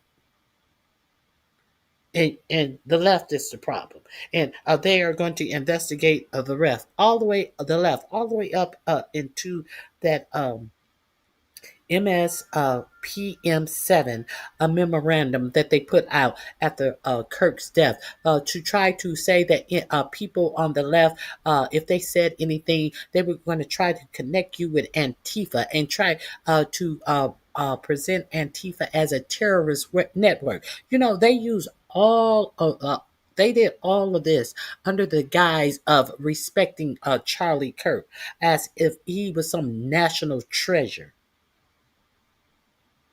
All of this was incited behind the death of Charlie Kirk. All of the lies that more violence is committed by the left. And you have this motherfucker come out here and tell you because they said take lawful orders. I also gave you the report of how so many of our military personnel are seeking outside counsel because of why? Because of HEXF have fired so many of the JAG councils. You know, the ones when he was being confirmed that he said he called them jag-offs, the military lawyers. He said he called them jag-offs, and with a little snicker. I showed you that on Thursday. If you don't know where it is, you don't know where it is. I played it for you on Thursday. If you want to know where it is, go watch my video on Thursday, where I showed him laughing at calling military attorneys jag-offs, and why do you call them that? Well, people who are familiar with me, they know why I do it. No, well, tell us on the panel. Tell us, senators, why do you go? People who are more concerned with their promotions and themselves, other than the war fighters and all of this bullshit. He fired the attorneys so he can have a fucking air of I didn't know I couldn't do it. That's why you have JAG officers. So you know what you can and cannot do. That's why so many officers are seeking outside counsel. So are we going to pretend with all the lawlessness in this administration, with all of these lawless strikes that are being done from Iran to Yemen to Somalia to financing what's going on in Palestine to Venezuela to the Pacific? Are we going to pretend like all of this lawlessness is something that is not going to, if something goes down, if there are prosecutions, are we pretending like it is the absolute military personnel who shoot off these rockets, these missiles, or do this firing? These are the people who are going to suffer? Are we going to pretend like Pete Hegseth didn't petition 4547 in his last administration to pardon people who were convicted of uh, t- of who were convicted of crimes in the Gulf War, not the Gulf War, the Afghanistan War? Are we going to pretend like this didn't happen? People who were actually tried and convicted of crimes at the Hegseth, they were good buddies with Hegseth, and they got pardons from this administration. So we understand that Hegseth don't give a fuck if what you do is unlawful. Hegseth said as much, that they can't be contained by things like the Geneva Convention, and now he is over the Department of Defense.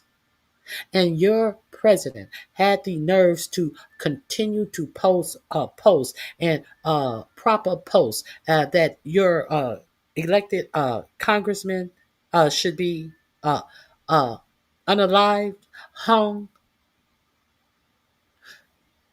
So where's all the clutching your pearls from the right? Because you guys already knew when they were out here saying that the political violence come from the left. You guys already knew that was bullshit and those were lies. You already knew that was. But now everybody is silent when it comes to 4547 saying who need to be killed. As he sat up there and ran off a list of all of the Republicans who had political violence happen about them after he wanted to wax poetic about Charlie Kirk sitting in the Oval Office and only include Republicans, and never even mentioned the most recent political slaying, Melissa Hartman and her husband, her dog, and the other congressman in Minnesota who was shot by the same Trump-loving supporter. Are we going to play games? No, we're not playing no games. This is why I wanted you guys to see this. Let's continue.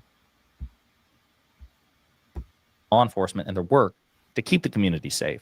Threats and violence are unacceptable and should be able to be condemned by all Americans, regardless of your political beliefs. There's more where that came from.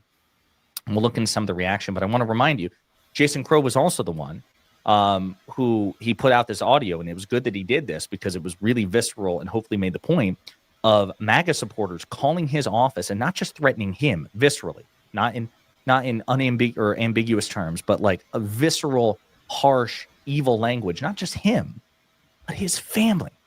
MAGA supporters were calling for the murder of Congressman Crow's family. Not just Crow, which is bad enough, simply because Crow told the military to follow the law. Like this shit, it's insane. It's insane. But again, more where that came from. Let's take a look. Congressman Chris DeLuzio, from Congressman DeLuzio spokesperson. Congressman DeLuzio's district offices in Carnegie and Beaver County were both the targets of bomb threats this afternoon. The congressman and his congressional staff are safe and thank law enforcement for swiftly responding. Political violence and threats like this are unacceptable. Democratic Congressman Chrissy Houlihan, from a spokesperson for Representative Houlihan. Representative Houlihan's district office in Westchester, Pennsylvania, was the target of a bomb threat earlier today. Thankfully, the staff there, as well as the office in Washington, D.C., are safe. We're grateful for our local law enforcement agencies who reacted quickly and are investigating. As Representative Houlihan has said many times over, there is no place for threats and political violence in our nation and or our political discourse. And yet here they are. Now, again, we'll look into some of the reaction to this. But as Greg Sargent of the New Republic has noted, there have been official complaints, reports filed by these Democrats with Capitol Police. We did a video about this yesterday, as a matter of fact. Democrats seeking police action on Trump's threatening social media posts. Lawmakers responded to Trump writing that they should be arrested and potentially punished by death for encouraging U.S. military to disobey illegal orders. Several Democratic lawmakers sought police action Friday over social media posts by Donald Trump, in which he said they, quote, should be arrested and potentially punished by death for encouraging the U.S. military to disobey illegal orders. At least two lawmakers, Representative Jason Crow and Chris DeLuzio, have requested that U.S. Capitol Police investigate, quote, intimidating, threatening, and concerning posts made by Trump on his Truth Social platform, according to a copy of the letter sent from Crow's office to police Thursday and obtained by the Washington Post. Axios first reported the request. DeLuzio spokesperson Zoe Bluffstone confirmed Friday that his office also reported the post to Capitol Police using the same language as in the letter from Crow's office. Representative Chrissy Houlihan, again, we did a video about this part, said Friday that her office had filed a complaint about a threat from the president with Capitol Police. Her office did not confirm if she explicitly requested an investigation. So it'll be interesting to see how people respond to this, because again, I'm not sure exactly how it is that you know, the president is technically liable or subject to investigation. I'm just not sure what you do with that. This is uncharted territory because, of course, we've never had such a uniquely cruel and violent and morally inferior president like we currently have with Donald Trump. Let's see. Amen. Politico is also talking about this. Several congressional Democrats filed police complaints over social media posts from Trump calling for them to face arrest and even punishment by death after they advised U.S. service members to defy illegal orders. Though the complaints are unlikely to result in any further action by Capitol Police, it marks an escalation in the tension simmering between Trump and 6 lawmakers. I'll be honest with you, it's disappointing. I don't know how we figure this out. We have to have a degree of checks and balance because, again, just simply being the president, Democrat or Republican, shouldn't mean that investigations just simply die, right? If you have a criminal president, there should be a way to, even though there's a longstanding tradition that you can't prosecute a sitting president, there should still be some sort of investigation. It's a consequence of this. It's disappointing to hear. Hold on. Let's get into some. Hold on just a minute. And a motive has yet to even be determined, but it's likely she and her husband were killed because they sided with the Republicans on a recent law. Well, if that is, if you want to pretend, if the motive has not been decided, why are you saying that it could be because she sided with a Republican law to try to make it fit whose narrative?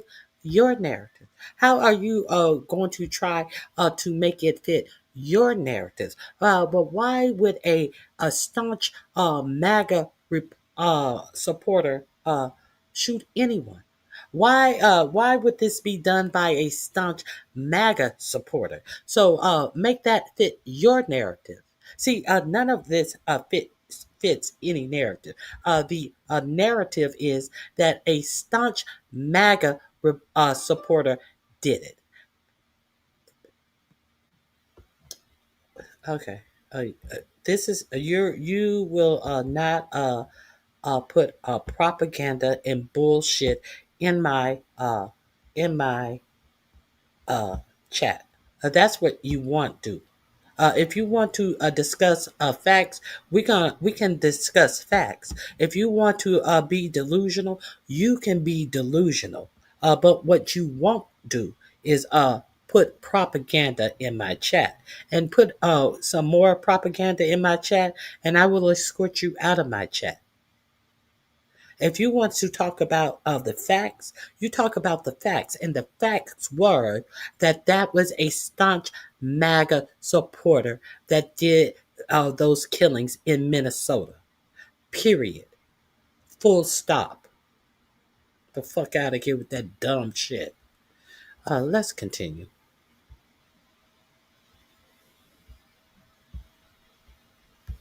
Twitter's reaction.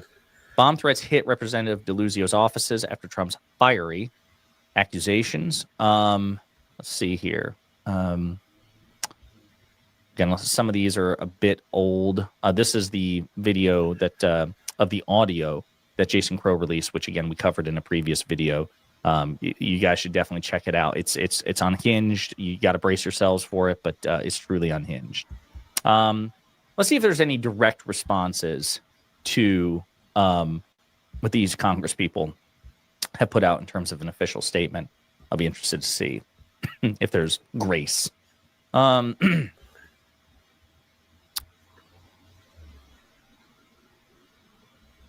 Again, a lot of skeptical MAGA people. Seems like a trend. Tell Charlie Kirk that. Highly doubtful. Post the police report. Wow. You're getting some compassionate response. The President of the United States is a sarcastic terrorist, not just Senator Slotkin. We wouldn't be surprised if Democrats are behind the threat so these traitors can keep playing the victim. Again, just assuming, even though MAGA is a uniquely violent movement. Dems getting a taste of their own medicine. Oof, that's not good. That's not good. So again, some unhinged responses there. Tom Doer says he's a politician going after district office staff. The people who day in and day out just want to help their constituents, regardless of party, is the lowest of low. This is what happens when you have a president who can't help but incite violence against those he disagrees with. Laura Kennedy, again, a MAGA account, says brought to you by Congress. So I see a lot of people talking about everything but the fact that your president it has incited violence on elected officials. And we're going to pretend like that didn't happen. You have absolutely nothing to say about those facts that are being presented to you on this screen.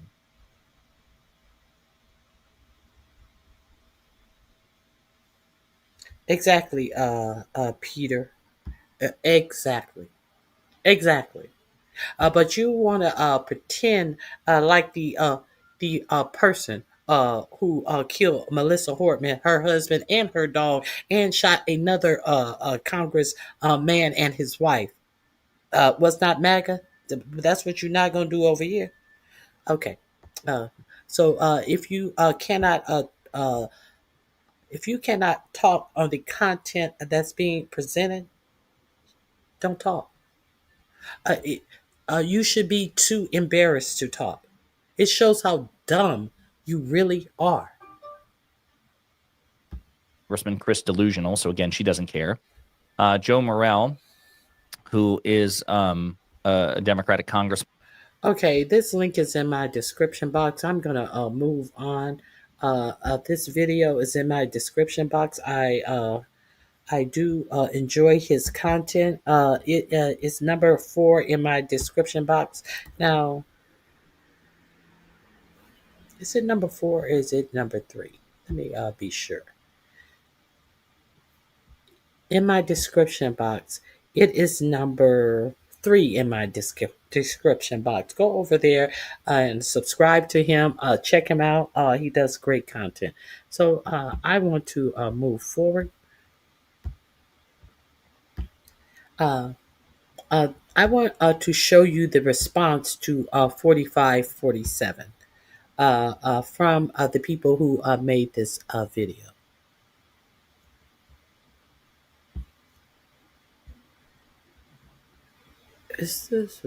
Here we go.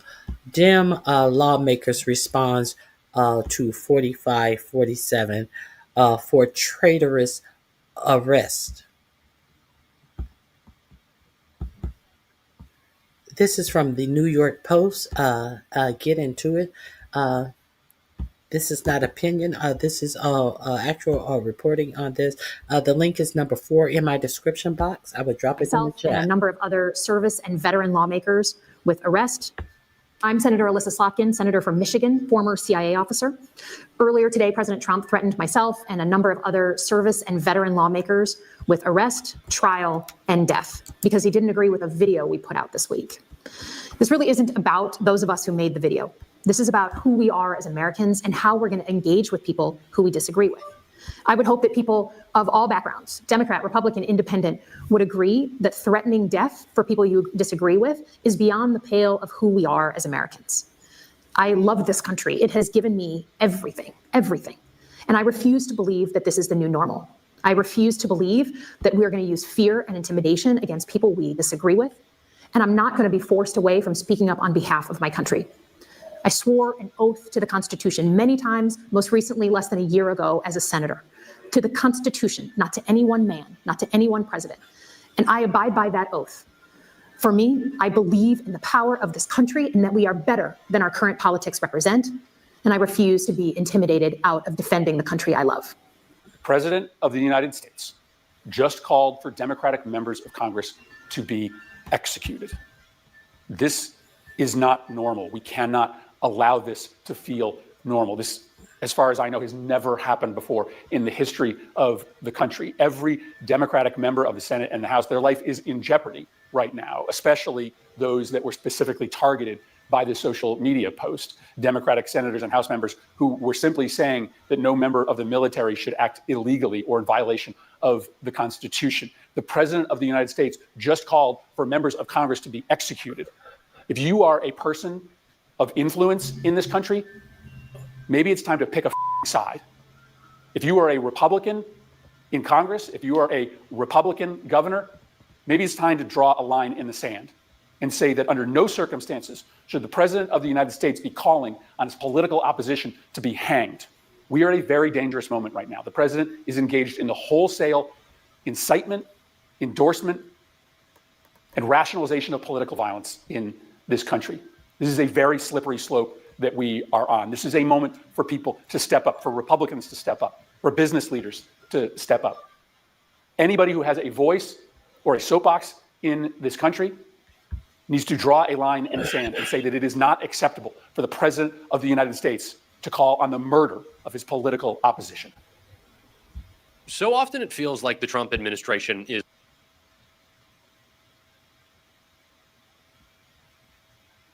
Okay. That's it and that's all. We're not gonna play games. All while you have country bumpkin what is his name? What is his name? Huckabee. Why you have Huckabee over there sitting down with admitted spies. And do you hear much about Mike Huckabee over in Israel sitting down with Israeli spies? Did you hear much about that? Because that's getting to that scandal that they are trying to keep on the hush. Huckabee with his old senile ass, everything Israel do is right ass is over there sitting down with breaking spy scandal rocks 4547 world. Line about the Trump administration to shock me these days, but this morning, Ben, it takes a lot for a headline about the Trump administration to shock me these days, but this morning it happened. The New York Times reported that Donald Trump's ambassador to Israel, Mike Huckabee, invited a literal traitor to the U.S. Embassy in Jerusalem for a meeting. I'm talking about Jonathan Pollard, who in the 1980s served as a civilian intelligence analyst for the U.S. Navy's Anti-Terrorist Alert Center and was arrested for selling top secret SCI U.S. government information to Israel, and to this day is totally unrepentant about it. Here's a clip from a 60-minute segment on Pollard from 1988. Pollard, a Jewish American, used his position as a naval intelligence analyst to spy for Israel. For 17 months, he smuggled thousands of top-secret documents from U.S. Naval Intelligence Headquarters in Maryland and carried them in a large suitcase weekend after weekend to his Israeli spy masters, who paid him handsomely for turning over to them some of this nation's most closely held secrets. In 1987, he was sentenced to life in prison. His wife, Anne, is serving 5 years as an accessory after the fact. Love an old school 60 Minutes clip. So in 1985, Ronald Reagan's Secretary of Defense Caspar Weinberger testified that Pollard had, quote, passed to his Israeli handlers a quantity of documents great enough to occupy a space 6 feet by 6 feet by 10 feet. I've seen it described as the equivalent of 30 filing cabinets worth of classified information, and he was paid for his services. What Pollard disclosed or gave to the Israelis is not fully known, is still classified, but various news reports say he gave up information about U.S. collection methods, signals intelligence, satellite photos, and information about the Soviet Union. I've seen former CIA officials allege that the Israelis then passed some of that information along to the Soviets in some sort of exchange. There's also, some people also believe that Pollard sold information to Pakistan or other countries. But, you know, the sense is this guy is like, he portrays himself as a patriot. He was doing it because of his love for Israel, but there's a sense in the intel world that he was just a scumbag who was trying to get money. Pollard served 30 years in prison before getting parole in 2015. He was barred from leaving the U.S. for 5 years, but in December of 2020, Pollard flew home to Israel, where he was met on the tarmac by Israeli Prime Minister Bibi Netanyahu and later given a parade and a government pension. Ben, I'll pause there. It's just like, it's absolutely outrageous Mike Huckabee would take this meeting. How could this possibly happen, do you think? I mean, first of all, one of the very important facts of the Pollard case that we lived through a little bit in the Obama years, because that's when his sentence was ending and the Israelis were constantly lobbying to kind of get him released early instead of when parole came, is that nobody disputes the facts of this case, right? Like nobody's like, oh, he didn't do it. You know, he was wrongfully accused. He proudly acknowledges being one of the worst spies in American history for a foreign government, right? Full stop. Even if he only did it out of loyalty to Israel and not some of the other charges that have been made against him. So the scale of this, this treason essentially is not in any kind of dispute here, right? So it's not like a Mike Huckabee could be like, I think this guy was wrongfully imprisoned or something. He knows full well who he is. Huckabee also used to lobby for Pollard to be released, right? So he's got a history here of essentially siding with Pollard over the United States intelligence community.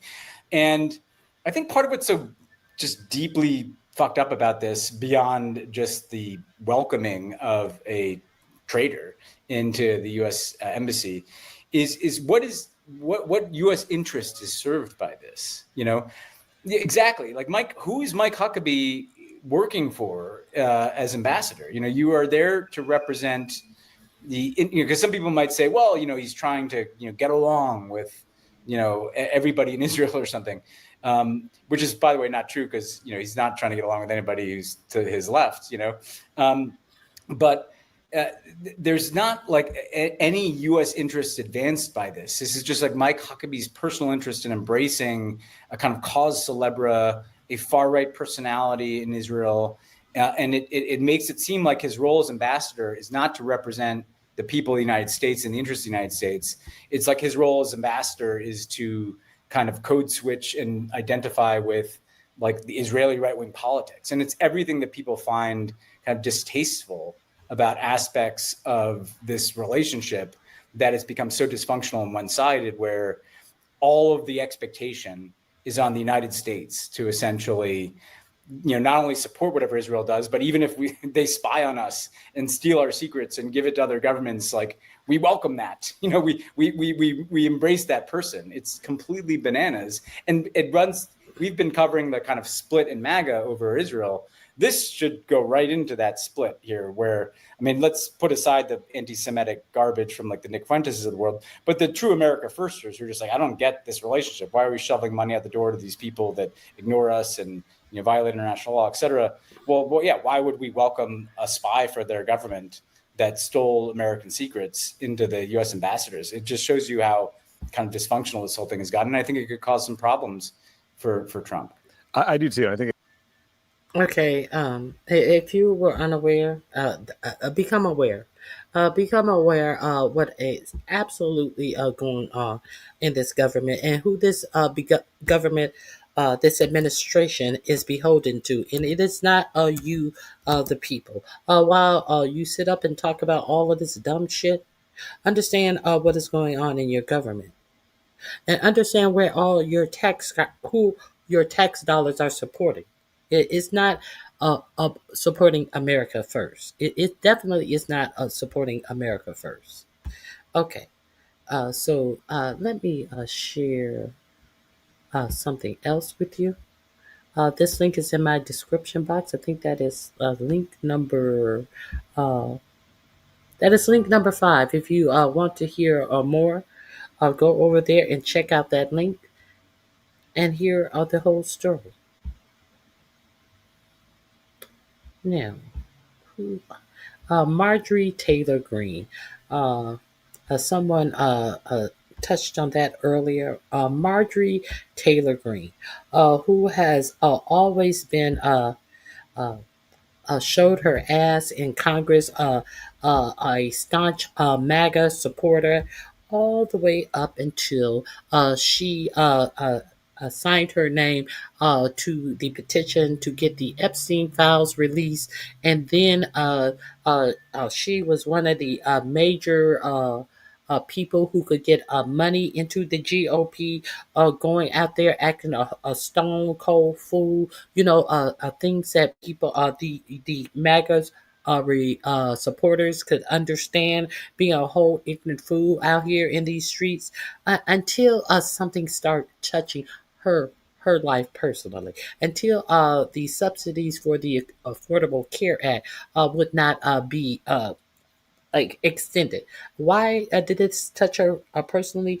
Because if you understand that the Affordable Care Act allowed your children to stay on your health insurance, that gold-plated health insurance that our Senate and Congress people have for life if they are elected 2 terms. Some of you don't know this.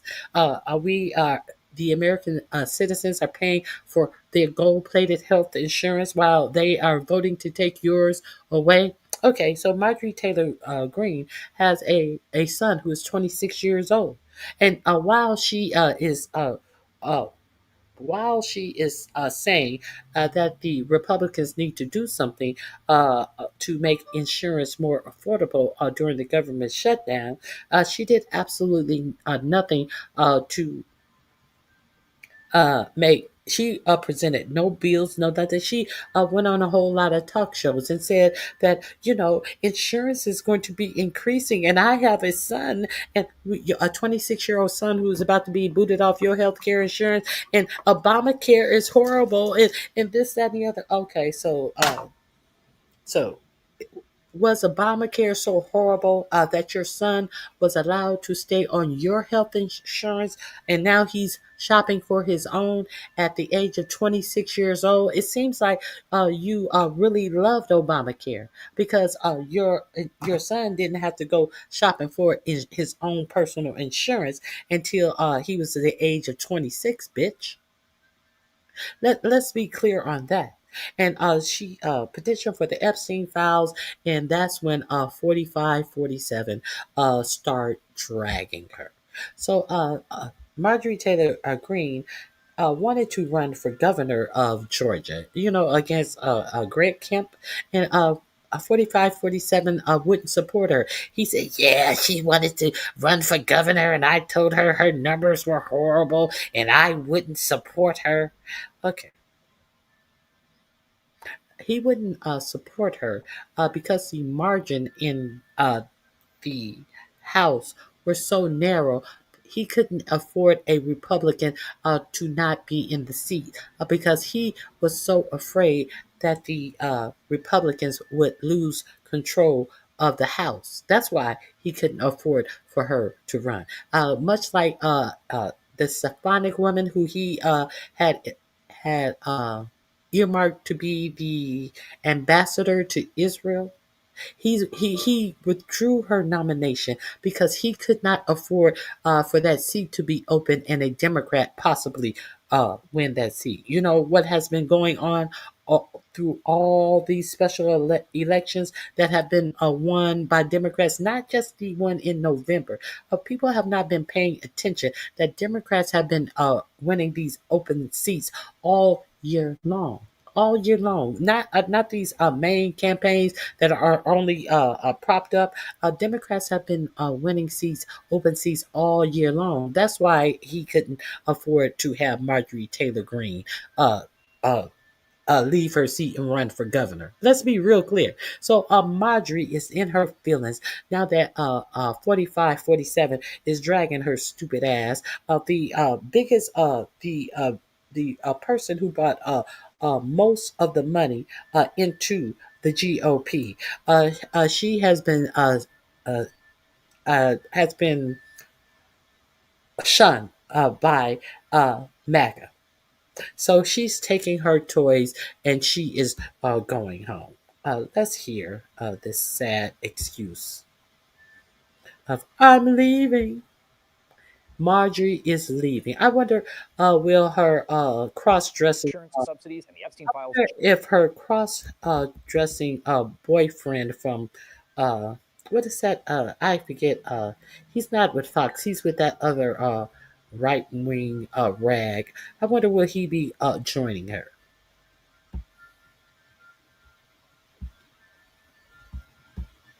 As we mentioned right before this break, we just got a bit of breaking news tonight. Republican Congresswoman Marjorie Taylor Greene, who's been a staunch ally of President Donald Trump, recently has broken with him on health insurance subsidies and the Epstein files. Just announced within the last 10 minutes she is leaving Congress in the new year, not retiring, not going to run for re-election, leaving. She's out January 5th, 2026. It has been a remarkable week to watch what appears to be a weakening of the MAGA coalition and a splintering of its cultish support for Donald Trump. It started with the House passing the bill to release the Epstein files, with every Republican except one voting yes. Senate then passing the bill in unanimous consent. The next day, Donald Trump had to sign the bill that he fought so hard against, and that began the 30-day countdown for the Department of Justice to release the files, and now just 28 days left. Then today, we end the week with the televised love fest between Trump and the Democratic Socialist mayor-elect in New York City, and Marjorie Taylor Greene saying she's basically leaving and leaving the MAGA movement, which must be at the very least confusing to Trump's MAGA base, if not downright maddening. Democratic Congressman Ro Khanna sponsored the bill to release the Epstein files. He's also an early endorser of Donald Trump's new favorite mayor, Congressman. Congressman, welcome. I imagine that you have not had an opportunity to read the comments from Marjorie Taylor Greene or see her video. I know you, obviously, she was one of the four Republicans who signed the discharge petition. I want to just read a few parts of this and get your reaction, because you have worked with her. She sort of complains about the results always being the same, no matter who's in power, the political industrial complex, the debt going higher, corporate and global interests remain Washington's sweethearts, small business swallowed by big corporations. She then talks about having too much respect and dignity to have her sweet district endure a hurtful and hateful primary against me by the president, then in turn to be expected to defend the president against impeachment.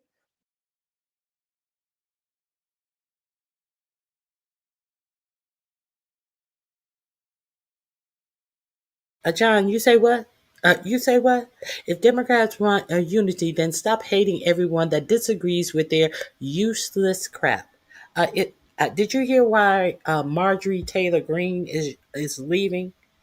She is a Republican, a whole MAGA fanatic. And why is she leaving? Why is she leaving? You with your dumb shit. Why is this woman leaving? Let's hear that again. Let's hear for the people in the back. She then talks about having too much respect and dignity to have her sweet district endure a hurtful and hateful primary against me by the president, then in turn to be expected to defend the president against impeachment after he hatefully dumped tens of millions of dollars against me and tried to destroy me, which seems to suggest she anticipates another impeachment vote. It's so absurd and completely unserious, I refuse to be a battered wife hoping it all goes away and gets better. There is no plan to save the world or insane 4D chess game being played. I will be resigning from office, my last day, January 5th, 2026. What do you think about that? So, who is talking about being beat up by MAGA because of her difference of ideas about the Epstein files? Who is who is who is comporting herself to be equivalent to a battered wife who thinks anything will get better by supporting MAGA? Is that a Democrat? Huh, John? John, is that a Democrat saying this, John? But she's more in touch with some of the populist MAGA base than Donald Trump is at this point. And, you know, I've gotten to know Marjorie Taylor Greene. This idea that she's only standing up for the Epstein survivors because she was snubbed on a Georgia race is just not true. I mean, maybe that's part of factors of her thinking, but people are more complex than being caricatures. And the reality is there are just a few areas where she just... And another question. It could be that Marjorie Taylor Greene is leaving before all of this inside trading that she has been doing with the ups and downs, and I'm putting on tariffs. No, I'm going to wait 90 days. I'm putting back tariffs. I'm going to wait 30 days. All of this insider trading that made Marjorie Taylor Greene rich, as is reported, as has been reported by news outlets. Could this have anything to do with it? We remember Marjorie Taylor Greene. I showed the clip the other day when she was walking on the shoes of David Huff as he was going to the Capitol building, heckling him with her little old cheap ass Michael Kors bag on her shoulder. That's where we met Marjorie Taylor Greene, harassing someone who had been in a Florida school shooting for petitioning his government for gun control to stop it from happening. Let's remember how Marjorie Taylor Greene got in our purview in the first fucking place. Let's continue. Agreed with the president, which she spells out in her letter. She said, look, I wanted to stand with survivors. I oppose this idea of a moratorium on AI regulation. I don't think we should just have the tech oligarchs do whatever they want. And I don't like the idea of foreign wars. I don't like us shooting. She did say that about the AI moratorium of 10 years, but she said that actually after she had already signed this big busted bill. How are you signing bills and you are so opposed to what's in them? And you never bring it up until after the bill has passed. She gets no kudos for being a dumb bitch. Boatman off the coast of Venezuela. And she says she supported Donald Trump in 2015 when no one did. But her deviating on Epstein, on healthcare premiums, on AI regulation, on anti-war was too much for Donald Trump. And frankly, she believes he's losing touch with some of the coalition that he built. Yeah, let me just play a little bit of this. I read it here. I want to just, so people can hear what she has to say in her own voice. Take a listen. I have too much self-respect and dignity. Okay, I'm so glad he did that. John, MSNBC is still doing what? We're going to hear it in her own words. What?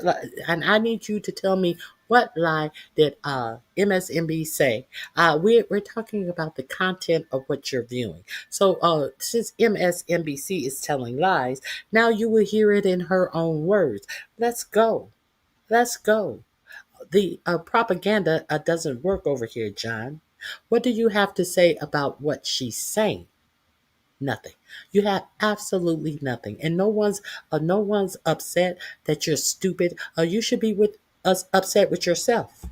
I love my family way too much, and I do not want my sweet district to have to endure a hurtful and hateful primary against me by the president that we all fought for, only to fight and win my election while Republicans will likely lose the midterms. Who's gonna win? There was someone earlier who said that the Democrats would likely lose the midterms. Where's that person now? Even your beloved Tasmanian devil, Marjorie Taylor Greene. I see some writing on the wall. Where's the lie, John Stevens? Where was the lie that MSNBC told? What lie did MSNBC tell, John Stevens? I'm very interested. I'm really waiting on that. Now, I wanted to share Baby, this with the you. tea is piping hot. It is hot. You see this woman smile? I have never seen this woman smile. This is Usha Vance. This is Usha Vance. What do we notice about Usha Vance? Go in closer. What are we noticing about Usha Vance's left hand? There's no wedding ring on there. Let's continue. Let's get into this. This video will also be in my link. If you are not familiar with Keith Edwards, this is going to be link number 7 in my description box.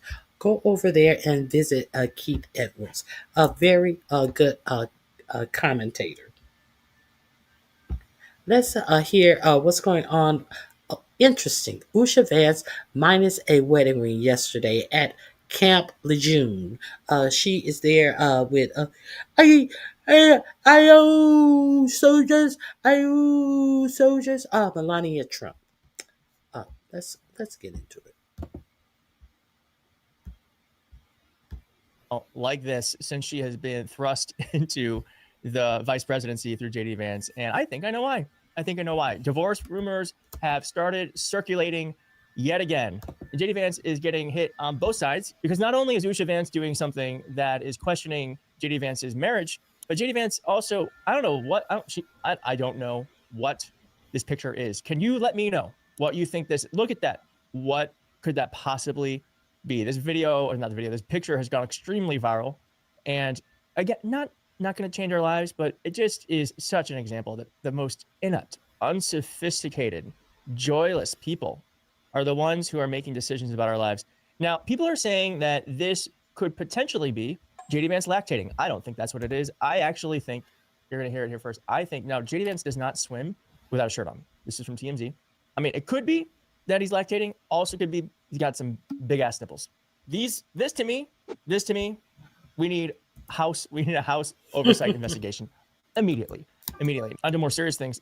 Hakeem Jeffries has been asked about JD Vance, and he actually gave some insight into this meeting that he had that went super viral where Donald Trump looks like Jabba the Hutt. He's just not looking well.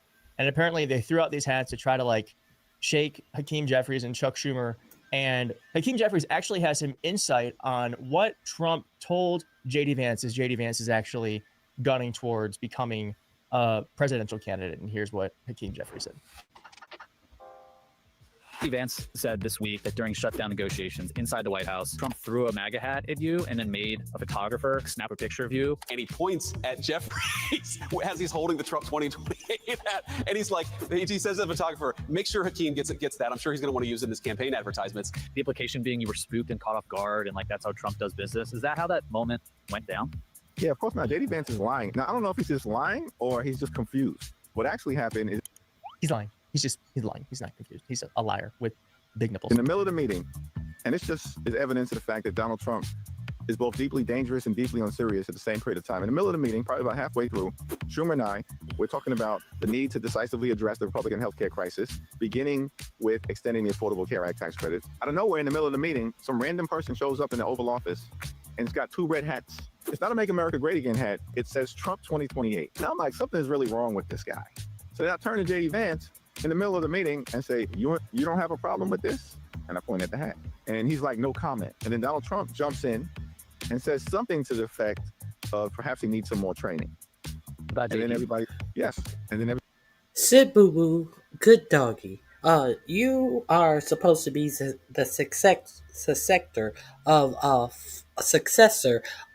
the next spot up for president, and you're sitting there as 2028 hats are spread across the desk when we're supposed to be talking about healthcare, and you have no comment because you're a pussy.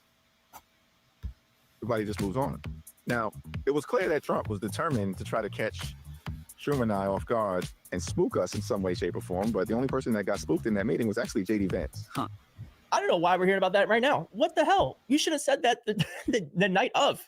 That's some pretty good insight into what's going on behind the scenes. But I'm glad we're hearing it now. J.D. Vance, obviously, Donald Trump does not respect this guy. He does not respect this guy. Why would he? Why you think J.D. Vance is going to be the heir to MAGA? Of course not. Now, J.D. Vance thinks he is, and that's why many people are alleging that he is. Oh God, he is leaving Usha for Erica. No clear indication if that's what's happening, but Usha Vance did light the world on fire through what she did in an event. Now, how this all really started to kick off was during this event. In case you missed it, here's a bit of background where Erica Kirk, I almost said Erica Vance, where Erica Kirk said this. But I do see some similarities of my husband in J.D. and Vice President J.D. Vance. I do. Weird thing to say when your husband just died and you're showing up in your leather pants. And she did hug J.D. Vance in a very, very provocative. I mean, this is like, I'm trying to think, like, have you ever hugged someone and you rub the, actually, now that I'm enacting it, this is like so intimate. Well, this is weird. I mean, you don't just run your hands through a man's hair like this or touch a woman's hips like this unless, Usha, you're going to be replaced, girl. Usha, the thing with Usha is she's in trouble because you can't send J.D. Vance to the couch if he's been a bad boy. He's going to like that too. So here is what's happening. Here is the latest gossip in the Trump White House. Okay, interesting. Usha Vance showed up to an event with Melania Trump. Notice something? No wedding ring. No wedding ring.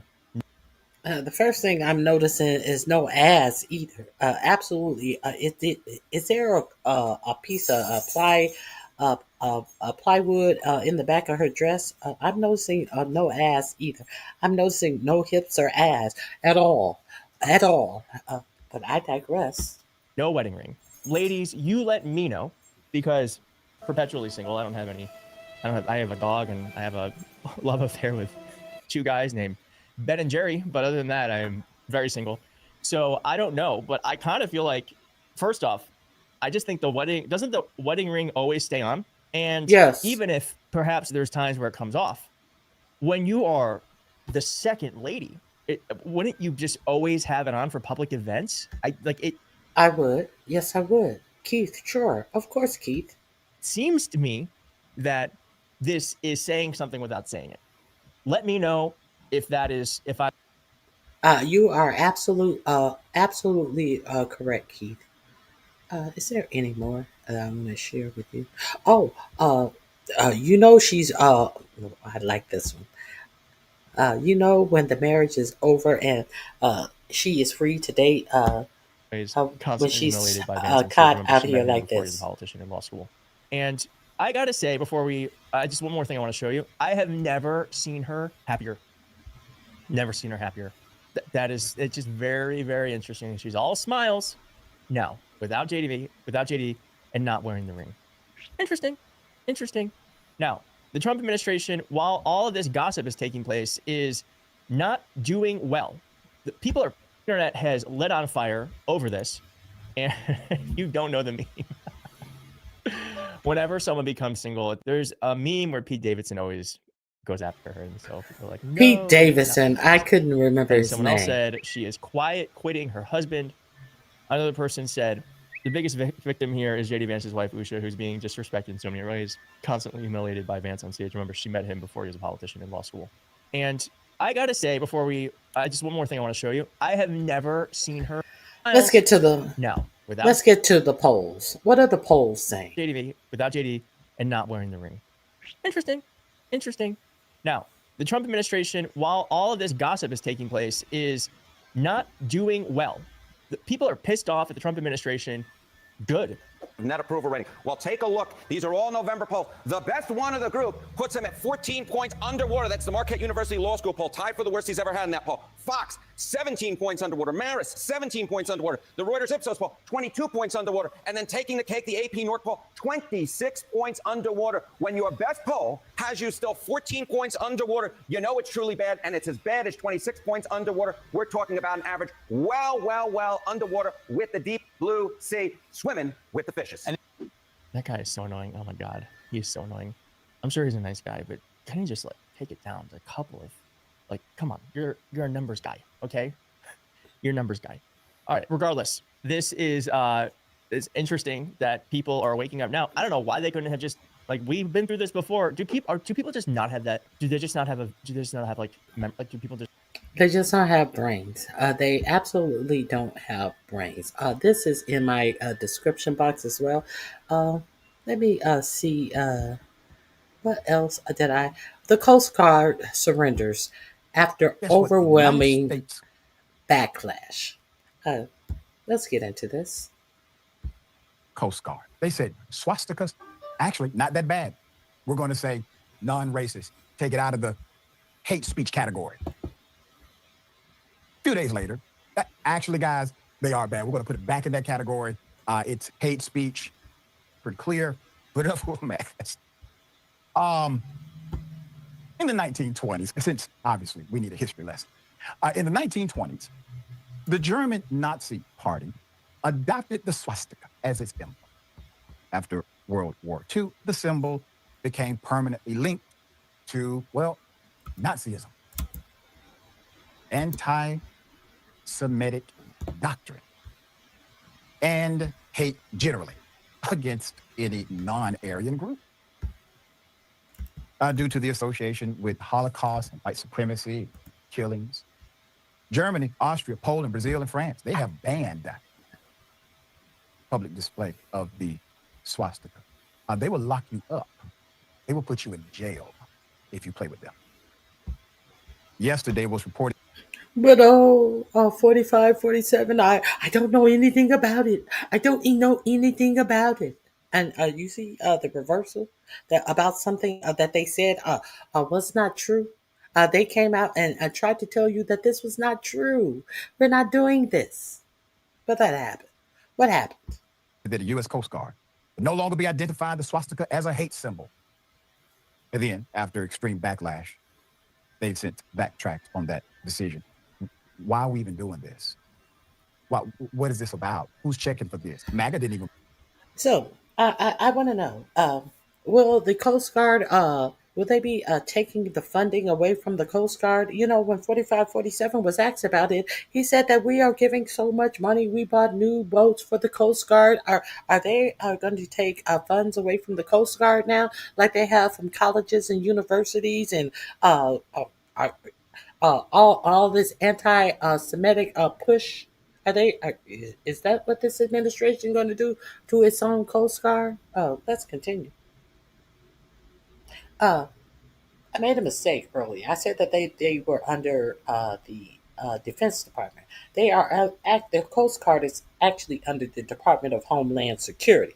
You know, the Department of Homeland Security, who is employing all of these ICE agents from the Proud Boys, from the Oath Keepers, from the 3 Percenters. So does this not line up with the employment that they choose fit to work for ICE?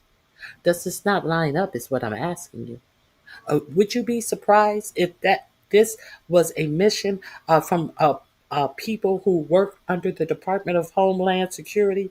If you're surprised, I don't know why you would be surprised. Let's continue. Vote for this.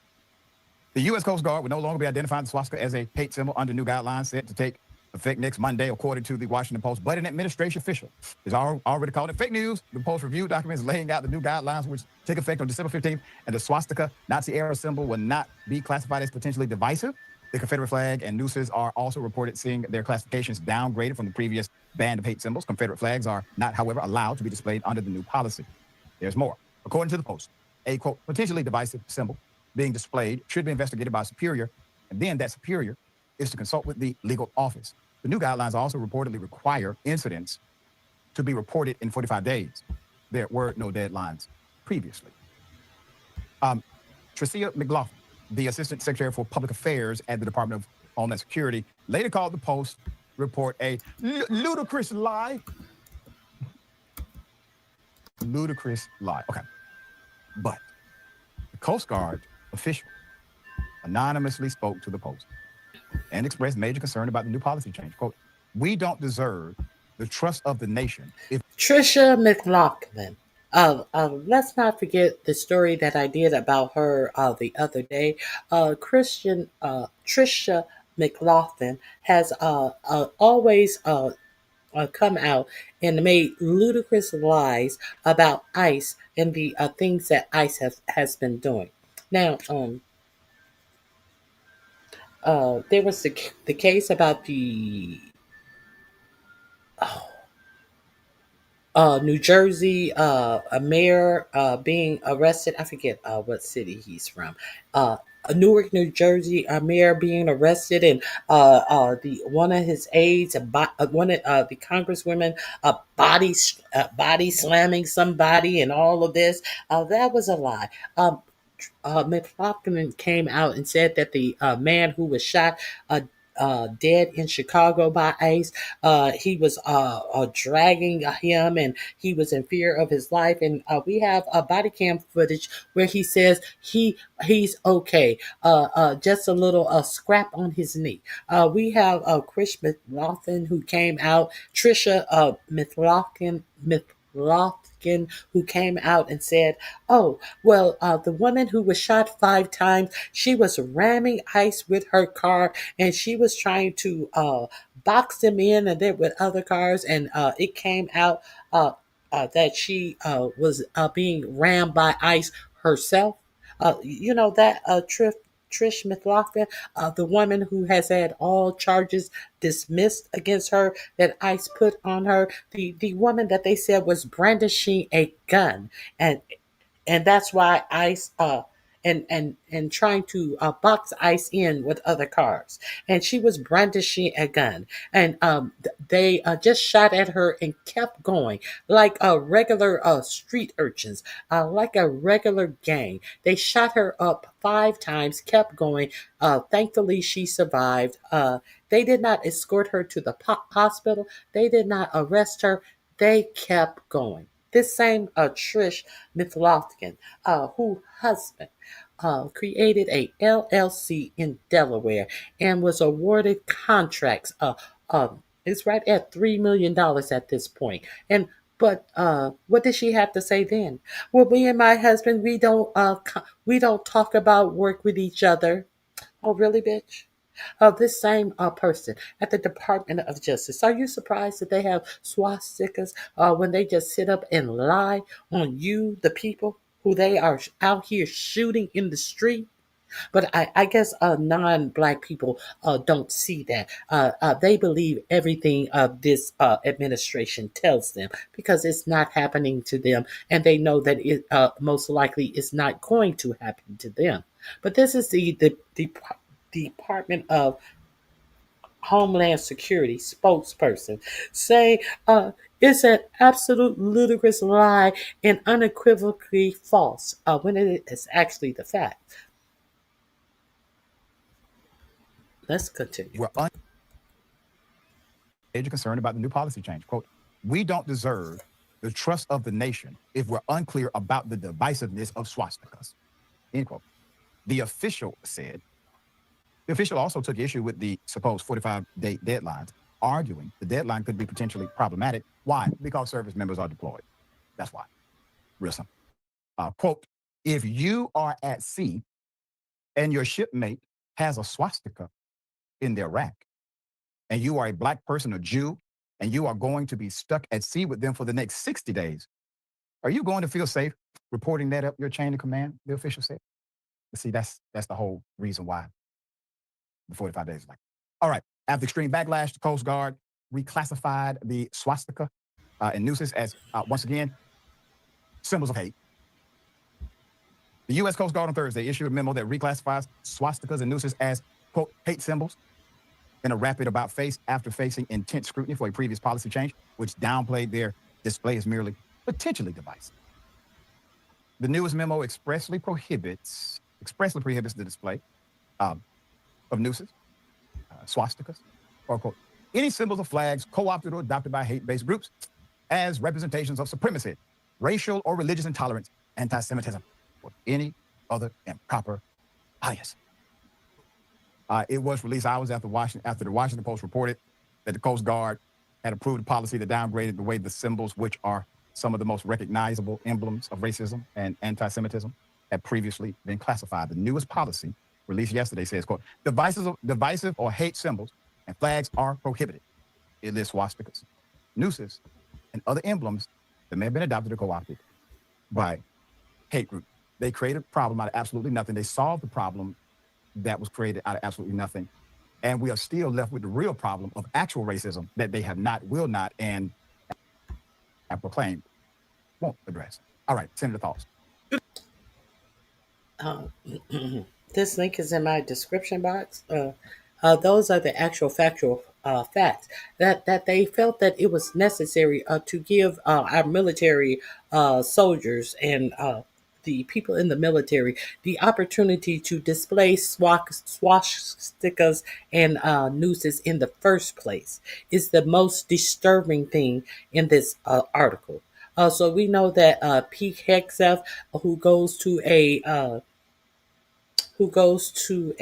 what they call Christian nationalist church, that teach that women should not even have the right to vote. That the pastor, I showed you a clip of him saying that all slave masters didn't treat their slaves badly, and you shouldn't look bad. You shouldn't look down on people who owned slaves because they were just men of their time. They were just Christian men of their time. This is how these people are perverting actual Christianity. So it should not surprise you at one bit that this administration under Hegseth is under the Department of Homeland Security. I apologize. They're under the Department of Homeland Security. These liars would find it okay to display swastikas and nooses and try to say that it is not hate speech. Now, I don't know exactly what this is. I did drop it in my description box as well. This is number 10 in the description box. Let's view this together. There seems to be some breaking news. Breaking Ghislaine Maxwell emails leak. Trump, let me see, what's the whole title?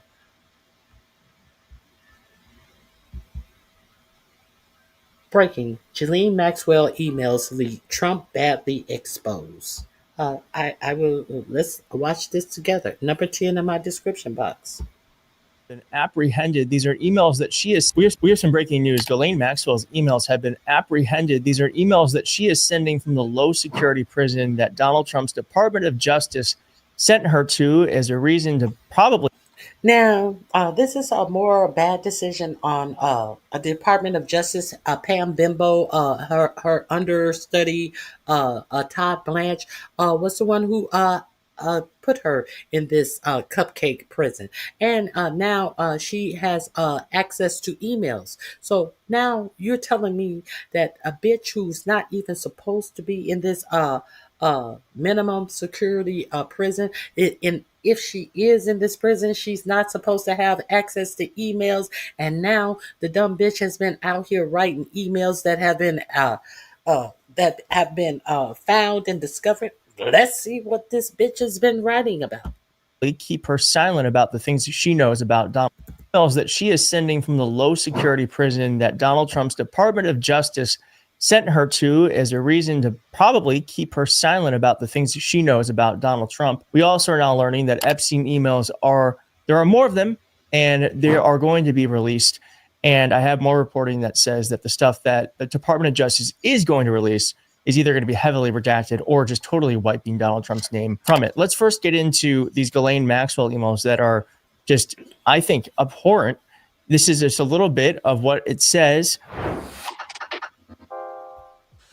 It says she revels in the privileges she's been granted since being transferred to a new facility by Donald Trump's Department of Justice, and she expresses optimism about one day being freed.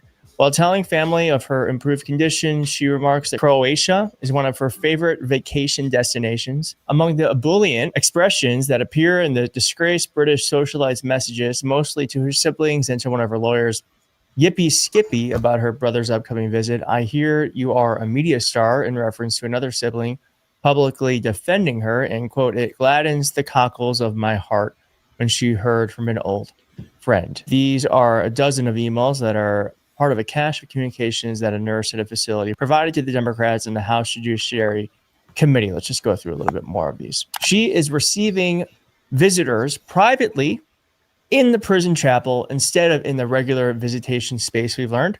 Her lawyer has gained authorization from the warden to bring in private electronic equipment, and her legal team has had access to drinks and snacks while working with her.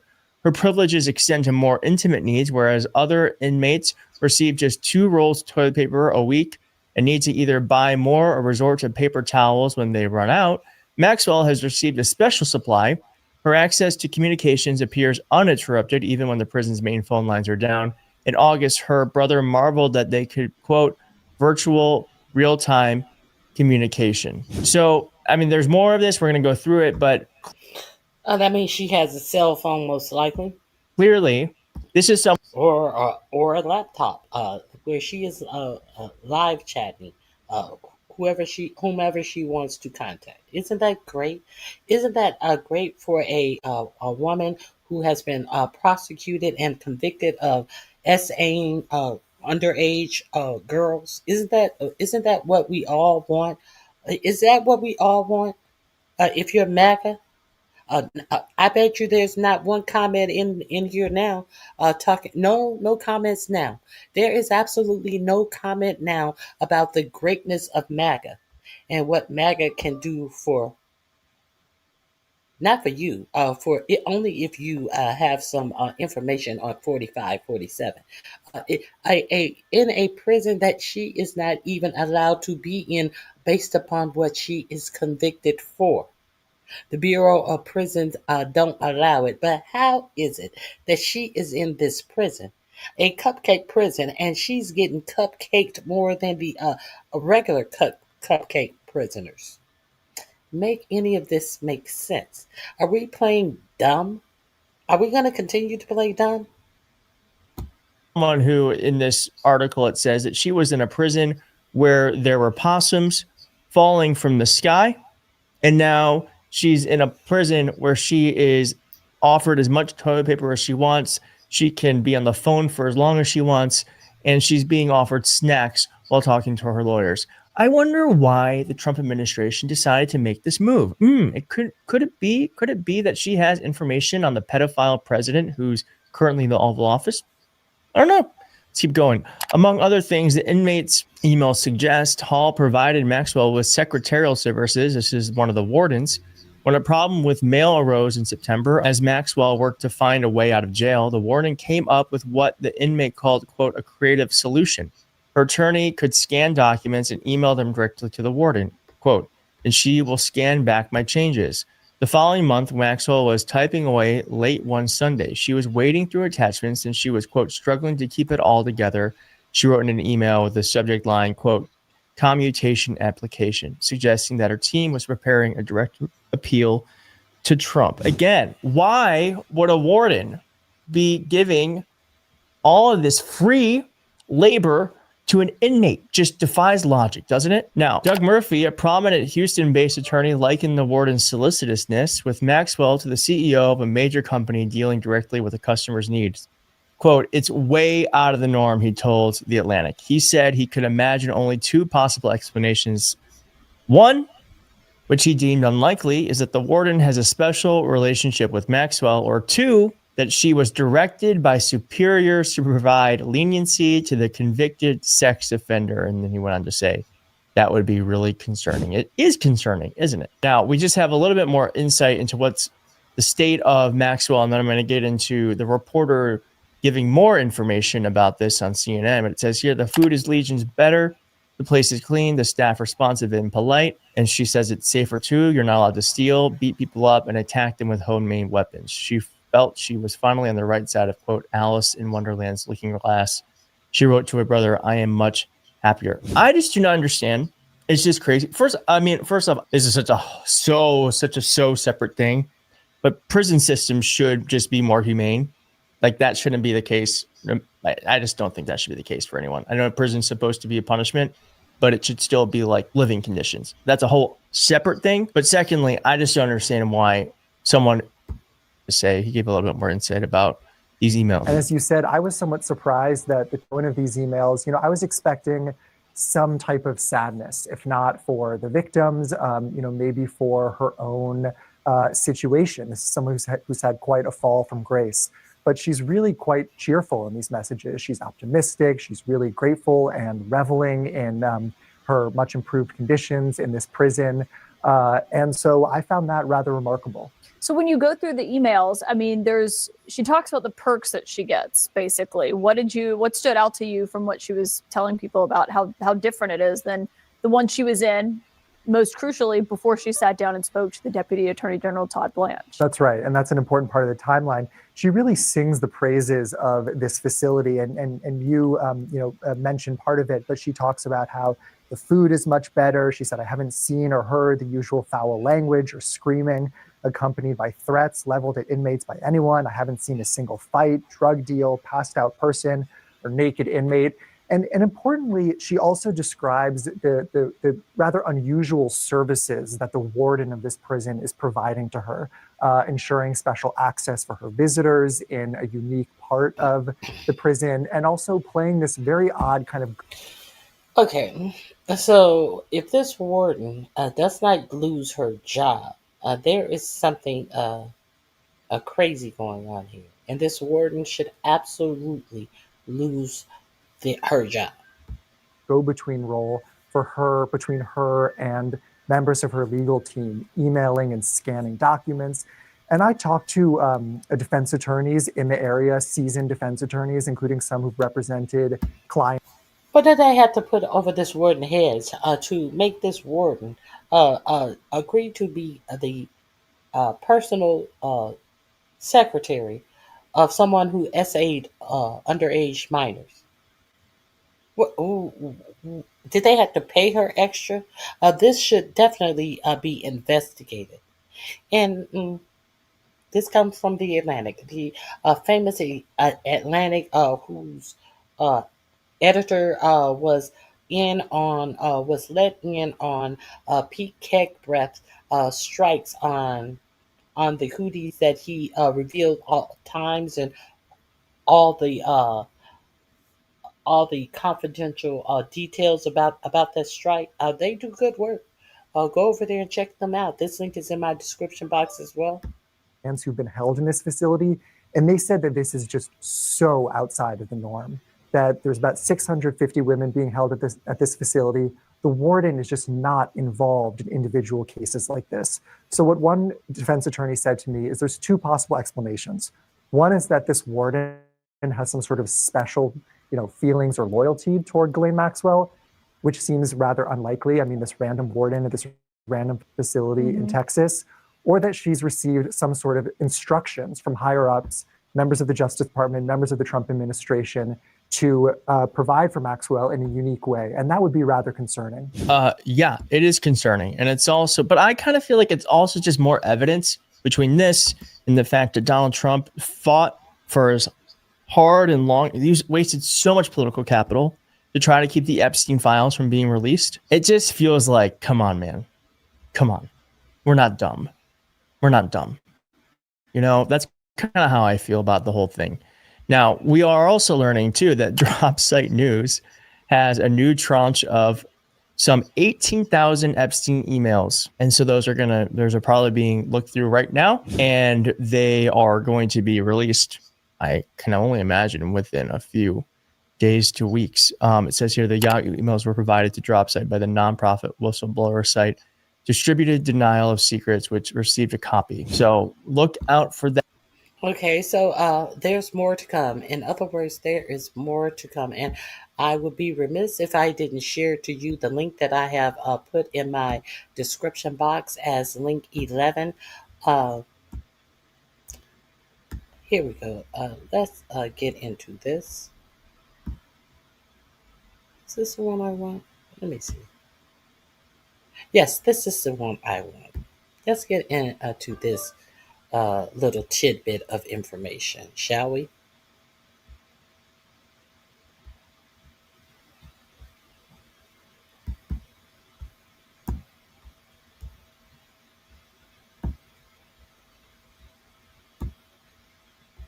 Let me turn the volume up. Link 11 in my description box. This is New Mexico Congresswoman Melanie Stansberry claims the Epstein files include mention of lawsuit accusing 45, 47, and Jeffrey Epstein's of a, you see it there, of a 13-year-old girl. Let me play this for you if you are unaware of this. To be honest with you guys, I actually went through the files this weekend in depth. Donald Trump is not only named over and over in them, it is discussed this trial in which he was accused of raping a 13-year-old at Epstein's house. There is extensive discussions about a subpoena of Donald Trump in one of Jeffrey Epstein's cases in which he was accused for rape and sexual abuse. He was subpoenaed and gave a deposition in that case. There is extensive discussion between Donald Trump, Ghislaine Maxwell, and Mr. Wolf about not only Trump coming to his house, but Epstein says in these emails that he has photographs of Trump with girls. I'm going to be honest with you guys. I actually went through the files this weekend in depth. Donald Trump is not only named over and over in them, it is discussed. Okay, we heard that. Let's move forward. There is a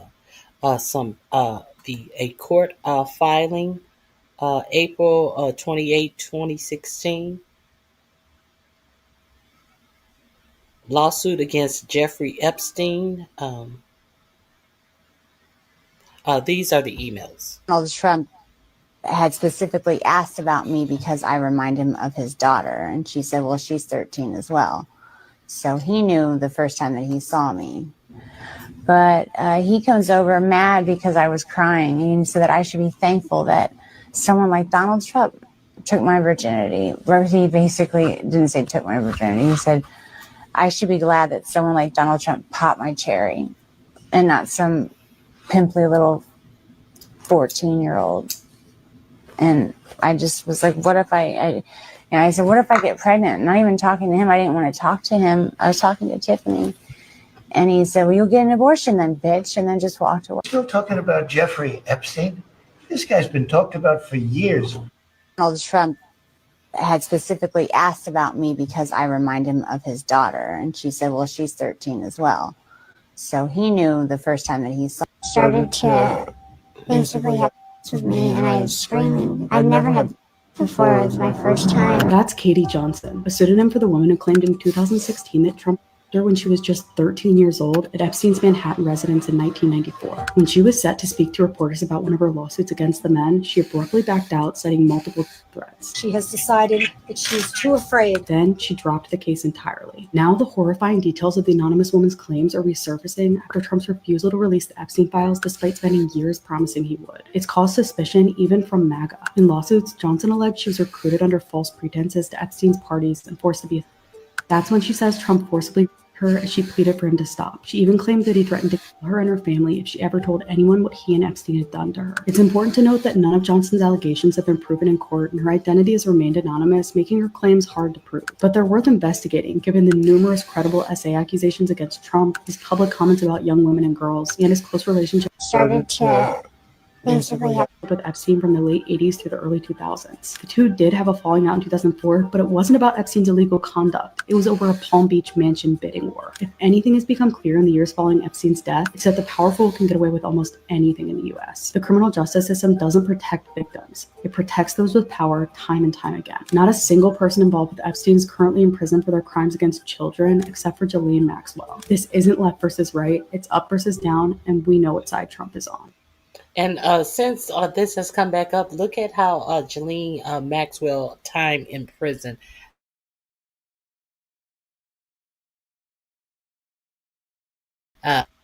So much fascination around Katie Johnson because she's never come forward again. And so I had to keep digging.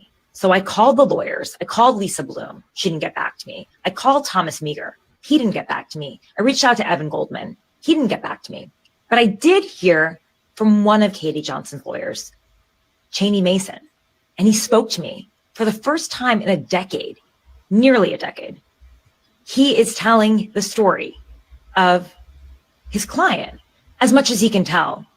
There's no doubt in my mind that she told the truth of everything that's in her lawsuit, period. That's right. He said, there is no doubt in my mind she told the truth. Now, Katie Johnson, it's almost a mythical figure at this point because she has never come forward again. I have never met her. I am not planning to go find her. I think if she wants to come forward, that's up to her. But yeah, there's just so much These all appear to be a lawsuit in the United States District Court, Southern District of New York. A Dane Joe, a proceeding under pseudonym, is the plaintiff. Donald J. Trump and Jeffrey Epstein are listed as the defendants. Case set for a jury trial. The link is in my description box. Go peruse it on your own. The link is in my description box. You can read this at your leisure.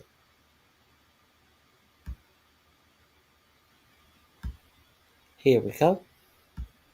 Here we go. Okay. Okay. I give you the information and you can go find it and think of it whatever you will. The link is in my description box. Let me move forward. A couple of more stories.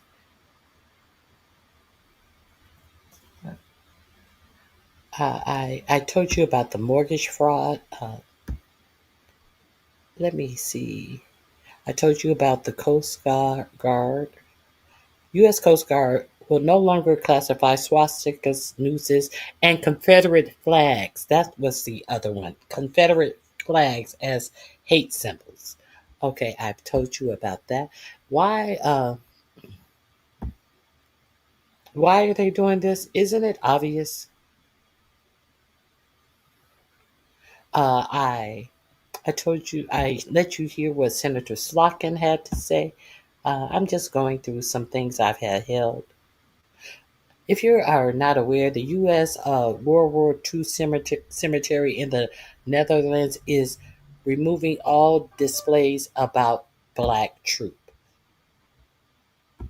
Why are they doing this? Why is it probably the same reason that they are firing Black four-star generals? That's probably why they are doing this. Let me share this with you.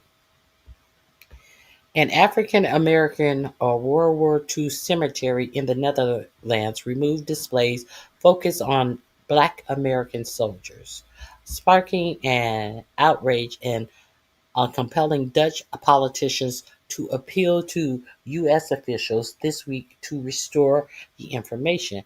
We know that has already been done in our Pentagon, where they totally took all of the people who had fought for this country, from Eggers to Jackie Robinson and many other notable American soldiers, and they totally wiped clean their pages where it just showed a 404 era, and allegedly they were to put these back. I don't know if they have as of yet, but we know that that is the mission of Pete Hegseth, over the man who goes to the white supremacist, a Christian nationalist church, who says that slavery wasn't all that bad. Okay, the two displays were added to the Netherlands and American Cemeteries Visitor Center in September 2024 after some historians and relatives of service members criticized the site for not mentioning the unique experiences of Black troops. One plaque featured the story of George H. Pruitt, a Black soldier in the 43rd Signal Construction Battalion who died trying to save a comrade. The other highlighted how Black American service members were fighting on two fronts: for freedom overseas and for civil rights at home. The display's removal, American and Dutch critics of the move say, signifies an erasure of Black American contributions in the war and their work to liberate the Netherlands from the Nazis. It also represents an overstep into 45-47's administration's campaign to curb what it deems diversity, equity, and inclusion efforts, the critics said. Okay, so I dropped this link in my. Did I drop this link? Let me be sure I dropped this link in my description box. I'm going to drop this link in my description box, so you can have this information. This will be link number 12 in my description box. If you want to go over there and check it out for yourself. Now, I take personal offense to this, as my grandfather, who also fought in the war. My grandfather actually fought in World War One. My grandfather signed up to go fight for his country, and when he came back home, you know, you know how it goes. He still had to fight for his rights. So I don't think anyone is surprised about how the fight that our ancestors had to go through. But you should be surprised at what is going on now in this administration, to absolutely pretend as if Black people and the Black experience was not embedded and interwoven into America and everything, every success that America has had since we have been bought over here in chains, including our work that we were not paid for, that absolutely enriched America. Okay. Now, I definitely want. I talked about this last week. I am going to put this as number 13 in my description box. I find that this, if you are not aware of this, I think I just want to remind you of when 45-47 sat down with the prince, with the crown prince of Saudi Arabia, and tried to act like, oh, nothing strange is going on here. I am not the only one who found that strange. Quite a few people found that strange. You heard the reporter say that 9/11 victims were actually insulted that he was sitting in the White House. So just to make sure I understand, the Pentagon has decided to sell 48 planes to the people who flew planes into our buildings, including the Pentagon on 9/11. Have I got that right? This is link number 13 in my description box. Yes, our Pentagon said that they are going to start treating Saudi Arabia as our unofficial NATO partner. If you did not hear that, you should come over to my channel more often. I drop the links to the information that I am giving you. Now, I also told you how our military officials, the people in our military, are seeking outside attorneys since all of the JAG officials, attorneys have been fired by Hexa. Let me share the link with you. This will be link number 14. I just want to be sure that you have the information that you need that is factual. I'm talking information. I am not talking about feelings and emotions. I am giving you information that your for-profit media, for some reason, don't find the time to give you. So let's get into this. They want to play on your emotions, but they don't want to educate you. So let's get into this.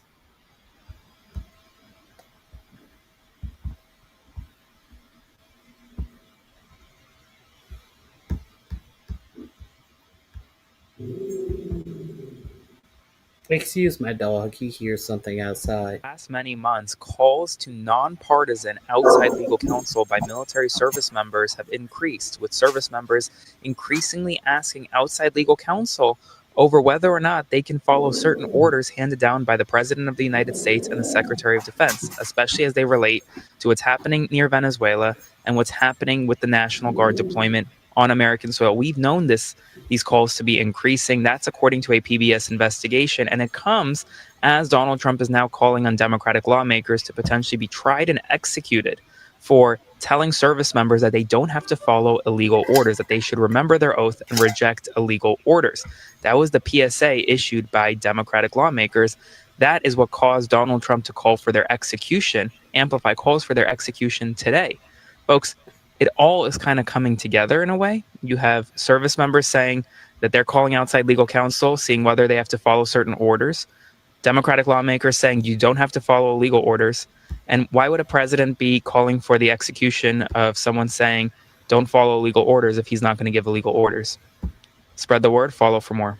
We have some big news right now. Over the past many months, calls to nonpartisan outside legal counsel by military service members have increased, with service members increasingly asking outside legal counsel over whether or not they can follow certain orders handed down by the President of the... Okay, there you have it right there. Don't take my word for it. Understand that I am giving you information. I find it... I also...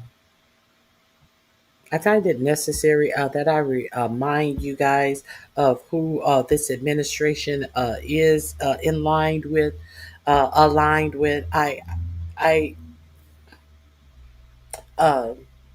We understand that this administration is bought and paid for by tech billionaires. And if you are unfamiliar with More Perfect Union, please avail yourself to that channel.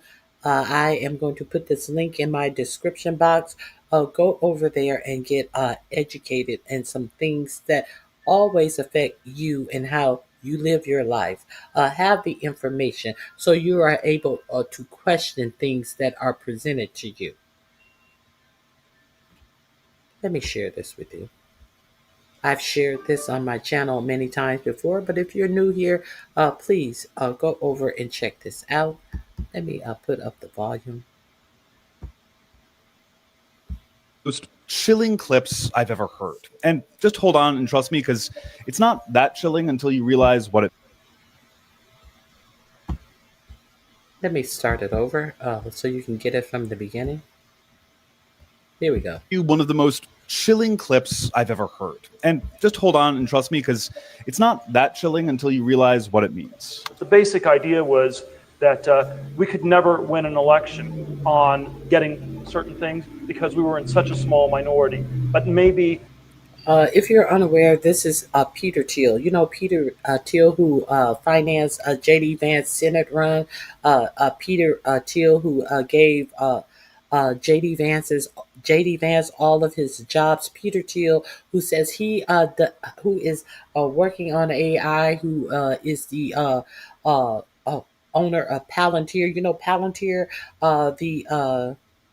the systems that goes around and that was going around in Palestine, finding people who were hiding from the army and unaliving them. The that has defense contracts with many nations, including the United States. And this is what they did with their drones in Palestine. You know, this Palantir, who is big buddies with J.D. Vance, who in an interview couldn't say when he was talking about AI and the Antichrist, and he couldn't answer the question easily if humanity should still exist.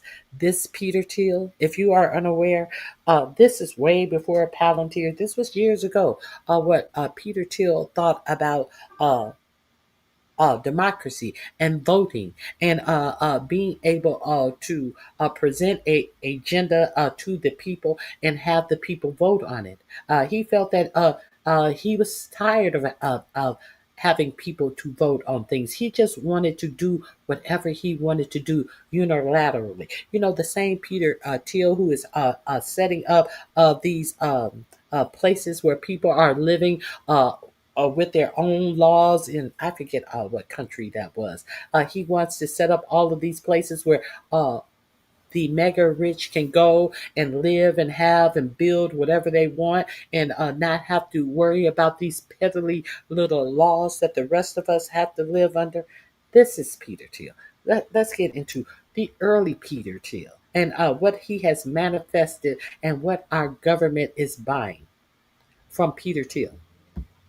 You could actually unilaterally change the world without having to constantly convince people and beg people and plead with people who are never going to agree with you through a technological means. And this is where I think technology is this incredible alternative to politics. That's tech billionaire and Republican megadonor Peter Thiel speaking at a Libertopia, a libertarian conference in 2010. He's basically saying that his political ideology is so unappealing that it'll never win elections. And that's one thing he's right about, because he's railed against women having the right to vote, complained so much about diversity, and written some really disgusting stuff about sexual assault and consent. But he knows that he can use technology as a unilateral alternative to politics, and that should really freak you out. Thiel is one of the co-founders and biggest investors in Palantir, a CIA-funded technology company that has contracts across the government for their data software. Here's their CFO speaking a few years ago. We continue to advance our mission of becoming the U.S. government's central operating system as we extend our footprint across defense, healthcare, and civilian agencies. And while both President Obama and Biden did sign Palantir contracts, President Trump is taking it way further. There are new contracts with ICE, something literally called Immigration OS, and the IRS. So 15 years ago, Peter Thiel, like the supervillain in a movie explaining his plan to the hero, admitted that he can use technology to get his ideas across when they're unpopular, completely subverting democracy. And today, one of his technology companies is gaining more and more power within the government, building the very systems our government relies on. And oh yeah, this is the CEO. The central risk to Palantir and America and the world is a regressive way of thinking that is corrupting and corroding our institutions, that calls itself progressive, but actually, and is called woke, but is actually a form of a thin pagan religion. If you're a progressive, if you have progressive values, meaning you just, I don't know, care. So if you don't agree with robots and a technology taking over everything, you are regressive in a pagan religion. You're a form of woke. What woke and religion have to do with anything? Using all the buzzword to make you feel like, oh, I don't want to be woke. What do you want to sleep? Do you want to sleep? You want to be asleep, or you want to be woke, or do you want to see what is so bad about being awake? What is so bad about being woke?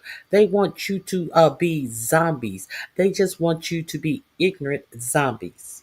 Let's continue. About other people, the CEO of the company building America's technological back end thinks of you as the central risk. He thinks of you as the enemy. Are these the people you want running the systems you rely on, or worse, the systems that surveil you?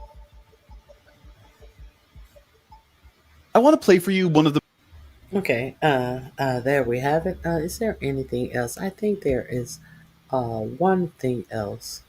I would be remiss if I didn't alert you to this. A lot of people think that people are crazy. A lot of you are crazy yourselves. Let me, this is link 16 in my description box. Remind yourself about this. The next time you want to put down other people, I need some of you. Not all of you. Some of us are aware of this. I need some of you to hold a mirror up to your own faces. Let me share this with you.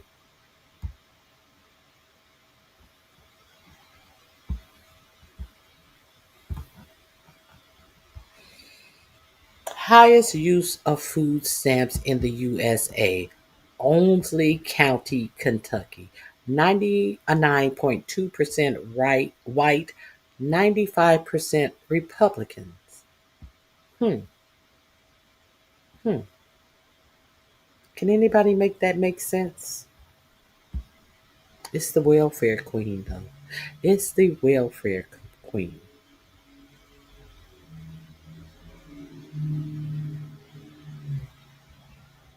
Let me see what else.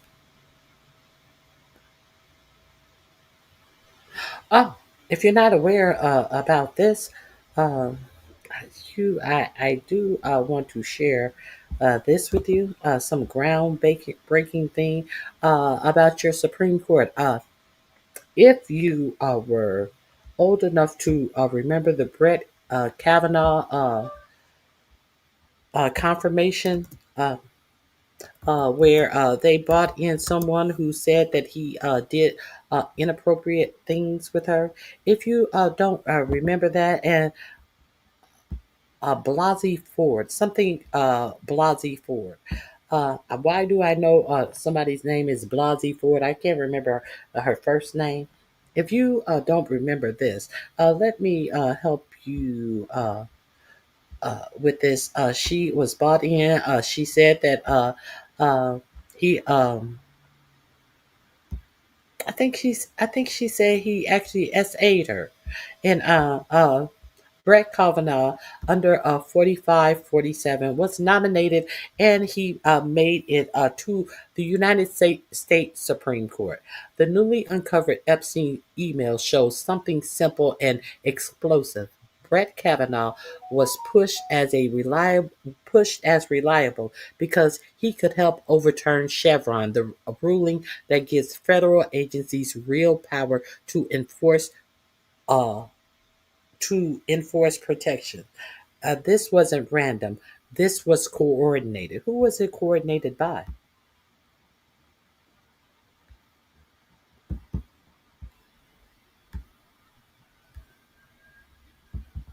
3 days before 4547 announced Kavanaugh's nomination, Epstein told Steve Bannon that Kavanaugh was the pick because of Chevron. When Bannon asked, you remember Bannon also is reported to have gone to the island, the Epstein Island. When Bannon asked why he was reliable, Epstein answered with one word: Chevron.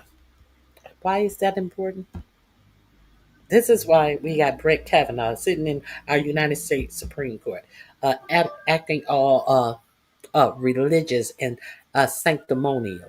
Epstein was already talking with Ted Cruz, Tom Cotton, and Ken Starr about Kavanaugh, showing the plan was in motion before the nomination. Overturning Chevron would save industries billions by stripping agencies like the EPA, the Food and Drug Administration, and the SEC, the Security and Exchange Commission, of their enforcement powers. That that's who stood to benefit. Billionaires. The emails also show Bannon cheering on the strategy with "Let's go deconstruct," and Epstein replying, "Bye-bye, administrative state." They weren't hiding the motive. They wanted a Supreme Court that would weaken federal oversight and deregulate everything from pollution to finance. And where is Granny, who was talking about the great thing that 4547 did was deregulate? How did deregulation help her? Oh, she's gone now. How did deregulation help the United States? It didn't. Okay. Let's hear this. Next Supreme Court Justice, Kenneth Starr was talking to Ted Cruz and Tom Cotton about Kavanaugh. Number one, 3 days before. And this message was sent from Epstein. Right. This right here is Steve Bannon saying that's huge, right? Bannon messages back Epstein on July 9th saying, "Ken says this guy is brilliant, correct?" Epstein says, "Reliable. He is reliable." Why would he need someone reliable? Epstein responds, Chevron, which was overturned in 2024. This is 2018. Chevron. Kavanaugh is reliable. There was already in the works before he. 3 days before Brett Kavanaugh was nominated by Donald Trump to be the next. Okay, but there you have it. I just wanted to give you that information.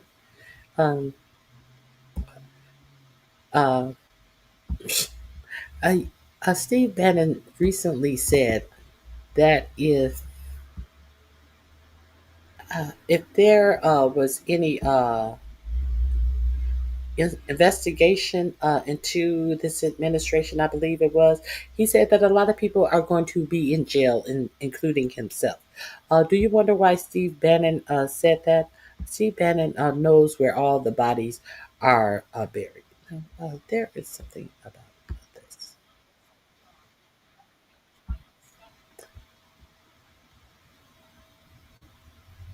This was the man that they unalived, who was the one who took the shot at 4547. Now, hold on. There is some suspicion about this being an inside job, if you don't know. I remember way back when this first happened, there was a link about, I believe it was a Republican supporter that did a class at a school where this young man was actually in the class, and it was filmed. And now you can't find this anywhere. I cannot find it anywhere. I'm going to go back through my videos where I usually drop the links to see if I can find this. A Republican donor did a commercial at a school in Pennsylvania where this person was actually in attendance. I can't remember what he was teaching, but I want to share you this. This link will be in the description box. New information. Let me share this with you.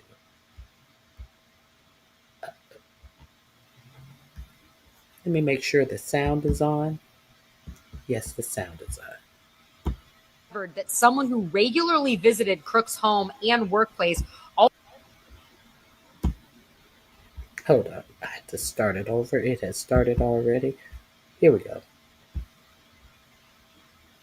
Wondering now more than ever if the assassination attempt on Donald Trump was an inside job. Investigators have discovered that someone who regularly visited Crook's home and workplace also visited a building in Washington, D.C., located in Gallery Place near an FBI office on June 26, 2023. A second device linked to Crooks visited Plymouth, Massachusetts. Additionally, a device connected to Crooks's workplace visited to Butler, Pennsylvania on July 4th and July 8th, but ceased all activity on July 12th.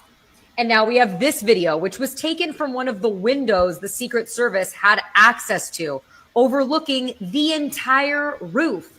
As you can see, they had complete coverage, and it makes you wonder how on earth they allowed crooks access to the roof, let alone crawl up it and make several attempts on Donald Trump's life. As always, I want to hear what you think about all of this down below.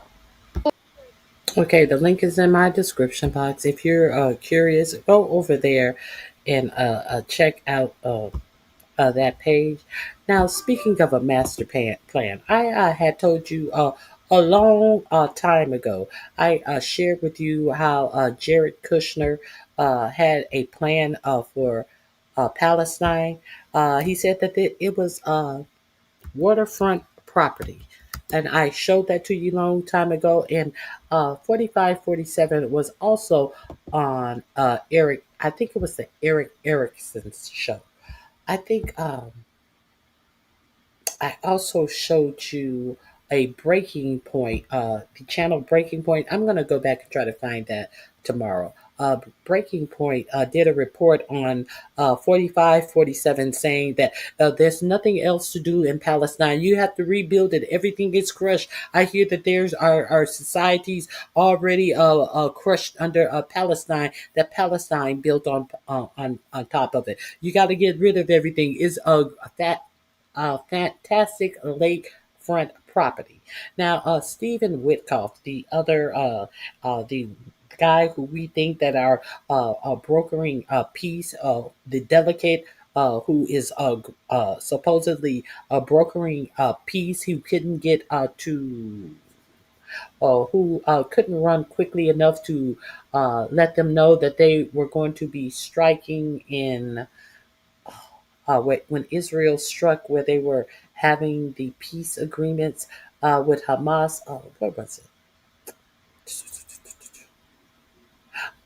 Qatar. Stephen Witkoff, who is a real estate investor. That's where he knows Donald Trump from.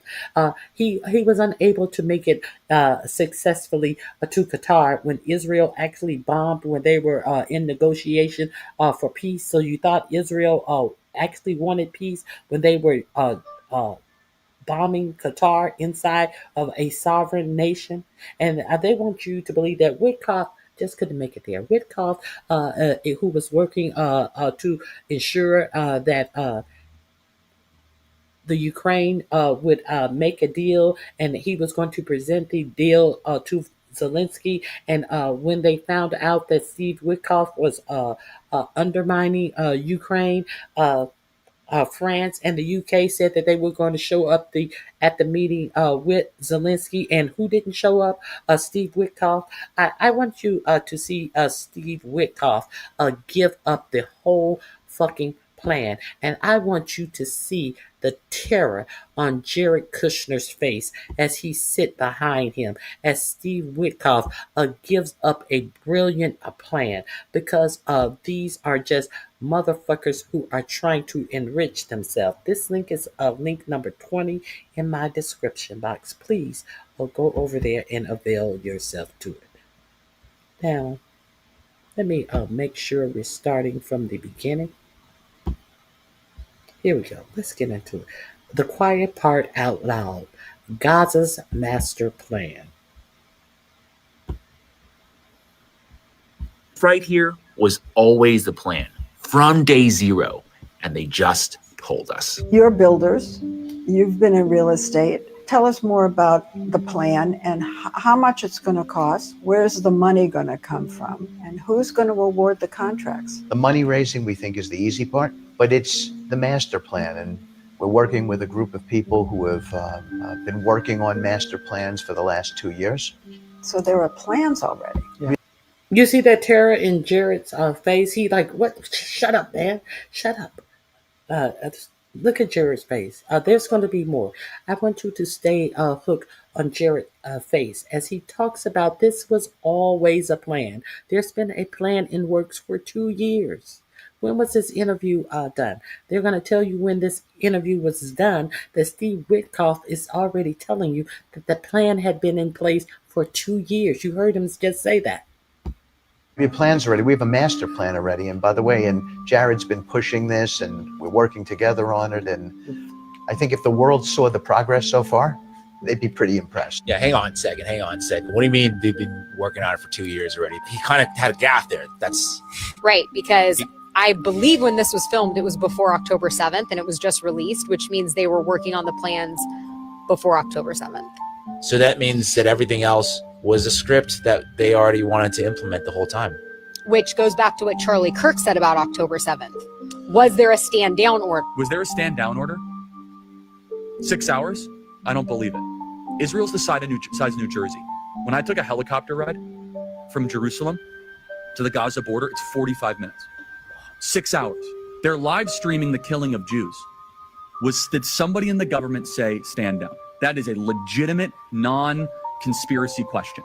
The 60-minute episode aired on October 19th. Okay, so it was filmed immediately after October 7th. They said they were going to do this. Specifically, 3 days after the Israel-Hamas ceasefire deal completion, October 10th. Wow. So how have they been working on a plan for 2 years? And Jared has been working on the plan. And all of this has been planned. And no one responded to the October 7th massacre for 6 hours. All the military that you see that Israel had. And nobody...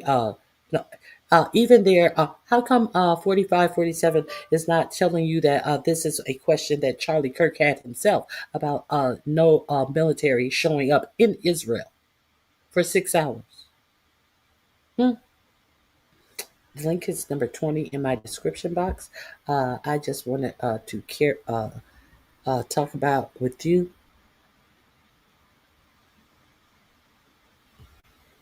Okay. Let me see.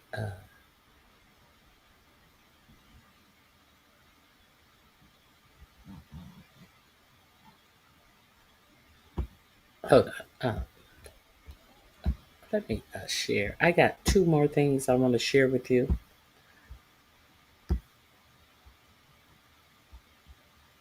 This would be number 21 that I'm sharing with you in my description box. Link number 21. They are numbered. Here we go.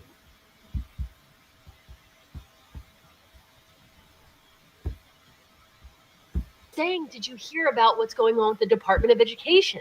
Oh, you're talking about how Secretary of Education has been accused of being an accomplice in a cover-up of an interstate child abuse ring that has nothing to do with Jeffrey Epstein?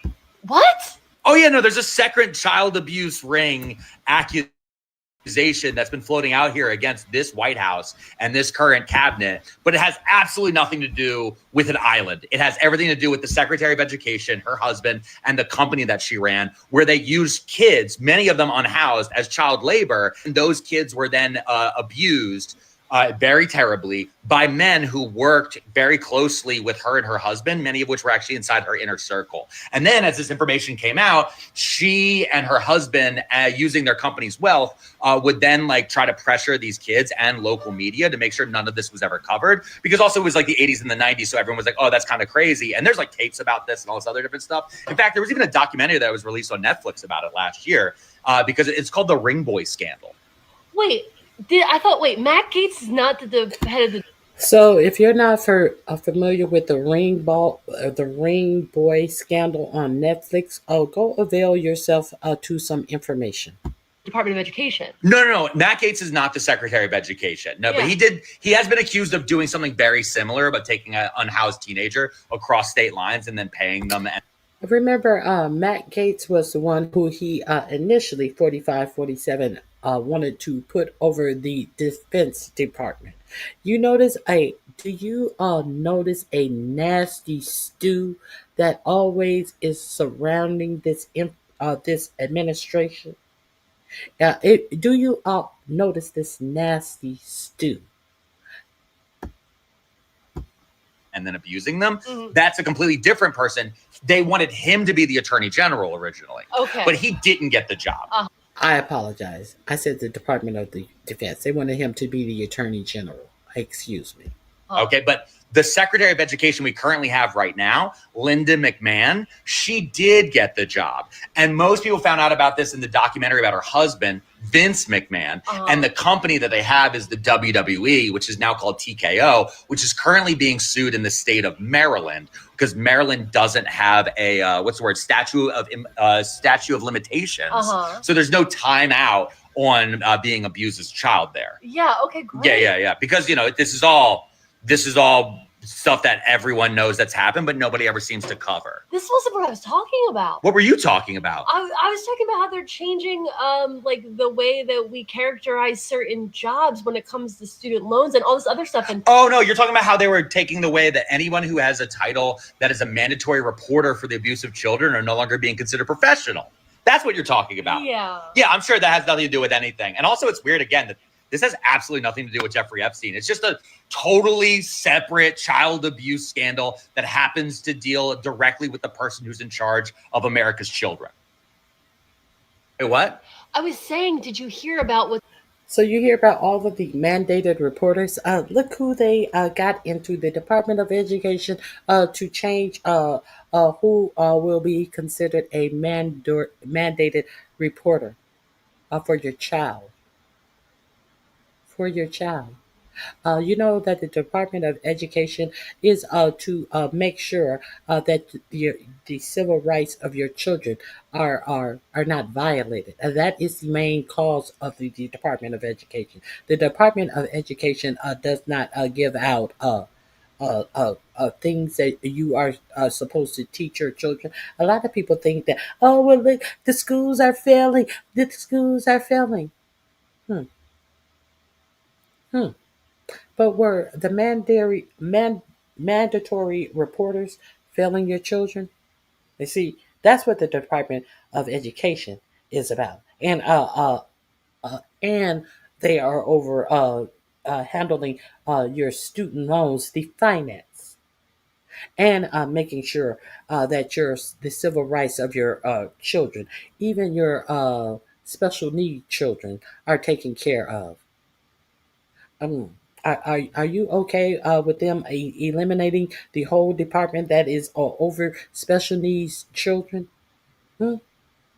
Okay, that is link 21 in my description box. Is there anything else beyond this? I think I will leave it at there. So I hope you guys have a fabulous day. And if any of you guys are live in Boston, you may want to go here and check out this fabulous exhibit that's going on in Boston. I love this. This is Big Hoops to Fill is a piece by Jai Hari. These are some bamboo earrings that are fashioned as swings. And if you know, you know. If you a roundaway girl with bamboo earrings, at least 2 pair. If you know, you know. They're having a public arts exhibit. I love, love, love this. Let me drop the link in the chat for you. If you live in Boston, you may want to take a gander. I love art, and I definitely love this art. Hey, Leonard. Fire. Isn't that beautiful, Leonard? I definitely wanted to share that with you. Go over there if you're in Boston and have a seat on the beautiful bamboo earring swings. So I appreciate you all being here.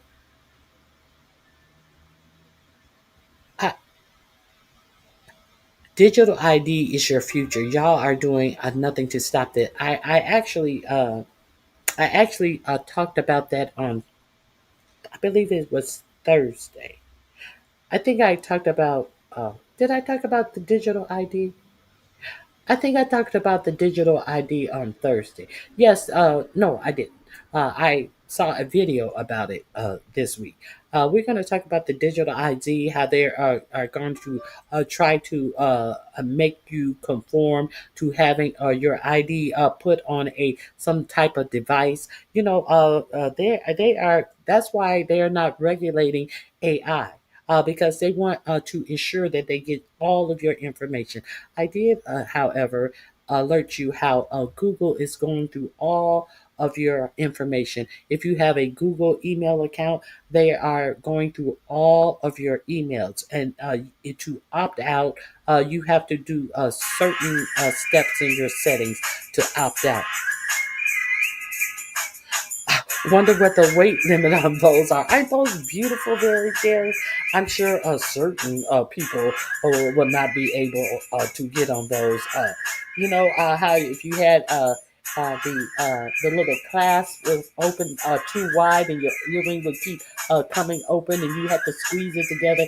No, no, no, no, no, no. Certain hefts will not be able to sit on that swing. I'm pretty sure they're used to it. I'm pretty sure they couldn't sit on those vinyl swings we had back in the day, and the vinyl would probably crack. You remember you used to go to the park, even sometimes on those wooden swings. You would go to the park and the swing was cracked in the middle. If it was a wooden swing or if it was one of those vinyl swings, swinging is not for everyone.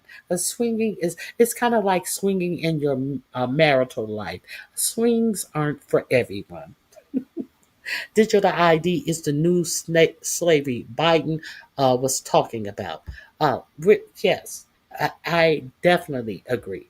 That's why they are not regulating big tech, and that's why I showed you that Peter Thiel thing. Uh, and that's why I shared with you a couple of weeks ago about that social ID, the social ID that they want to give you that restricts your movement, restrict you from buying plane tickets, have all of this facial identity stuff.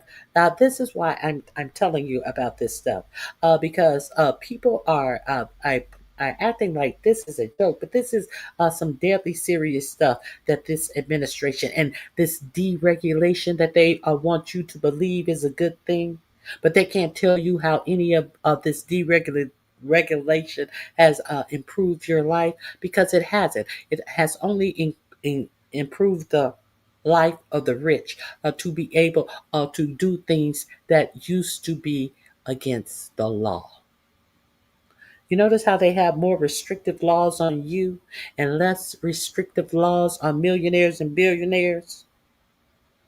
Okay, so I appreciate you guys being here. Please hit the like button on your way out. If you want to support the channel, you can support the channel at $ Ronnie Q. And do not forget, Saturday, December 6th, I will be having my 4th annual Secret Santa where content creators give back to their subscribers, these subscribers. How it works is Saturday, December 6th at 3 p.m. Eastern Standard Time. That would be noon Pacific Standard Time. Anyone who wants to give a gift or receive a gift, they meet me over on my channel. People who are content creators, I drop the link, they come up on my channel. Everyone needs a cash app to participate. What we do is we exchange names of the people who hit my link, the content creators. Uh, we come on the link, we see who's on the link, 3, 4, 5, 6, 7, however many people. We do a secret Santa amongst ourselves. We give between 30 and dollars. We pull names, whoever names we pull, we cash app them between $30 and $60. We cash app the content creators. We cash app each other between $30 and $60. I'm trying to say this in a simple English because we have slow bitches who don't understand simple English. I guess people been on drugs too long. People are pretending they're off of drugs when they're actually high. When they do things and they try to blame it on you. You know what I'm saying? Okay, so we exchange gifts between $30 and $50 with each other. That's the Secret Santa part of the gift of the meetup. However, the whole cause of this is to give back to you, the subscriber, who gives to us all year long. So I give my gift to Carrie. Carrie gives her gift to Leonard. And when we receive our gifts, we say thank you, but we don't keep our gifts. We then turn around and we cash app people who are actually in the chat, who are actually dropping their cash app so we can give our gift back to the subscriber. See, we don't get anything out of this. We don't have any pots. We get nothing out of this. This is for content creators who choose to give back to the subscriber.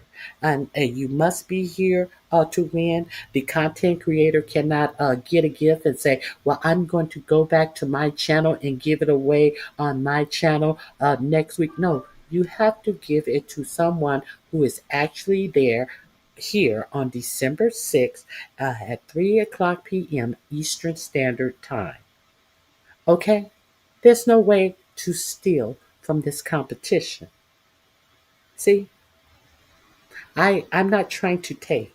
I'm trying to give to people who give to us content creators all year long.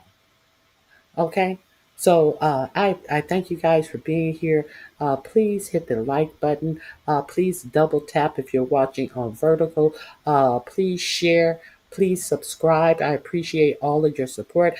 I appreciate the 44 new subscribers that I have gotten, even though I don't put on a must subscribe to comment in the chat. I do appreciate you who have subscribed to my channel. I appreciate my mods, and I appreciate you all for spending a few hours with me. I'm gonna try to make it shorter. I am going to try to make it shorter. I hope you guys have a fabulous remainder of your weekend, and I gotta get out of here. I got some things that I need to do. I may see you guys on these YouTube streets later on. But all right, have a fantastic remainder of your day. Bye bye.